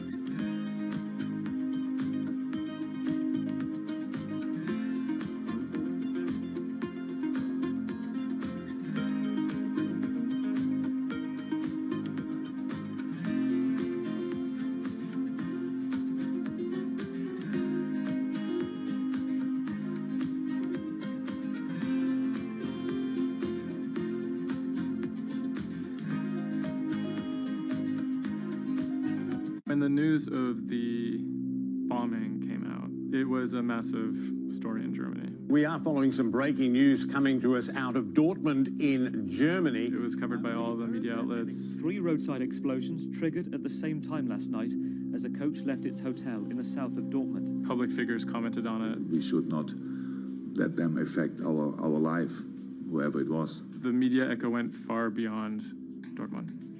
I think it was front page news in every single big paper around Europe.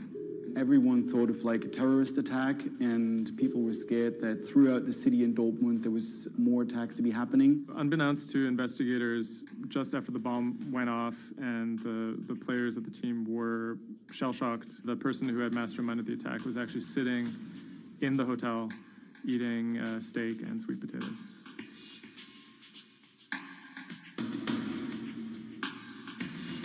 My name is Thomas Rogers. I'm the journalist who wrote the article, The Get-Rich-Quick Scheme That Nearly Killed a German Soccer Team.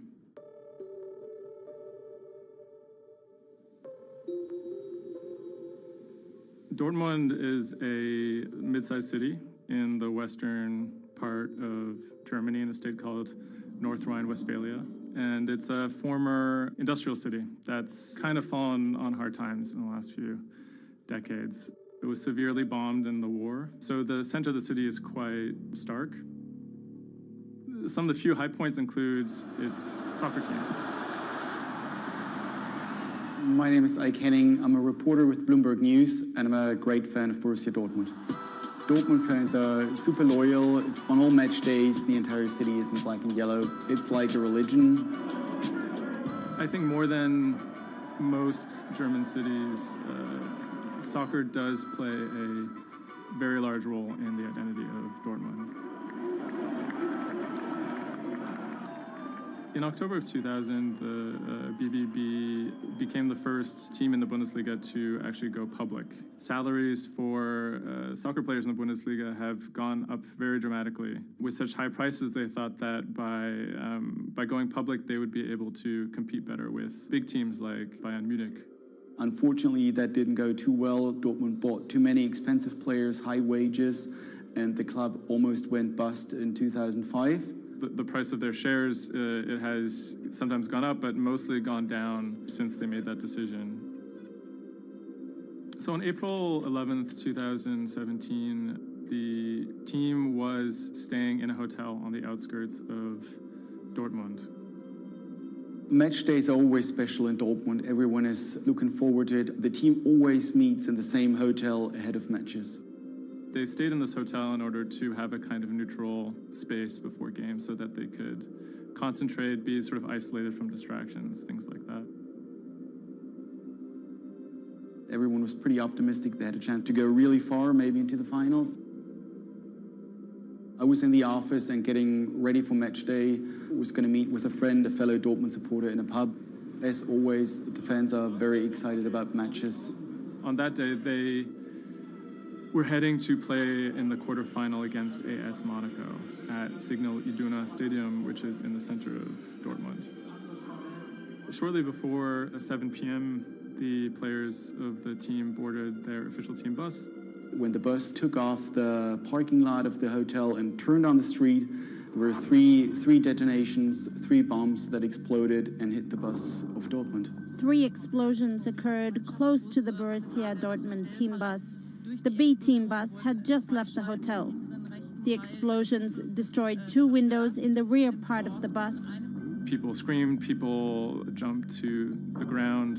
The fellow Dortmund fan I was supposed to watch the match with, he called me and said, turn on the TV, there was an attack at the Dortmund bus. And I thought he was like, that was impossible. Some of the players screamed at the driver to keep driving as fast as possible because they were worried that people might storm the bus. German investigators say the explosive devices used in the attack on the Borussia Dortmund bus contained metal pins, and that one had pierced a seat headrest. Unbeknownst to the team members, the actual mastermind behind the attack was, as they were disembarking the bus, was actually eating steak and sweet potatoes at the hotel they had just left. Authorities are attempting to verify a letter left at the scene claiming jihadists were behind the attack.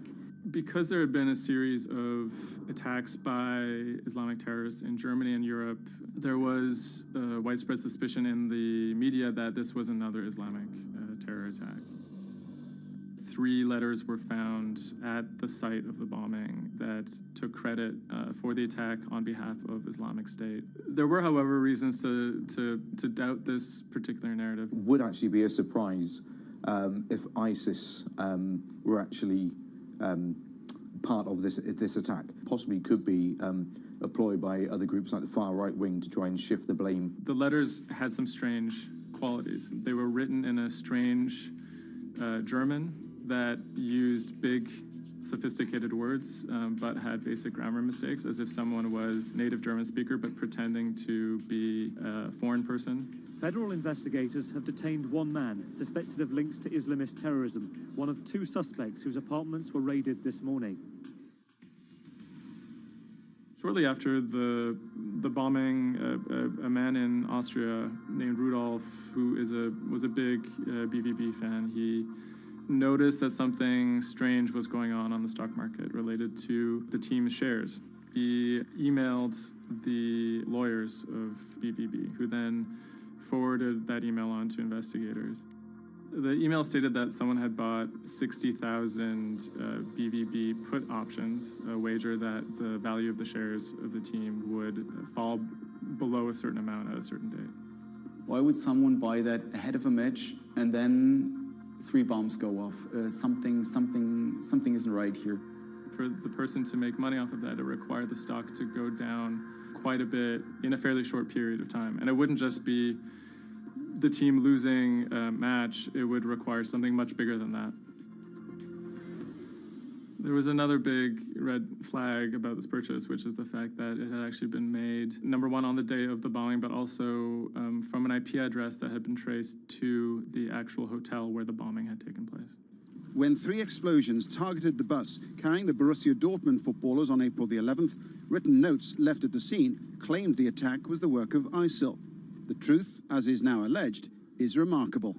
On April 21st, the police arrested a man in a southern German city called Tübingen. He was on his way to work, and his name was Sergei Benagold. He seemed like an unlikely suspect because he had no known connections to the Islamic terror world. He didn't seem like a far-right extremist. He didn't seem like a left-wing extremist either. He seemed to be a completely unremarkable young man. A 28-year-old German-Russian man, named only as Sergei W., stayed in the same hotel as the players on the night before the bombing.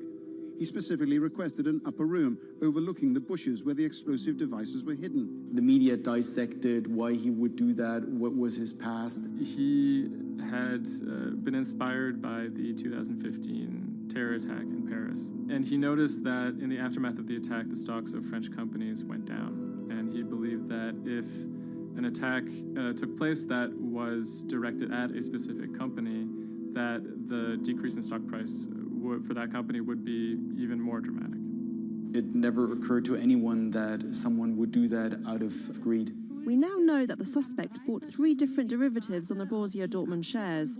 With all these derivatives, he bet on falling shares. The suspect bought the majority of these financial products on the 11th of April, the day of the attack.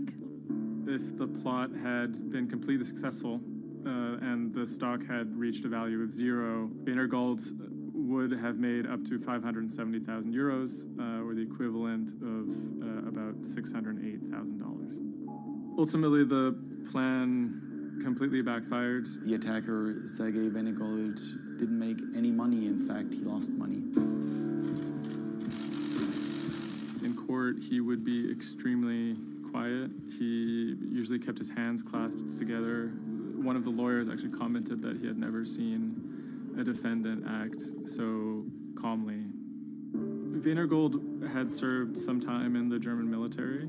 From that information and from online research, he was able to figure out how to assemble remote detonated bombs that would do what he hoped to do. There were a few days of extremely emotional testimony, including the soccer players who described doubting whether or not they could ever play another game again. It brought everything back up, and it didn't quite help them to kind of process what was going on. Throughout it all, he sat there completely silent. The big mystery that was swirling around the trial was the question of why he may have simply done it because he wanted to impress a woman. Rebecca is a young woman who has a very troubled home life. She ultimately sees her relationship with Weinergold as an opportunity to leave that troubled home. Weinergold is a Russian immigrant to Germany. He speaks with an accent. He has anxiety in large groups of Germans. She begins to resent the fact that he has these fears and feels a little bit trapped. Rebecca attempts to dump him on multiple occasions, and he threatens to commit suicide if she leaves him. Weinergold apparently told Rebecca that she would soon be seeing a surprise. After being dumped via text message, he apparently began planning for this attack in earnest. Weinergold was charged with 28 counts of attempted murder, which carried a maximum sentence in Germany of life in prison. He claimed that he had nothing to do with the attack, but as time went on, he admitted that he had actually been the person who had built the explosives and had set them off. But he claimed that he didn't want to actually kill anybody. Ultimately, Weinergold didn't receive the harshest possible sentence. He was given 14 years in prison, but it's still a considerable amount in jail in Germany.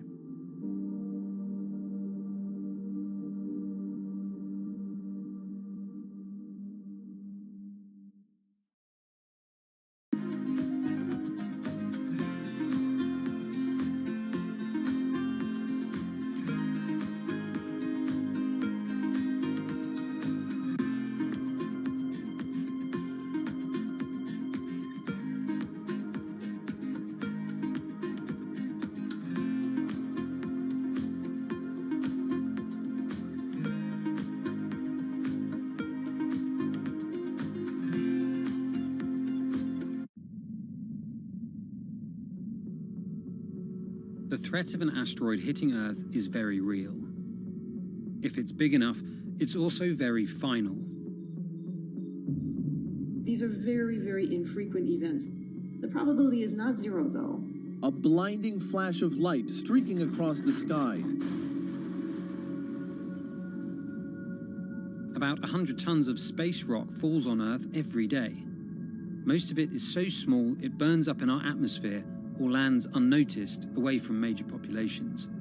No human in the past 1,000 years is known to have been killed by a meteorite, and according to NASA, no large object is likely to strike the Earth any time in the next several hundred years. However, one thing is certain: we haven't found them all. There are thousands out there, and we don't know where they are.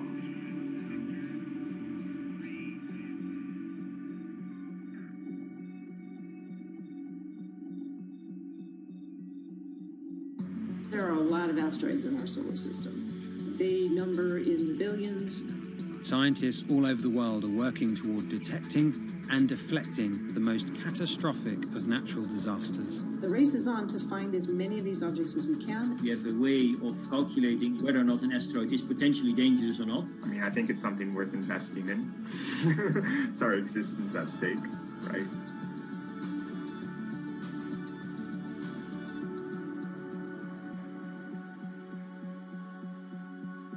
Amy, let's get this one out of the way. It's probably the question you get asked the most, but how scared should we be?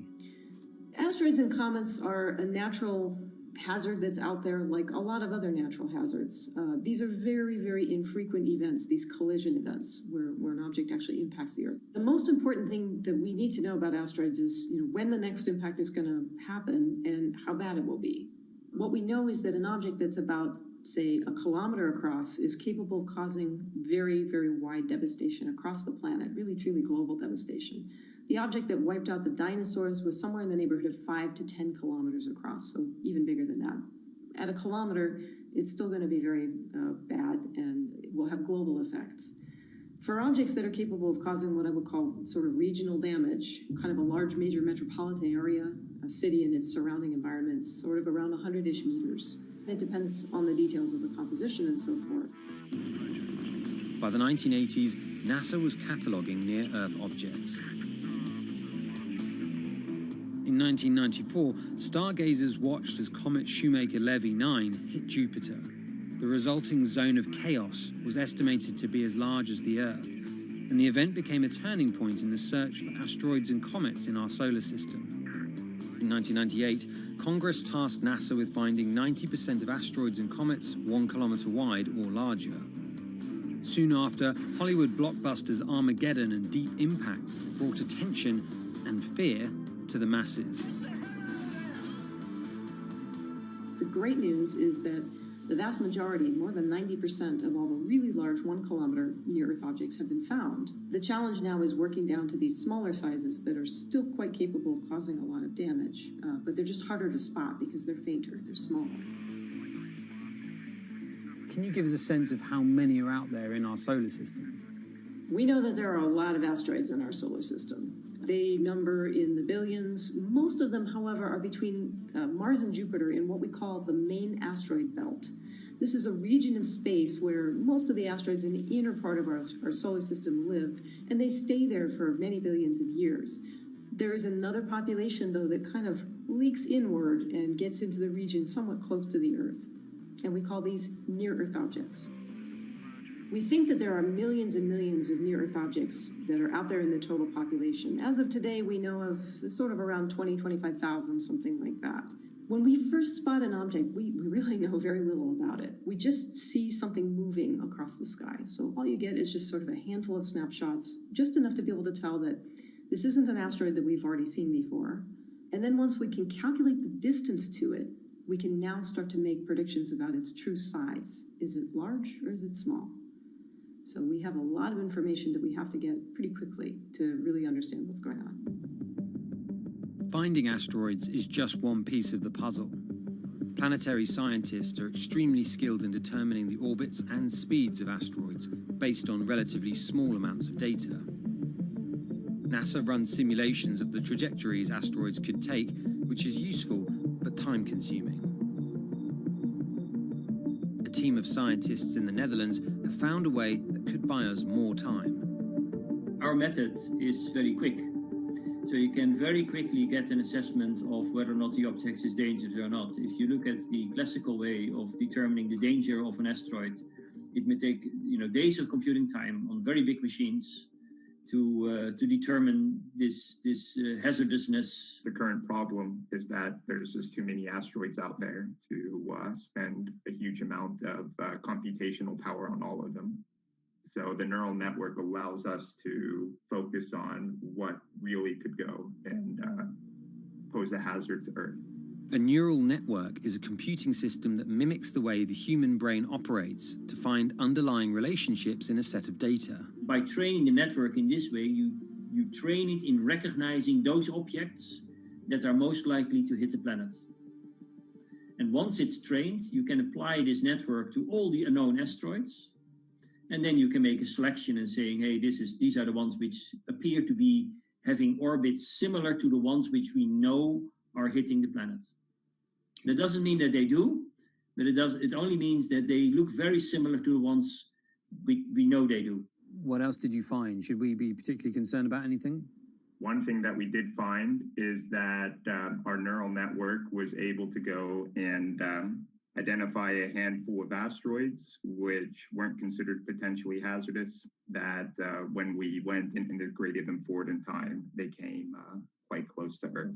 We find a handful which were not detected before or not considered being dangerous before, and we think they are potentially dangerous. It's very hard to simulate kind of going forward in time an asteroid that's going to hit Earth because, well, the Earth is really small and, well, space is really big. And then you have to have very exact parameters to shoot an asteroid that goes and hits exactly Earth. And then Simon had the ingenious idea of not even trying to do that and just launching the asteroids from Earth's surface and integrating backwards in time. It's very hard to make it hit. So you need a lot of calculations which all end up in nothing.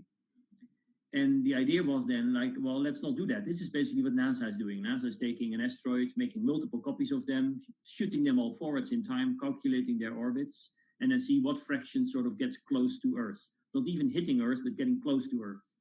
And that they call it a potential impactor. So you calculate the solar system forwards in time for, let's say, 1,000 years.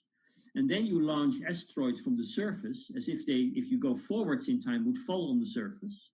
You calculate them backwards to today, and then you get your orbital parameters of today's asteroids, which you know will land on the planet.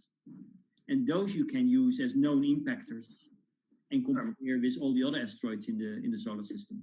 Can simulations and AI, can those things fill in the gaps where perhaps telescopes and other imaging tools can't? Absolutely. Since the observations get more complex, the physics gets more complex. And if the physics get more complex, the mathematics becomes more complex. And at some point, you can't solve your problems analytically anymore. And then this is where the computer comes in. Now we have this trained neural network. We have a way of calculating in a fraction of a second whether or not an asteroid is potentially dangerous or not, and therefore deserves more attention or more time to spend on for really finding out if it is dangerous. When it comes to hunting asteroids, time is critical. What we can do about a potentially hazardous object depends a great deal on what we know about it and how much time we have before the encounter. We'd really like to find them when they're decades away, because the more time you have, the more options you have, and the less energy it takes to move an object aside. It also means we might not have to resort to launching a nuclear warhead at an asteroid. Until recently, pretty much our only choice. That's an option of last resort, in my opinion, yes. We have lots of options available. You can just simply bump into the object and just nudge it out of the way. That's one possibility, and that's kind of, in a way, sort of the simplest thing to think about, just nudging it off its path a little bit with, a massive object, a spacecraft, let's say. It's just kind of like bowling, if you will. If you have a long time or a long stretch of runway in the lane, just a very small twist on the bowling ball will make a big change in where it ultimately ends up. Another option would be something where you take a very big, massive spacecraft and you park it next to the object and you use the force of gravity as a towing rig. That takes longer, though, and you need to be able to send a pretty massive spacecraft, and it obviously depends a lot on how big the asteroid is. Other options start to get more and more complicated, and they range from painting one side of the object a white color and painting the other side dark, and then letting the pressure of light sort of perturb its orbit. In a departure from the lab and computer simulations, NASA has real plans to rehearse kinetic impact deflection. In 2021, the agency will launch DART, the Double Asteroid Redirection Test mission, which will intercept a 160-meter asteroid in 2022. Better to practice now before we have to deal with an actual threat. In the meantime, discovering asteroids is our best bet.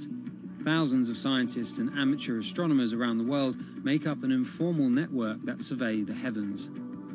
But that may not be enough. NASA wants more resources to map our solar system and better technology. We need to ramp up our network of sensors, and also we need to just continue to strengthen our network of international observers so that we can get follow-up, because we find these objects when they're distributed all over the night sky. Once we get more observations, we get better data, we can make better predictions. If you look at the big impactors we have had in the last, let's say, 20 years, or maybe 30 years, or 50 years, most of them we haven't seen coming. So the real danger, I think, comes from the objects we don't know about, and not from the objects we do know about. This particular natural disaster, like a lot of natural disasters and like climate change, is a problem of the global commons. So the thing that we risk collectively is that it sort of then becomes nobody's problem, and nobody takes ownership over it. The asteroids are all over the sky. They just truly cross boundaries and borders with a second's notice. I kind of imagine in the future maybe lots of small satellites around the Earth that are always going and looking outward. I mean, I think it's something worth investing in. It's our existence at stake, right?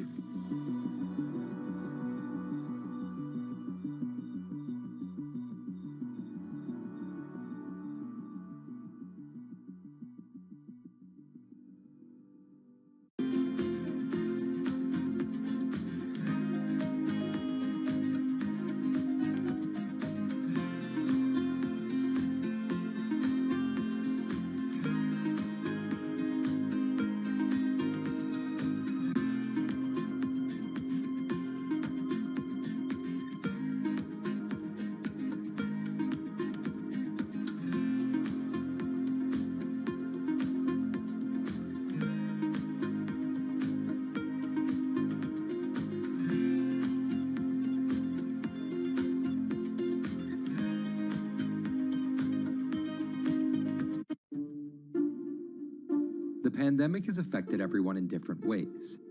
Some pass the time by baking. Homemade sourdough bread. Do I need to say more? Some chose to binge watch Netflix. It's your game. Or maybe you started a garden oasis in your backyard. Next, I'm going to put my lettuces in. But for millions of others, I'm going to be posting stocks that will boom. They wanted to uproot the financial industry. Let's just lock it on up and take $15,000. Here's a stock that can change your life. I see a stock going up and I buy it, and I just watch it until it stops going up, and then I sell it. I have gained over $3 million. I want some free money.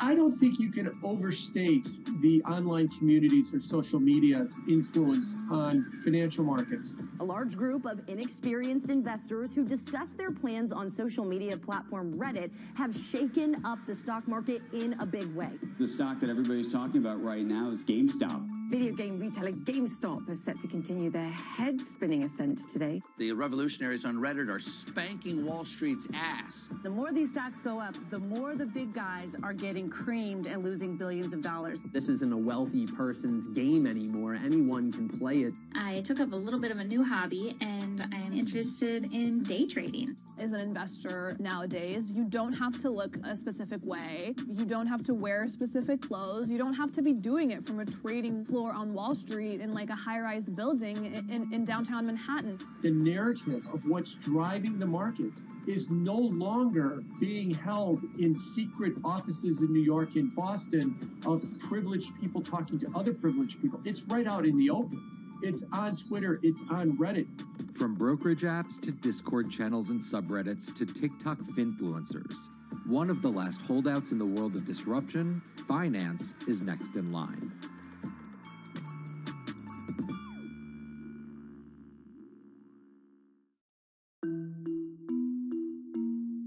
Investing should be as ubiquitous as shopping online.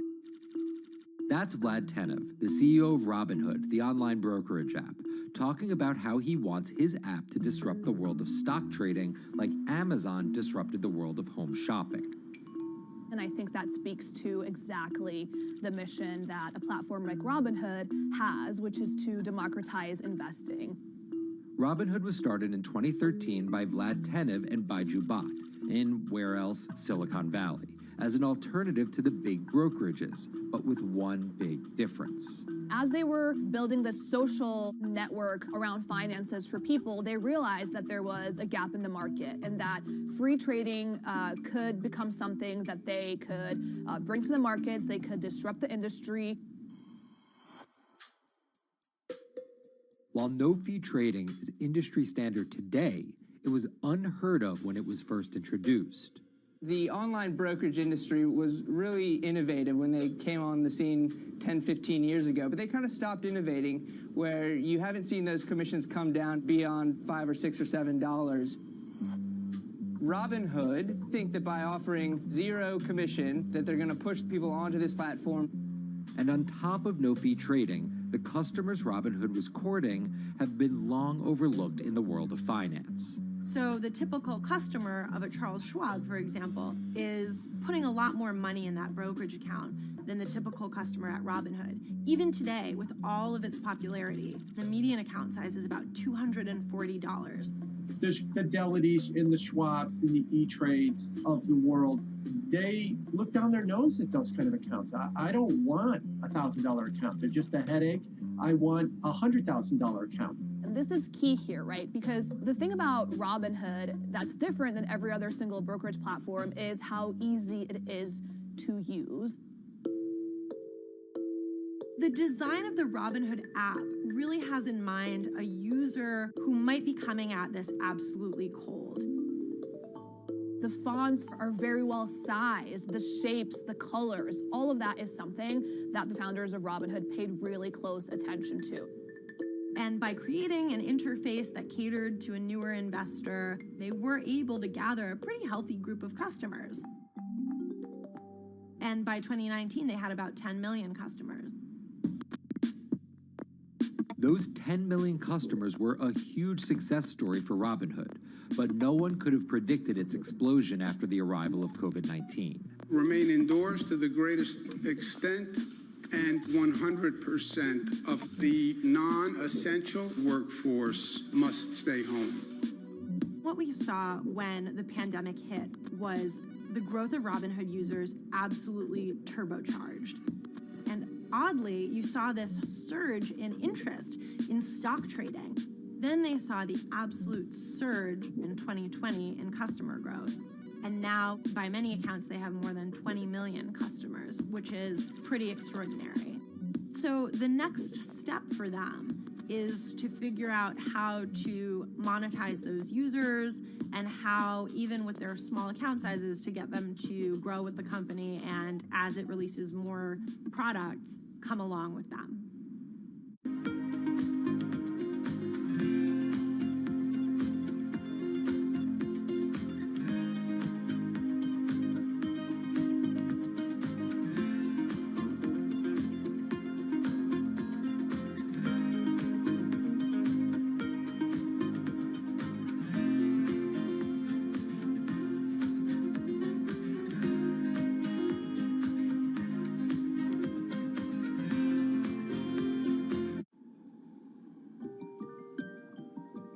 Robinhood would become one of the COVID economy's breakout successes. Robinhood traders, as they're called, became the shorthand explanation for the frenzy of often speculative retail investing after the pandemic lockdowns. Kids wake up in the morning, they go on Robinhood. They're, in the shower, they check Robinhood.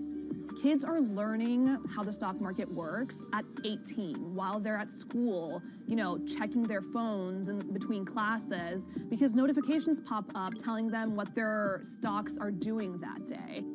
With these new tools, millennials and Gen Z are investing in the market in ways their parents could have never even dreamt of. That is sort of key when we talk about the divide between older and younger generations, is that the younger generation was exposed to so much more information and tools at their disposal to do what they want in the market. The older generations, you never had the technology or the cost structure that you could play the markets like you can today. So you were stuck with giving your money to a professional investor and paying them a fee to do it. When I speak to young kids, they tell me, I'm making mistakes, I'm losing money. I'm not a perfect investor, but I'm 18, and by the time I'm 30, which will be, 10 years from now, I'm gonna have interacted with the markets for a decade. And so it's a learning experience more so than anything else. And you can look at it and you can say, wow, that's risk-taking, that's dumb, but if you could possibly shave 10, 20 years off your working life versus adding 5 years, I don't think you can fault people for that.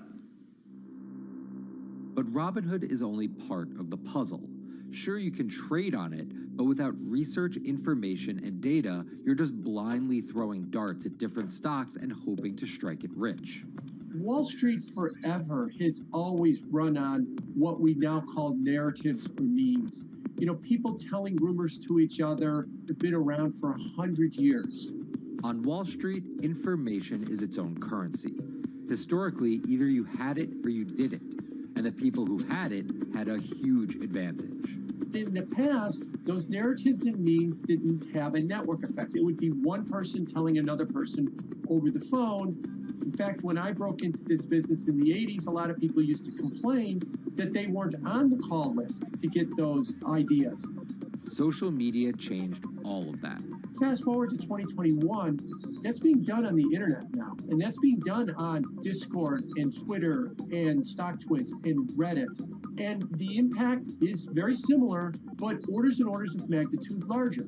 As social media has played a bigger part in our lives, it's also played a bigger and kind of more important role in how people find investing ideas online and on these platforms. How do those ideas spread? On TikTok. Yes, that TikTok.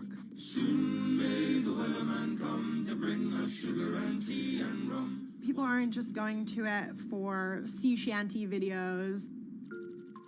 The personal finance hashtag on TikTok has garnered 3.5 billion views from its 1 billion monthly active users.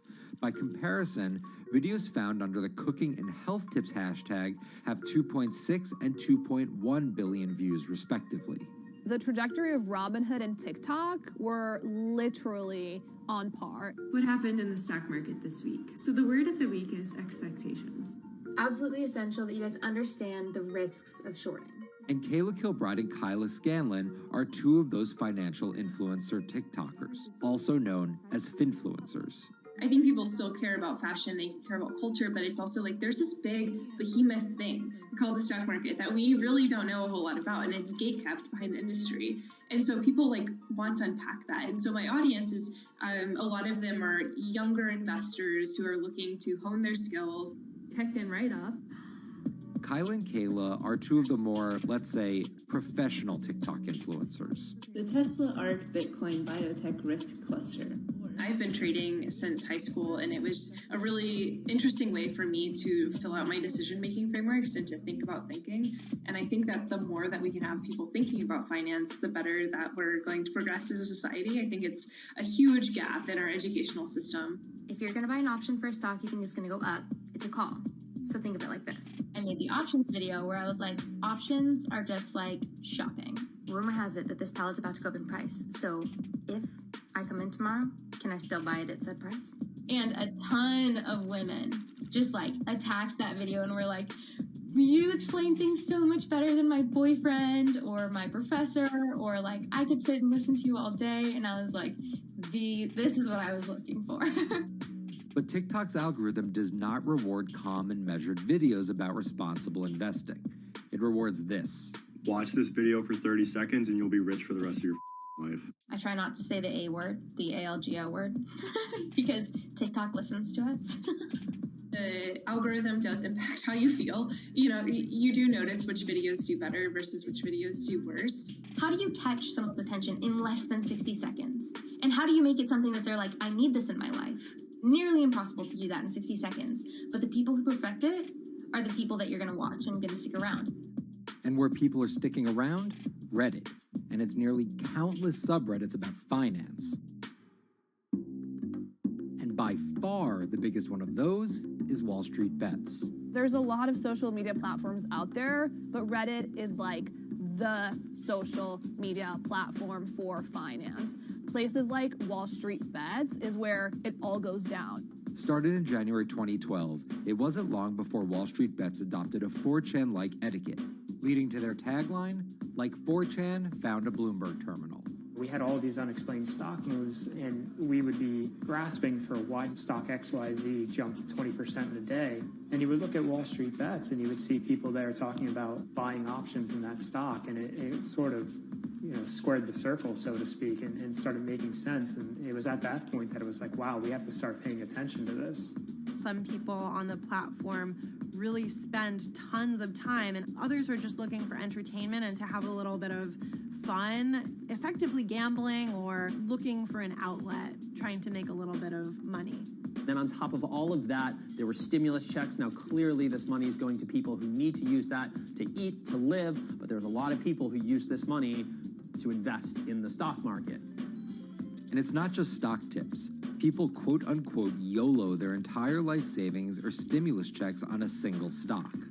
They post what is called gain and loss porn, screen-grabbing staggering hits and misses on stocks for the entire community to see. I'm about to lose everything. And while some of the people on Wall Street Bets are novice investors, the community contains multitudes. In one respect, what it did show us among these network groups is they are very sophisticated. They're not a bunch of ignorant people talking to other ignorant people. And this is where the pieces of the puzzle all come together to wreak havoc on Wall Street for a solid week in early 2021. It's pretty clear that the combination of more people having retail brokerage accounts and trading apps and more people being stuck at home looking for some kind of entertainment and some kind of community online came together in this very singular way. What came together is GameStop. Let's go back to the beginnings of what happened with GameStop a couple of years ago. On the boards like Reddit and StockTwit, a lot of people were talking about GameStop as being attractive value. Some of them are even, Wall Street alums who left the industry and now still have access to tools that they can use to improve their financial well-being and make very good decisions. And I think Roaring Kitty is a perfect example of that. GameStop is one of the most compelling asymmetric opportunities in the market today. Really, I don't understand how you could disagree with that.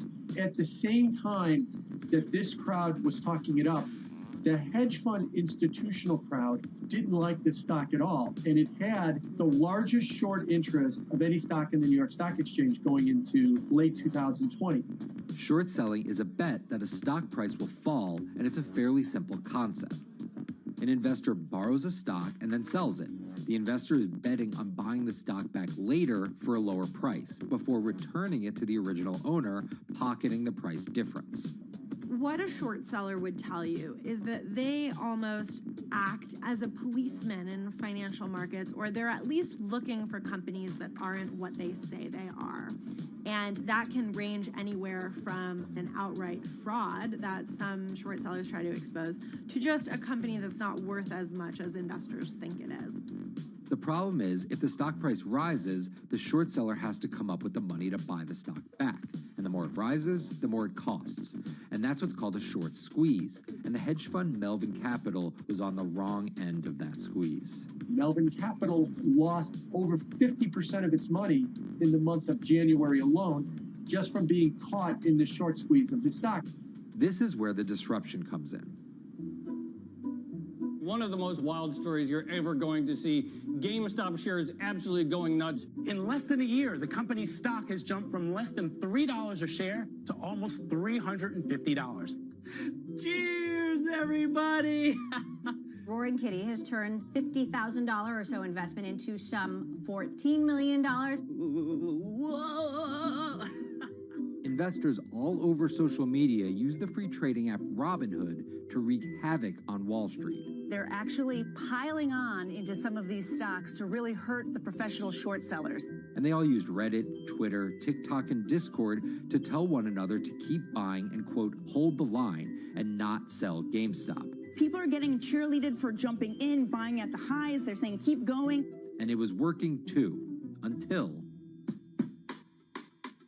Thursday morning, the trading app Robinhood sent out this tweet.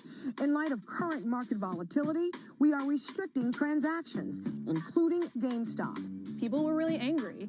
Robinhood was supposed to allow the regular people to play the same game these big boys are playing. But instead, we were all taken for schmucks, and they screwed us. Shares of GameStop are jumping again now that retail investors are being allowed to buy shares of the stock. But what we learned is that when people organize online, they have the ability to disrupt the market. And it was a big sign the ivory walls of the institution aren't as powerful as maybe the institutions thought them to be. I don't know if pumping up GameStop was the best use of billions of dollars, but I think that as a signal to society, it was pretty interesting and powerful. The GameStop saga was so impactful that both Vlad Tenev and Roaring Kitty were called in to testify before Congress to clarify each of their roles in the saga.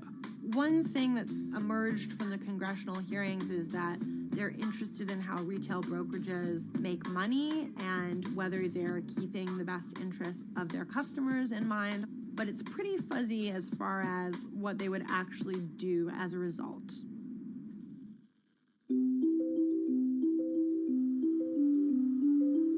While the frenzy around GameStop eventually subsided, it didn't take long for retail investors to find other areas to invest their money. Take a look at Bitcoin going bananas over the weekend. Bitcoin forms a brand new all-time high. It was after GameStop started to drop that we saw Bitcoin really go up to over 60,000. How much further does this rally have to run? It's compelling to say that money shifted from one venue to the other.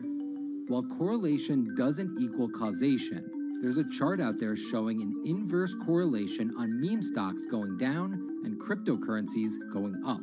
There's definitely an aspect where people are making money on stocks and then moving, they're agnostic, they're not hedge funds. They can invest wherever the hell they want. It's a classic sort of momentum trade. They're going to wherever the winners are and they're willing to jump on and, ride it. So whether it's meme stocks like GameStop, meme coins like Dogecoin, or entirely new ways to invest in art like NFTs, the new kind of retail investor is making its presence known. Over the next 10, maybe 15 years, you're going to continue to see, whether by choice or by force, that baton go from older generations to younger generations. I don't think any single app is going to be the thing that disrupts. I think people are the disruptors. How people get ideas about what to invest in has become increasingly entwined with social media. And as social media companies govern more and more of our lives, the fact that now they're tied in more intimately to people's wallets is something that we might want to understand better.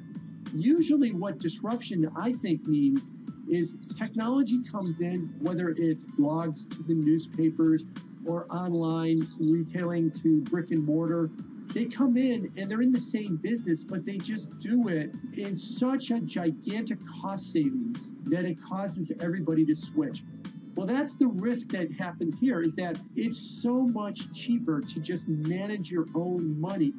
We're not there yet, but costs and conveniences are moving in that direction. So I'd say, Wall Street, you haven't been disrupted yet, but you could be in the coming years, and that the final chapter on this story hasn't been written.